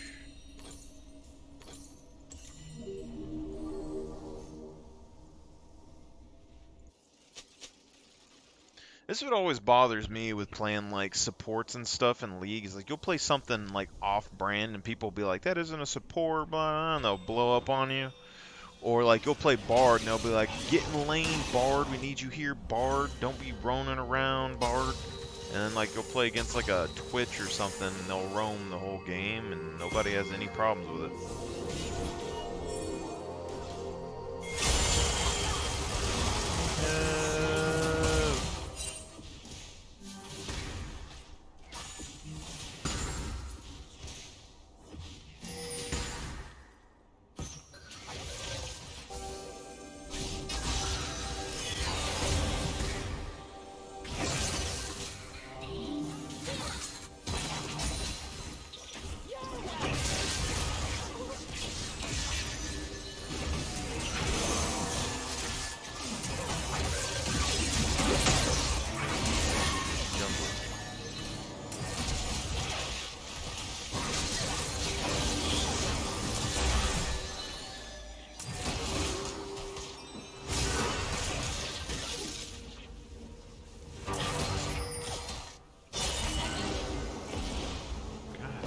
Damn, people.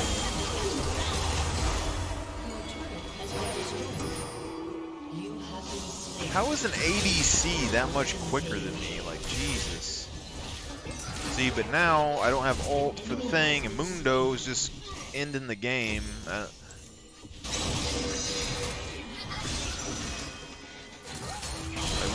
Like we completely lost everything.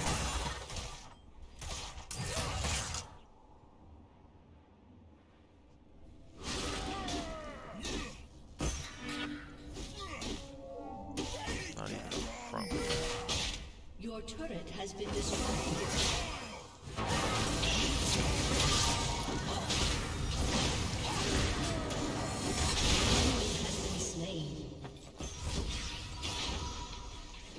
Still hasn't used Herald though, so we might be able to get it back in time.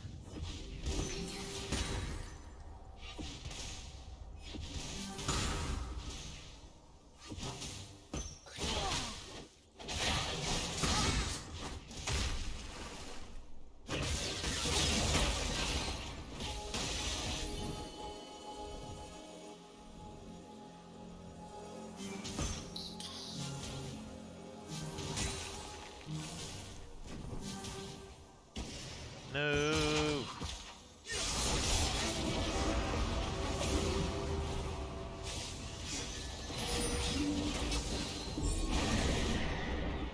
I guess it's the movement boots.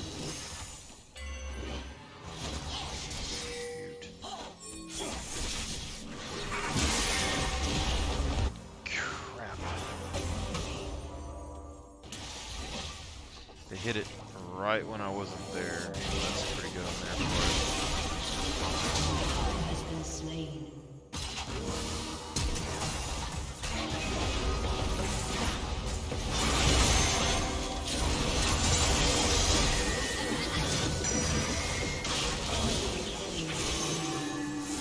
You have been slain. An enemy has been slain.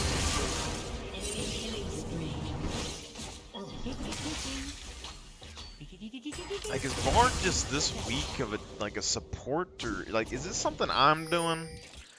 Is I feel like he should be very powerful.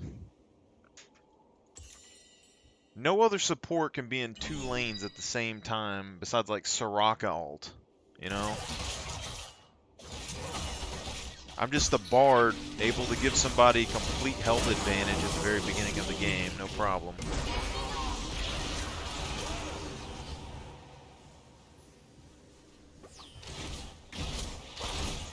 Goes.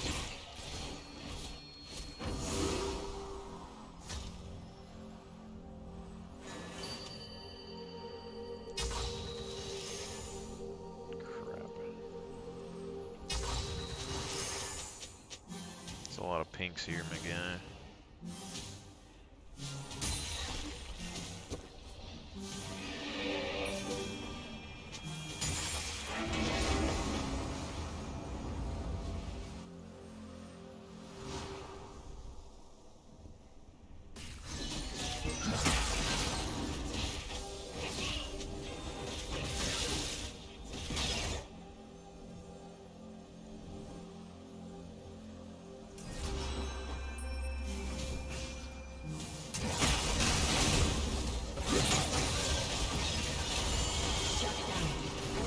Good pick, good pick.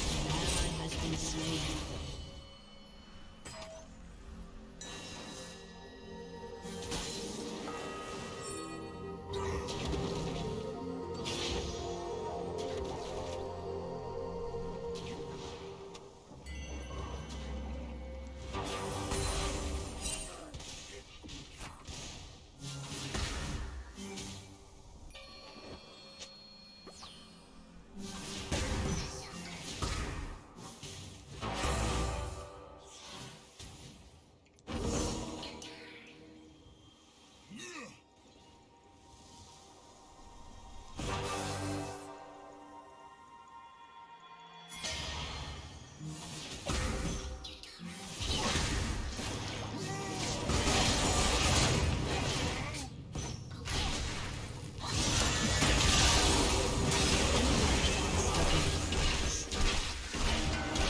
Has been slain.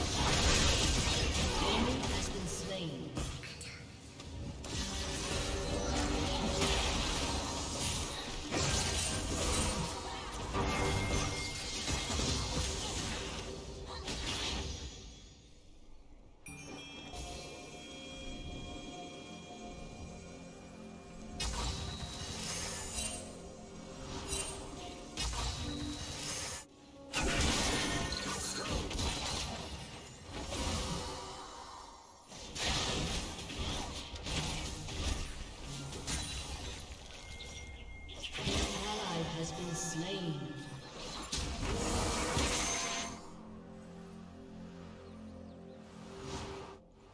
Guess we'll back over here.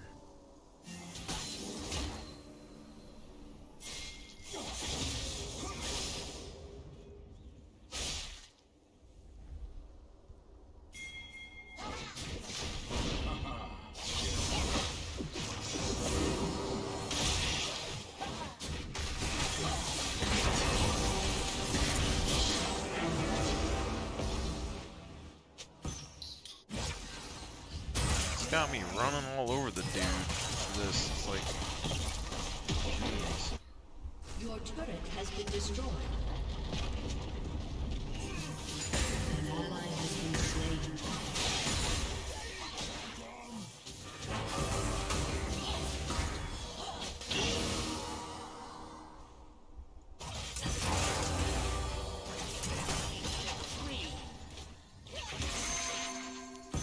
Not a whole lot we can do.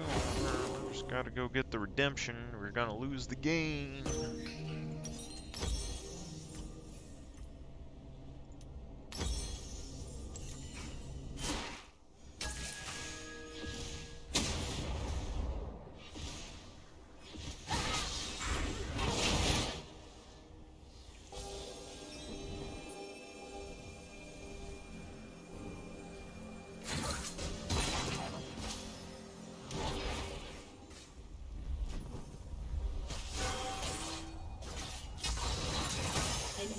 has been slain.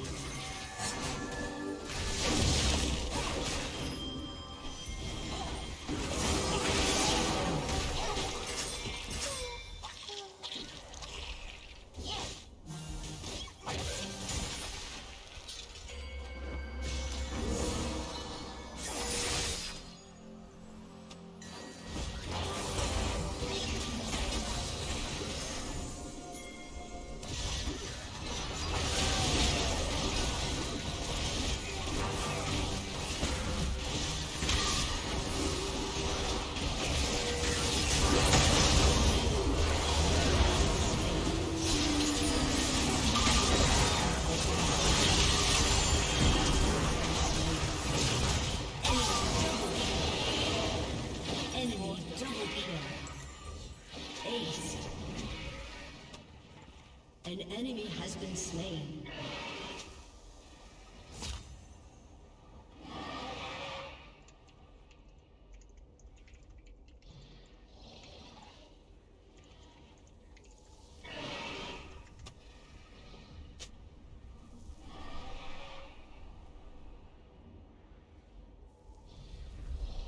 Your turret has been destroyed.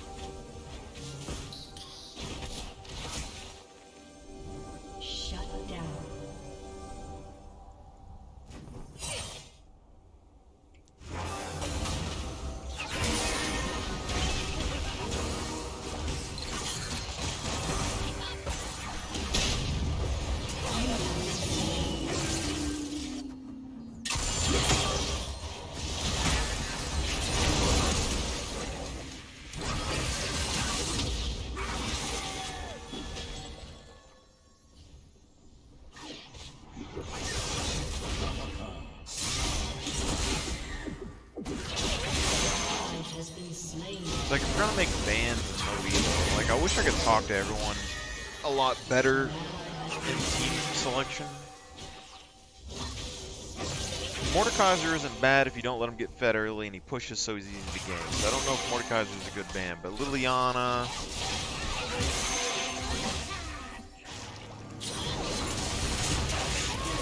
pretty big one.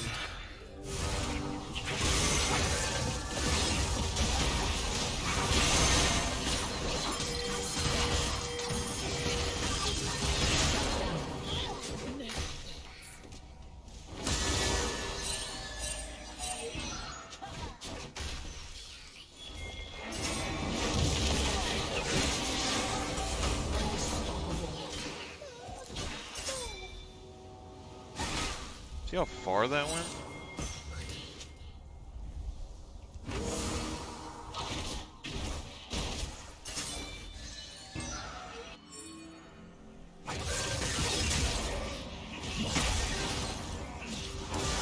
Clear. Zed is floating around here somewhere.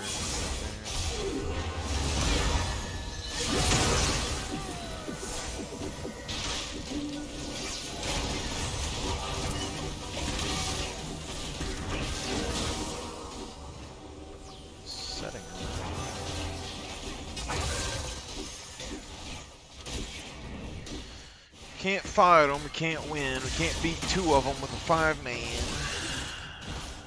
You know?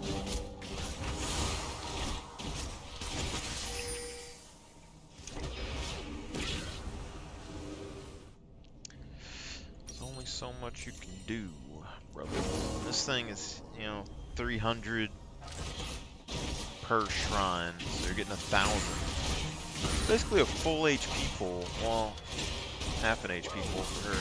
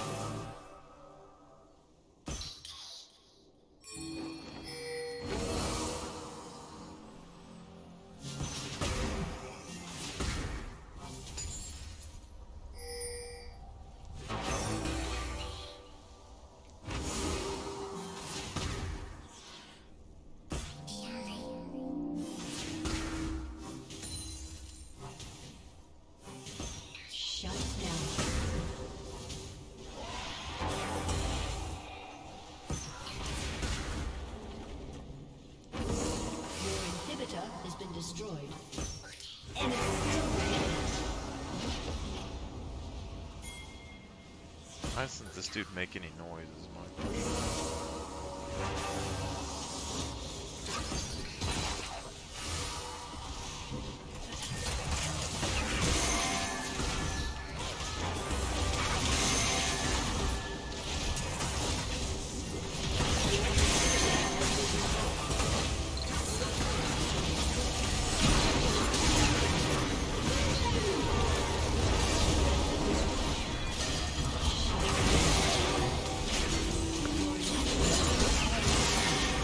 I just can't. It's up by 43. So Fizz had a massive lead lost. Lee Sin had a massive lead lost. Our ADC came back. Even after the dream.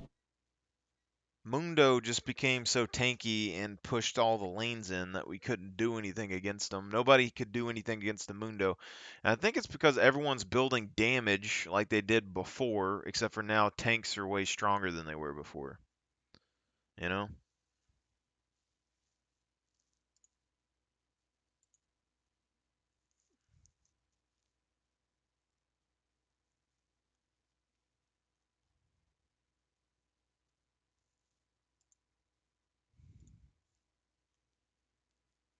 How is Skull Clamp a new card? Espered Sentinel really good.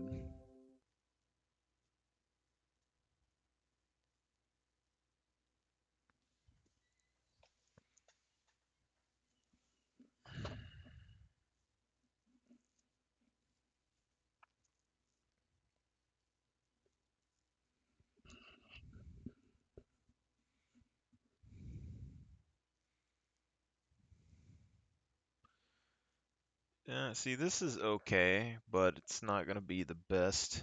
This is per turn, so I mean, potentially,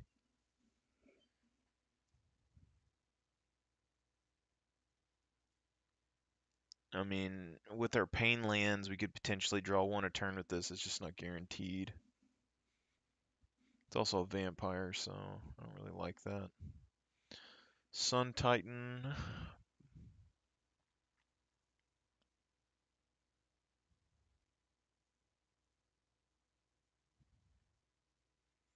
This is pretty good.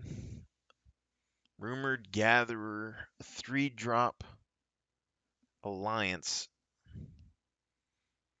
Whenever another creature enters the battlefield under your control, scry 1. If this is the second time this ability has resolved this turn, draw a card.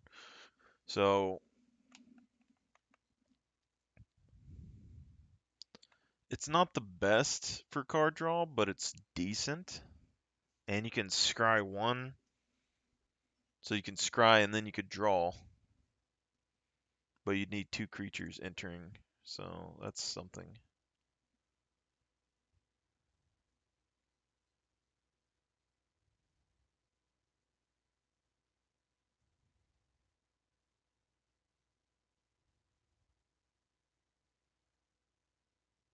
Rabbit Wizard.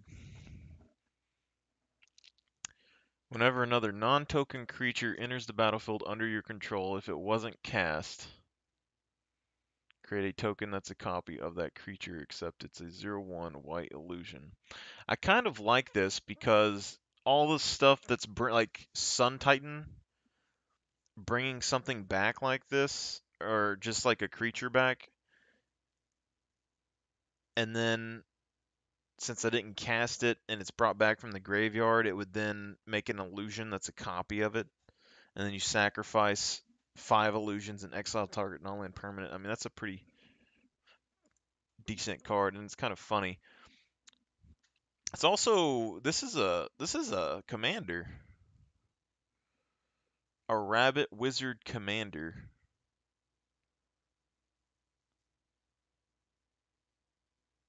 Yeah, so you basically just play this, play a bunch of creatures, and play a bunch of creature resurrection. Or blink. You could do creature resurrection or blink. And then every time that happens, you create a copy of it. Huh. This rabbit wizard, that is definitely a very strong for a 4 cost 2/5. That's a strong card.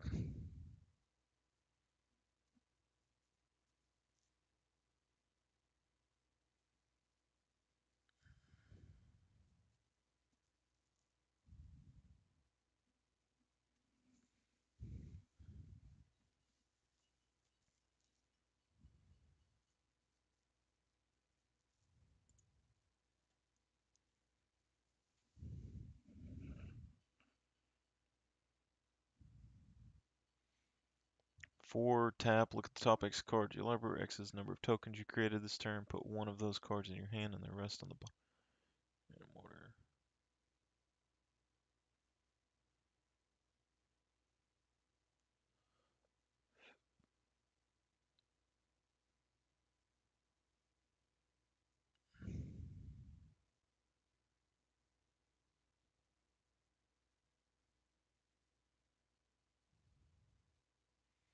This is pretty strong.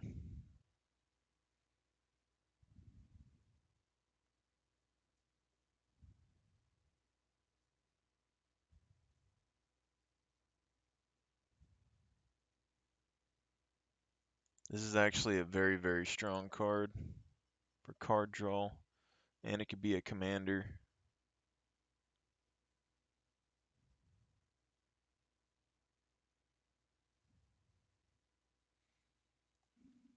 Like, that's every turn. Look at the top X cards of your library where X is the number of tokens you created. And with Darien, I could potentially make, 3, 4, 5, 6 tokens.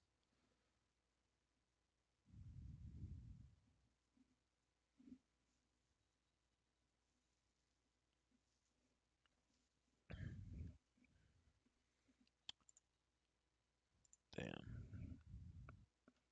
At the beginning of each step, if you create a token this turn, draw a card. Like, this is a good one.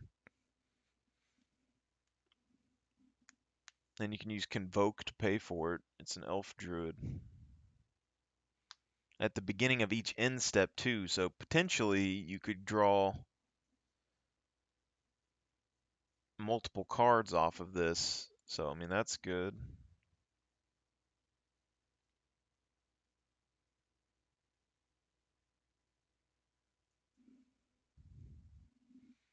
I like this guy. Abadale Ardian Gorion's Ward, Human Warrior. His armor's okay, but this just... Like this right here, when creatures you go get +2/+2 for a 3-drop. When it comes with this, I mean, this one's good because you can search cards, but with this one, it's a 5-drop 4/4, so it's less than Darien cost and stronger than Darien. And then when it enters the battlefield, you exile any number of other non-land permanents you control. Okay, so you would remove the non-land permanents you control. And then... And you can do any number of those. So basically, he protects you from board wipes. See, this is where stuff that, like, when it comes to commanders and things, those cards that make someone indestructible and then um make them lose their ability and stuff are really strong compared to removal, because you can just completely nullify somebody's commander like this, and then all the cards that you exiled would be completely removed from the game. So there's not much that you could do about it. You know, the only downside with not having the targeted removal and stuff is that you can't, get rid of it. And then they could always like destroy your enchantment at some point. But yeah, exile any number of other non-land permanents you control until Abaddon Ardian leaves the battlefield. Create a 1/1 white soldier creature token for each permanent exiled this way. Yeah. And then when you have the other card with it, I mean, you're making 3/3s. The only thing is that you can't continuously spawn more. You'd have to like, you'd have to flicker your commander in and out.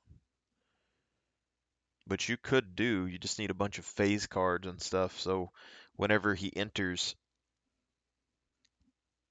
you'd basically phase him in and out or blink him, and then you would. So basically, you'd get like 10 cards on the field, and then you'd use things like Path to Exile or whatever, where you would blink your commander in and out of the battlefield, and you could do that multiple times in a turn, which would then bring everything else back in, which would activate their effects again, and then you would flicker them back in, which then exile everything again. So you could have things like Commander of the Watch, where when she comes in, she makes 3/1/1 tokens, and then bring this guy in, exile Commander of the Watch, and then blink this guy out of the field. Commander of Watch comes back in, makes 3 tokens, and then he would come back in, exile Commander of the Watch again, and make more tokens again. So you could make a crap ton of tokens and stuff with this. And then whenever your guy gets destroyed, Commander of the Watch and stuff would come back in and then summon 3 more tokens. So as long as you had things that like had enter the battlefield effects, this would be a really strong commander.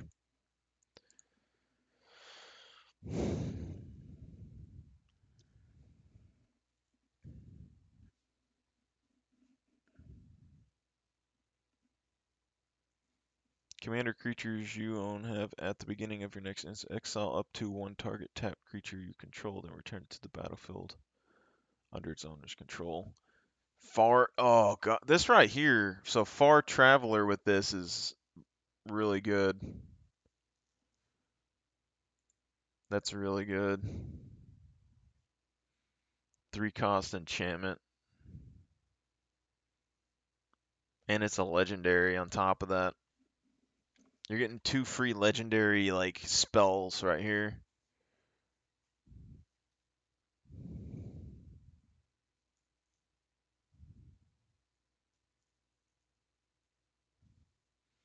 This is too good with this guy to actually not be used because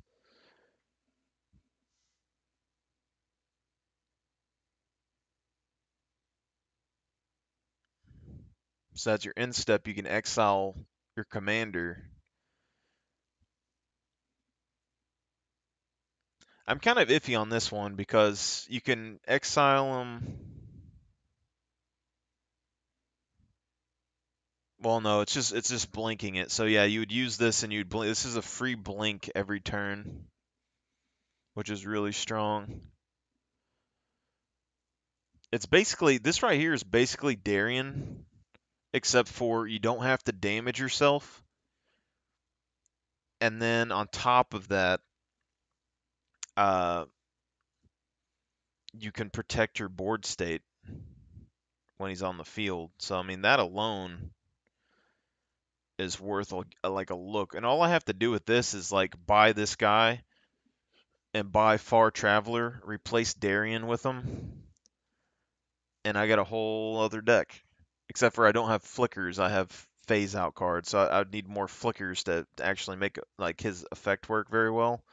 But I get a free flicker every turn either way.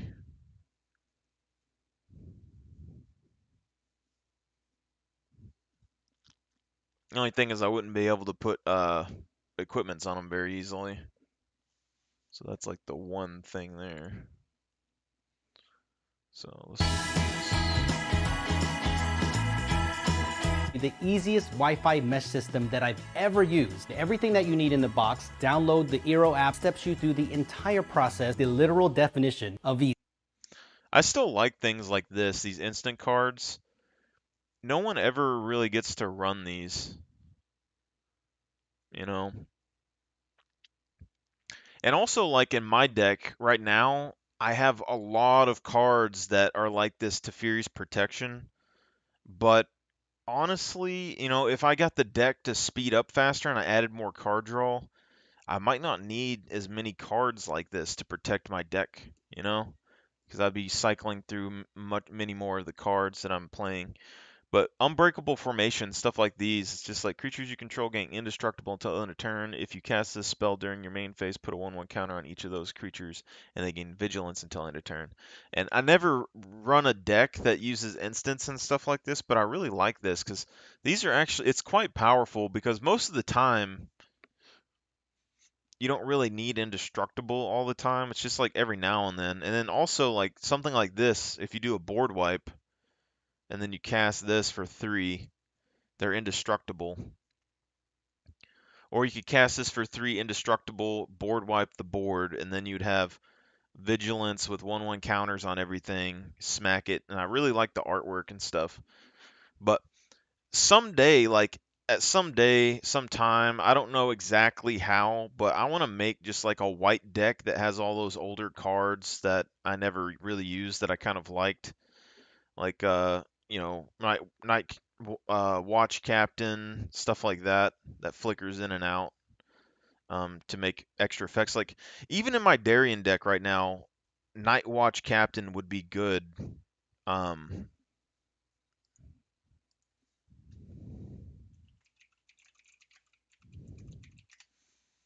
it's been so long since I've seen this card. But look, 99 cents. It's a 6-drop, 3/3. So it's similar to Darien, Human Soldier. I mean, I really like the artwork on these cards. Other soldiers you control get +1/+1 and have vigilance. When Captain of the Watch enters the battlefield, put 3 1/1 white soldier creature tokens on the battlefield. So, like even in my deck right now, this right here could easily replace like Circle of Loyalty. I mean, all your soldiers are going to be turning into 2/2s, and then they're all going to have vigilance. So they're basically knights just with this card, right? That's pretty solid. And that's why like I like Darien so much is he's so versatile, but really it's just soldier decks in general. But this is the other thing is that if I was to build another deck, I would want, especially like I really am a fan of mono white now. And now that I know kind of the basic cards that I would need to make a mono white deck work, the issue is that some of them that I have are pretty damn expensive. So,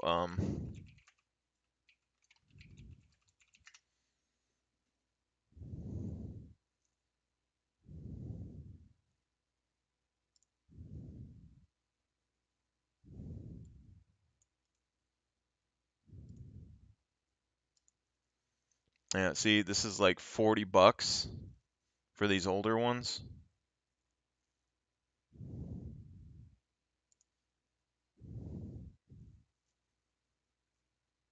$24 for this, and then like what, Gauntlet of Power.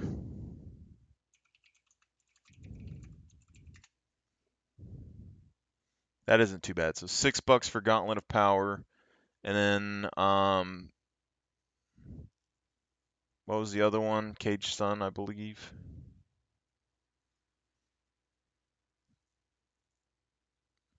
So you're looking at, 50, $60 just for these two cards. And then Caged Sun. Like, this is saying $5 at Walmart. I don't believe this. This is 5 and the other one was 6.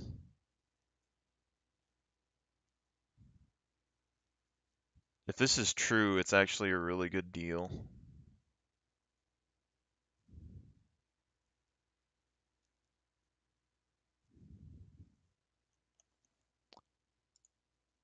See, but then we go down here to TCG Player. Cage Sun, $3.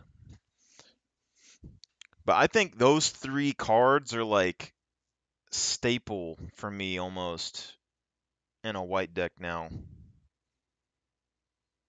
That and Stronic Resonator. Because these they give you Anthem, they give you mana. It's just really good. And then there's another one, but it gives you card draw and stuff, but I don't have it in my deck because it makes Planewalkers not be able to use abilities. But that right there is like 3. So you put these 3 Mana Crypt or Mana Vault or, Soul Ring. That gives you 5 mana rocks. Then you have, put like 30 lands in there.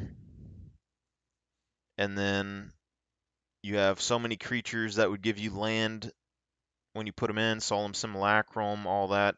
I mean, that's basically all you'd really need. And then, what, like Codex? Codex.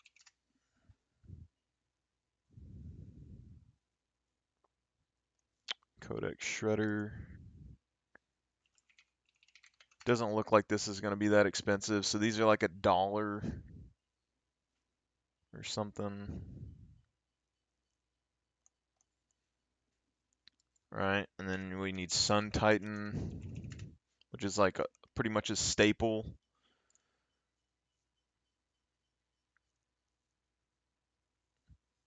So like you get that card, you get that land card that I have that brings stuff back. You get Sun Titan, you get Codex, you get Conqueror's Galleon. Um,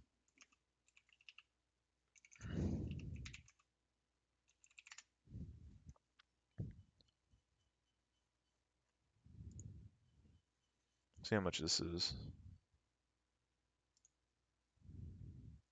See, it's $1 something. Like these are simple cards that nobody's using, and all your graveyard resurrection and stuff like the basic that you need for this is right here. And then after that is just the card draw, which is basically all the stuff that we were buying before, and then all these cards that we're seeing here. I mean, this is probably a brand new card, but whenever another creature enters the battlefield under your control, scry 1, and then the second time you draw a card. So you could, if you have the ability to do this on multiple turns, especially with flicker effects or anything like that, I mean, you're going to be able to draw cards consistently. All these are really, really good. This one also really strong because you get to pick a card. So if I make 10 or 20 tokens, I can just search through the top 20 of my cards on the top of my deck and find something that I want and take it. But it does require tokens, so I might only be able to, pick one, but that's still one card. This is only like once a turn or something though, so this one isn't necessarily the best for value, but it is a good search card.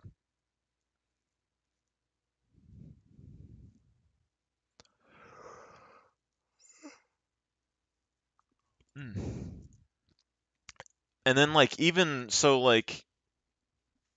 with my sorcery, like all the sorcery cards that no one ever brings, if you build the base of your white deck like I've built mine right now,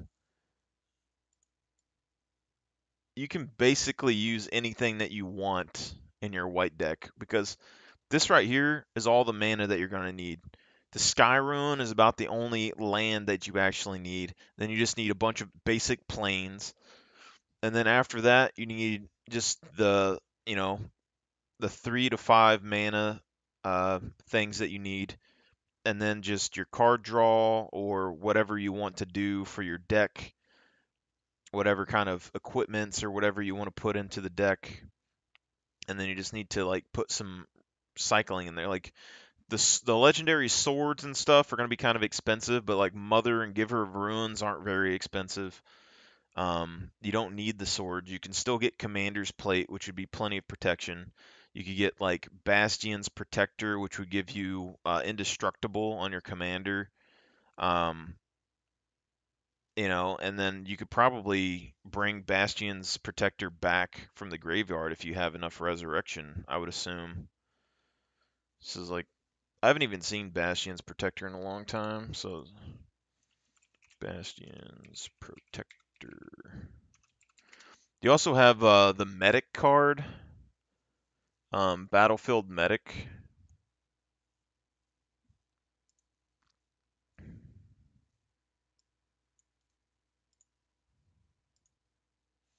Yeah, these are like a $3 card.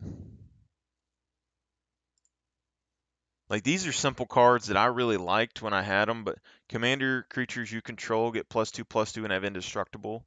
It's a 3 cost creature that Sun Titan could easily bring back. It gives your commander a good buff and indestructible, so they're going to have to destroy Bastion Protector to get after your commander. The artwork is really nice. I like the design. So, I mean, I might have to make another white deck at some point. Something a little bit more fun. Because I have some of these cards floating around somewhere. I just never use them. And this, it's like $1, $2 here. So this right here is very simple. And all we have to do basically is we could just get a number of cards that give our commanders and stuff indestructible. And then basically at that point we can just swing in and do whatever we want. And then people are going to need exile cards or something, or destruction cards to get rid of everything.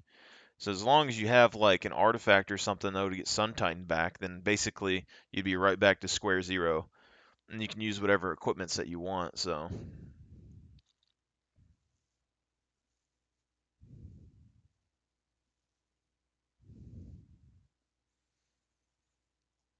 I wonder if there how many cards are similar to Bastion's Protector.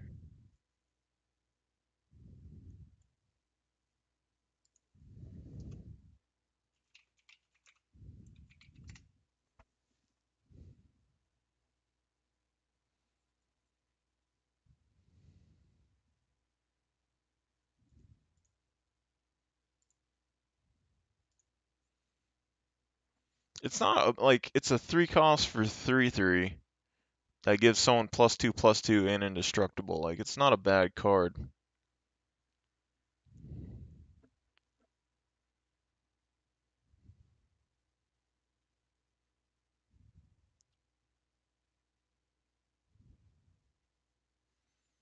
This is a powerful card too. And look, it's another chick. They always give chicks these interesting abilities like this. Each opponent loses X life. Like all you got to do. Well, I guess you got to keep creatures in the field, so this isn't too bad. I thought it was token generation, but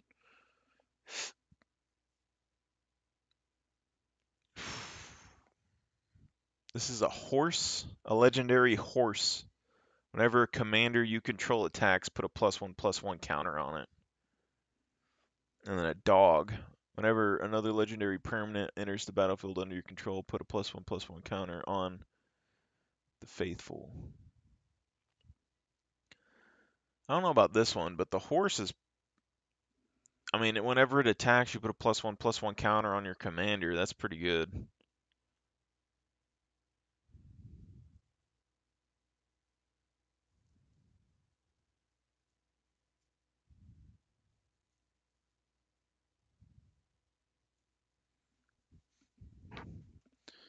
Yeah. I think Darian's really the only deck that I kind of like to be semi-competitive, but I really like mono white.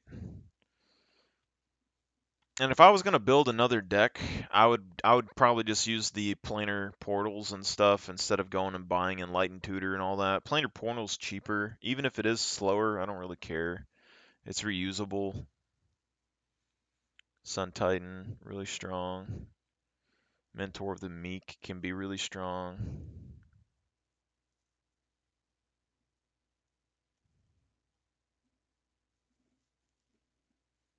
The Path to Exile. These are the cards that um,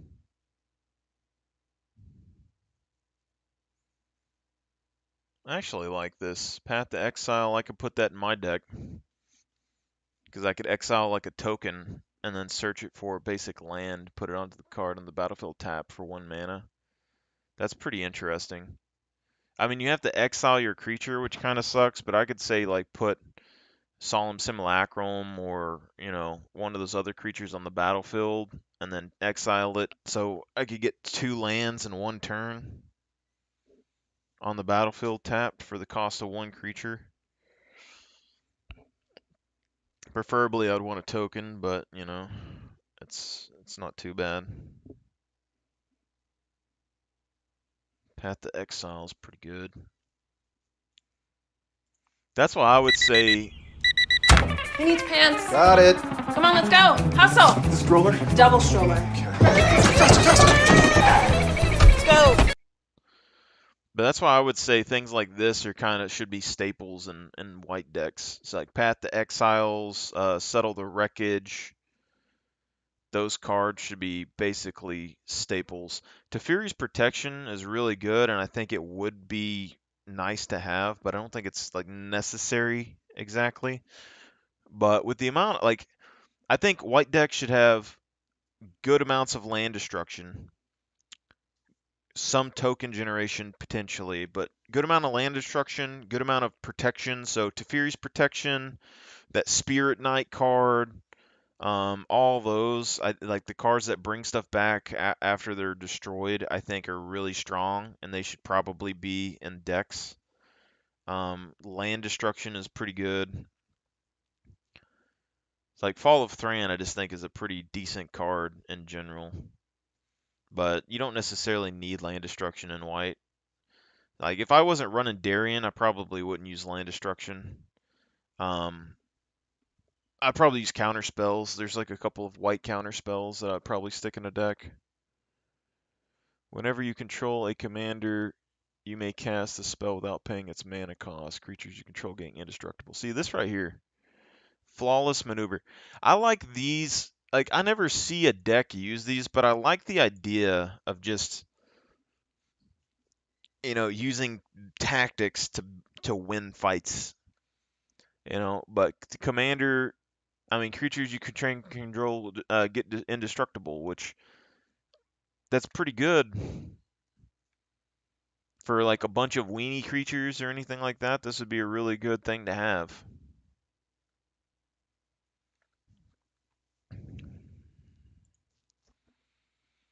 And thing like Sound the Alarm, it's like a 2 or 3 cost. Like, let me.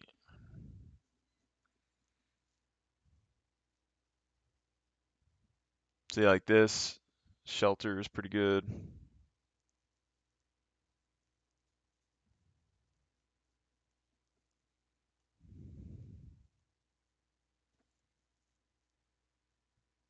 See, Cleansing Nova. Like, these things like this in white are really good. Destroy all creatures, destroy all artifacts and enchantments. And then you have Asturias Command, destroy all artifacts, destroy all enchantments, or you can destroy all creatures with mana value 3 or less, destroy all creatures with mana value 4 or greater. So like this right here, very strong. This is very strong. And then this is why I think that you should run decks that don't necessarily have, like if you're running a weenie creature deck and you didn't have any artifacts or enchantments necessarily, and you're all focused on creatures, these right here, just destroying all your opponent's stuff like right off the bat, and then having Codex Shredder and stuff to bring this back, and the trading post to bring these back. You put 5 of these in, and then you put Codex Shredder and stuff in, and then you could basically board wipe whenever you want. You put the flicker cards to keep your creatures safe, and there's not really much that you can do. And then these right here are like things that I want to use in my Darien deck, but I don't. So like Hour of Reckoning is okay. It's not bad, but like look at this. Farewell. Choose one or more. Exile all artifacts, exile all creatures, exile all enchantments, exile all graveyards. This is a busted card.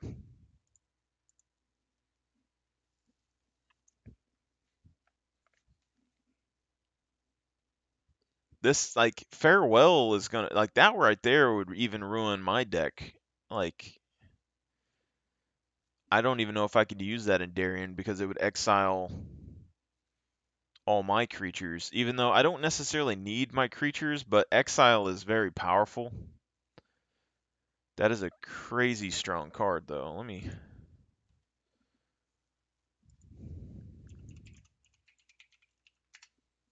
Extremely powerful.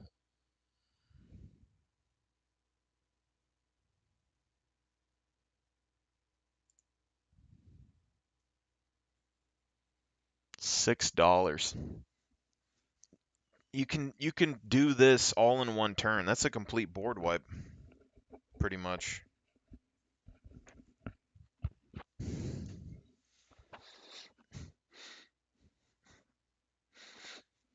Oh God, that's I don't even know what to say how this makes me feel. This kind of hurts me a little bit.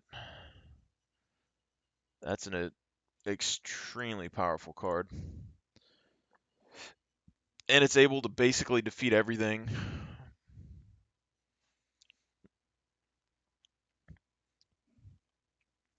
See, but where is it? So like stuff like increasing devotion. It's a 5 cost. Create 5 1/1 white human creature tokens. If the spell was cast from graveyard, create 10 of those instead. So it's a 5 cost for 5 tokens, and then you get 10 of those tokens instead with flashback. So you can get 15 of these as long as you have the mana. So if you have a way to like cycle sorceries and stuff in a white deck, I just think this would be the best. But the only thing that I know that can do it is Codex Shredder and the Galleon.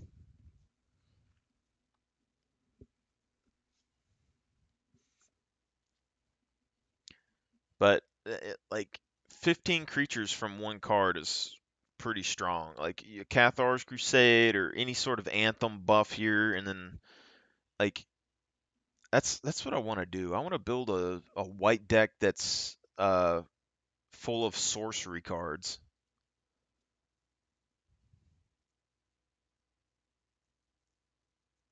So you could have creatures for mana ramp and creatures for mana ramp, creatures for card draw. Then you'd need board wipes and then cards that basically could swarm the board with a bunch of mana. I think that would be pretty decent. But like Marshall Coop is something that I would want in Darien. So this is create X 1/1 white creature tokens. If X is 5 or more, destroy all other creatures. So this is a board wipe that basically could replace everything on the board. Um, like destroy everything on the board and then give you a bunch of creature tokens to swing with.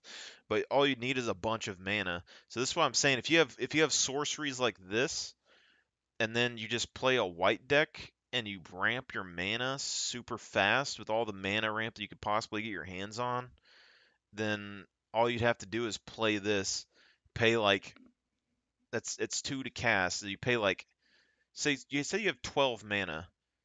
All right, you pay this, you destroy all creatures, and then you make 10 soldiers just with one card. That's a very powerful effect, you know? Each player chooses an artifact, a creature, an enchantment, and a planeswalker from among the non-land permanents they control, and sacrifice the rest. Mythos of Snapdax. Each player chooses an artifact, a creature, an enchantment, and a planeswalker from among the non-land permanents. Was spent to cast a spell, you choose the permanents for each player instead. This is really strong. So you look at like Wrath of God, just destroy all creatures, Visions of Glory. So like all you need is like something that gives your stuff indestructible and then a Wrath of God, because most people that have like things that give them indestructible, it's usually only one creature. So then like a Wrath of God or anything like that could potentially swing the board favor in your side, you know. You put 10 tokens on the ground with Marshall Coop, destroy everything, and they have an indestructible for a turn. And then the other guy has a one creature. He blocks one of your soldiers each time. For each different power among creatures on the battlefield, choose a creature with that power. Destroy each creature not chosen this way. Celestial Judgment. That's nuts. The other thing is that you don't even really need equipments for most of the decks. Although like there's plenty of equipments that you could put into a deck like the Archangel staff or whatever. So like every time a token attacks, you'd make another token angel. But like Lightning Greaves with a 0 equip, you could just equip this to everything to give them all haste. If you would lose the game, instead exile the Golden Throne, and your life total becomes 1. Sacrifice creature, add 3 mana of any combination of colors. This is good. There, that commander plate.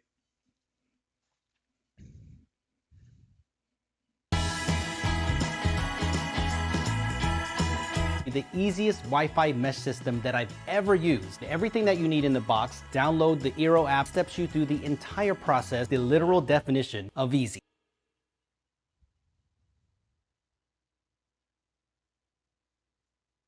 See, Black Blade Reforged. Equipped creature gets +1/+1. Like this. So I have some equipments that are sort of like this, but the Penlay Blade gives you +1/+1 for each creature you control. The Stone Forged Armor gives you +1/+1 for each creature you control. This right here would give you like, so if you're making tokens and stuff, you don't necessarily need powerful creatures if you have things to equip to them, and then basically as long as the equipments are on the field, any of your creatures can just pick them up and you're good. Like that's what's nuts about the equipment stuff.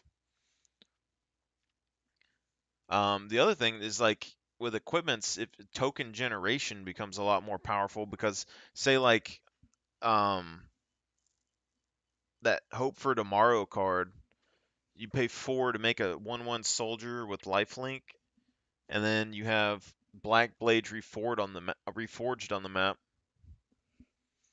and maybe you have, I don't know, maybe you have 10 lands just laying there. You just equip that to your 1/1, you get an 11/11 beater. And then if they somehow manage to kill it, you just make another one the next turn. Like that's pretty nuts. Even stuff like this, Colossus Hammer, equipped creature gets 10/10. I mean, these are expensive to equip, but like that on a 1/1 soldier would just ruin people.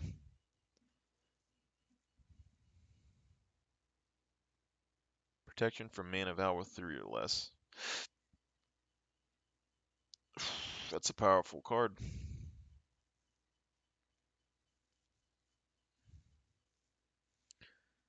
Enters the battlefield, choose a creature type.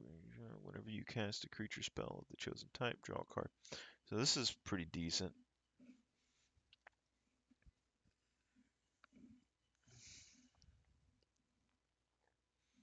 See, like Darksteel Plate, I have one of these somewhere. Equipped creature has indestructible.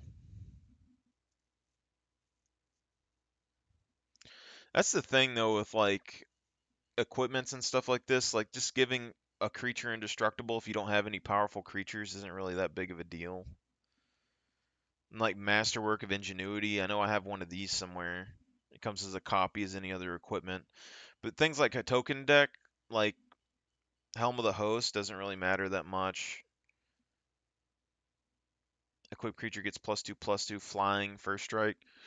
So like I like the idea of uh like a legendary weapon deck. I think like this would be really nice because you wouldn't necessarily care about the weapon being destroyed, but I kind of like the idea of having like a white deck with, so if we had card draw, so if we built a deck like we have right now, kind of with Darien, but maybe a different commander, and then I mean we could potentially do it with Darien too, but you have Dawn of Hope, Night Squadron, all that. So maybe you have like 10 sort of over the top cards that you'd use. And then after that, all you'd really need is equipments. Just make an equipment deck. So like maybe you would have some equipment type that's Steel Paladin. I have one of those somewhere. You could have like search cards like Stoneforge Mystic that would look up your equipments for you. So you could put like the 4 equipment search creatures and then just have a bunch of equipments like Maul of Skyclaves, and then you just run a deck that uses those because all the creatures that can summon those like equipments, they can use the equipment too. So if as long as you have a basis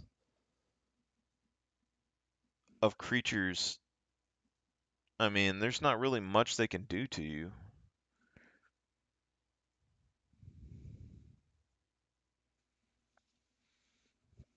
I like this. Symmetry matrix, 4 costs. Whenever a creature with power equal to its toughness enters the battlefield under your control, you may pay 1. If you do, draw a card. So like this is a draw card. It's basically Mentor of the Meek, except for it doesn't have to be a 1/1. So I mean, this is a good card.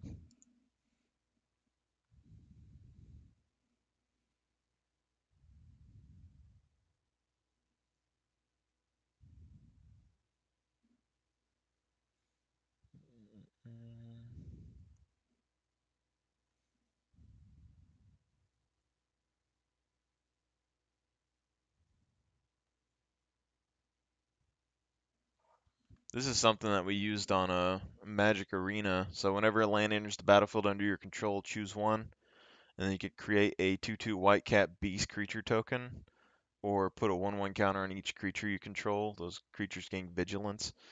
That would actually be a really good card to have in Darien to get some 1/1 counters, but I really don't like the card in general, to be honest. But like just because it's a 2/2 white white cat beast creature, you know.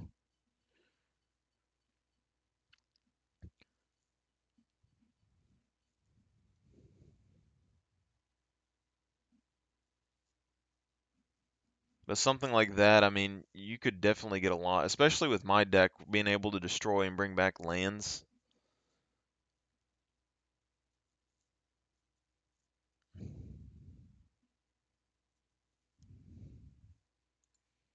I think we have this card somewhere too. Yeah, like stuff like this. Pay 4, create a 1/1 white human creature token, Castle Ardenvale, and then you have an equipment on the field like Colossus Hammer that gives it 10/10, so you got an 11/11, and even if they destroy it, you just make another one next turn. I mean, that stuff is pretty nuts.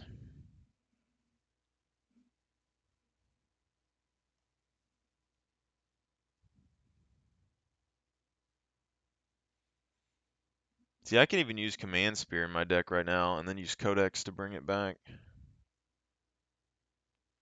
Mind Stones, pay 1 sack, draw a card. So you could get some extra card draw out of these if you wanted to. And these are all like underneath. So like if I had Sun Titan on the field, I could just play these, tap them for mana or whatever, sack it, and then like attack with Sun Titan, and then bring it back onto the battlefield, and I could just get a free card every turn. That's the only issue is you got to protect your Sun Titan. Like, as soon as somebody exiles your Sun Titan, the whole system would fall apart. So that's where you need protection.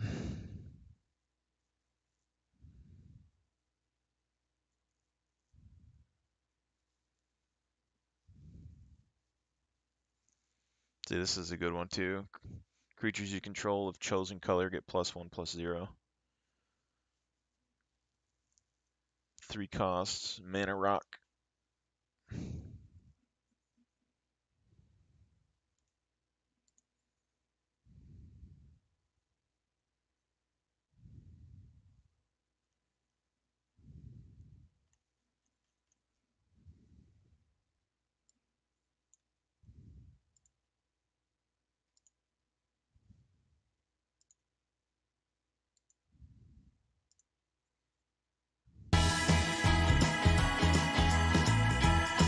The easiest Wi-Fi mesh system.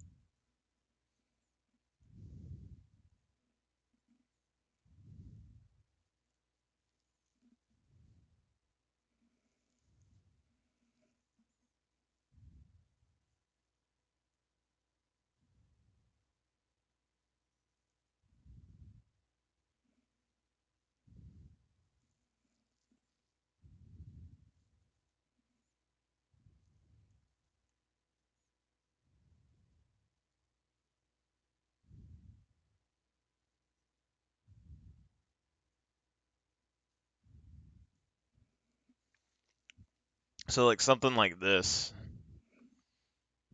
Human Knight. All you need is sorceries in there that make creatures. Then those creatures, basically you'd pay to summon the creatures, and then basically pay to increase your commander's power. All you need is the mana.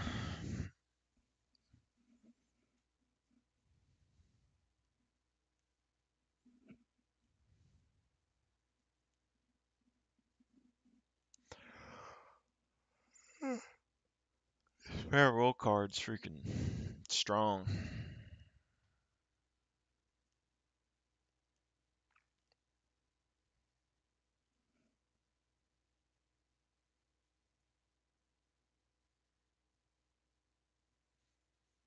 Let's see, single combat.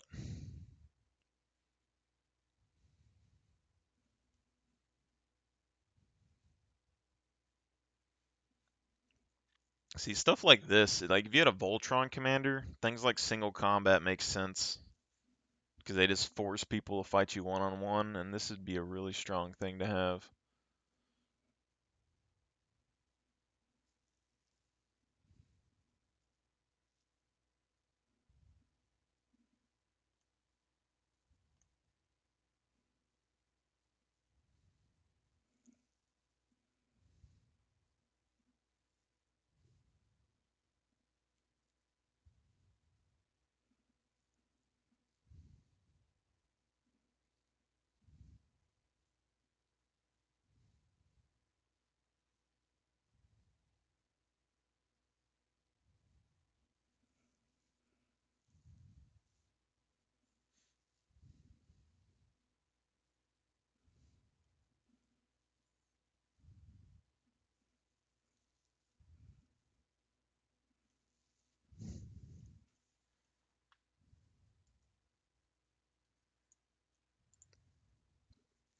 I gotta stop looking at all this.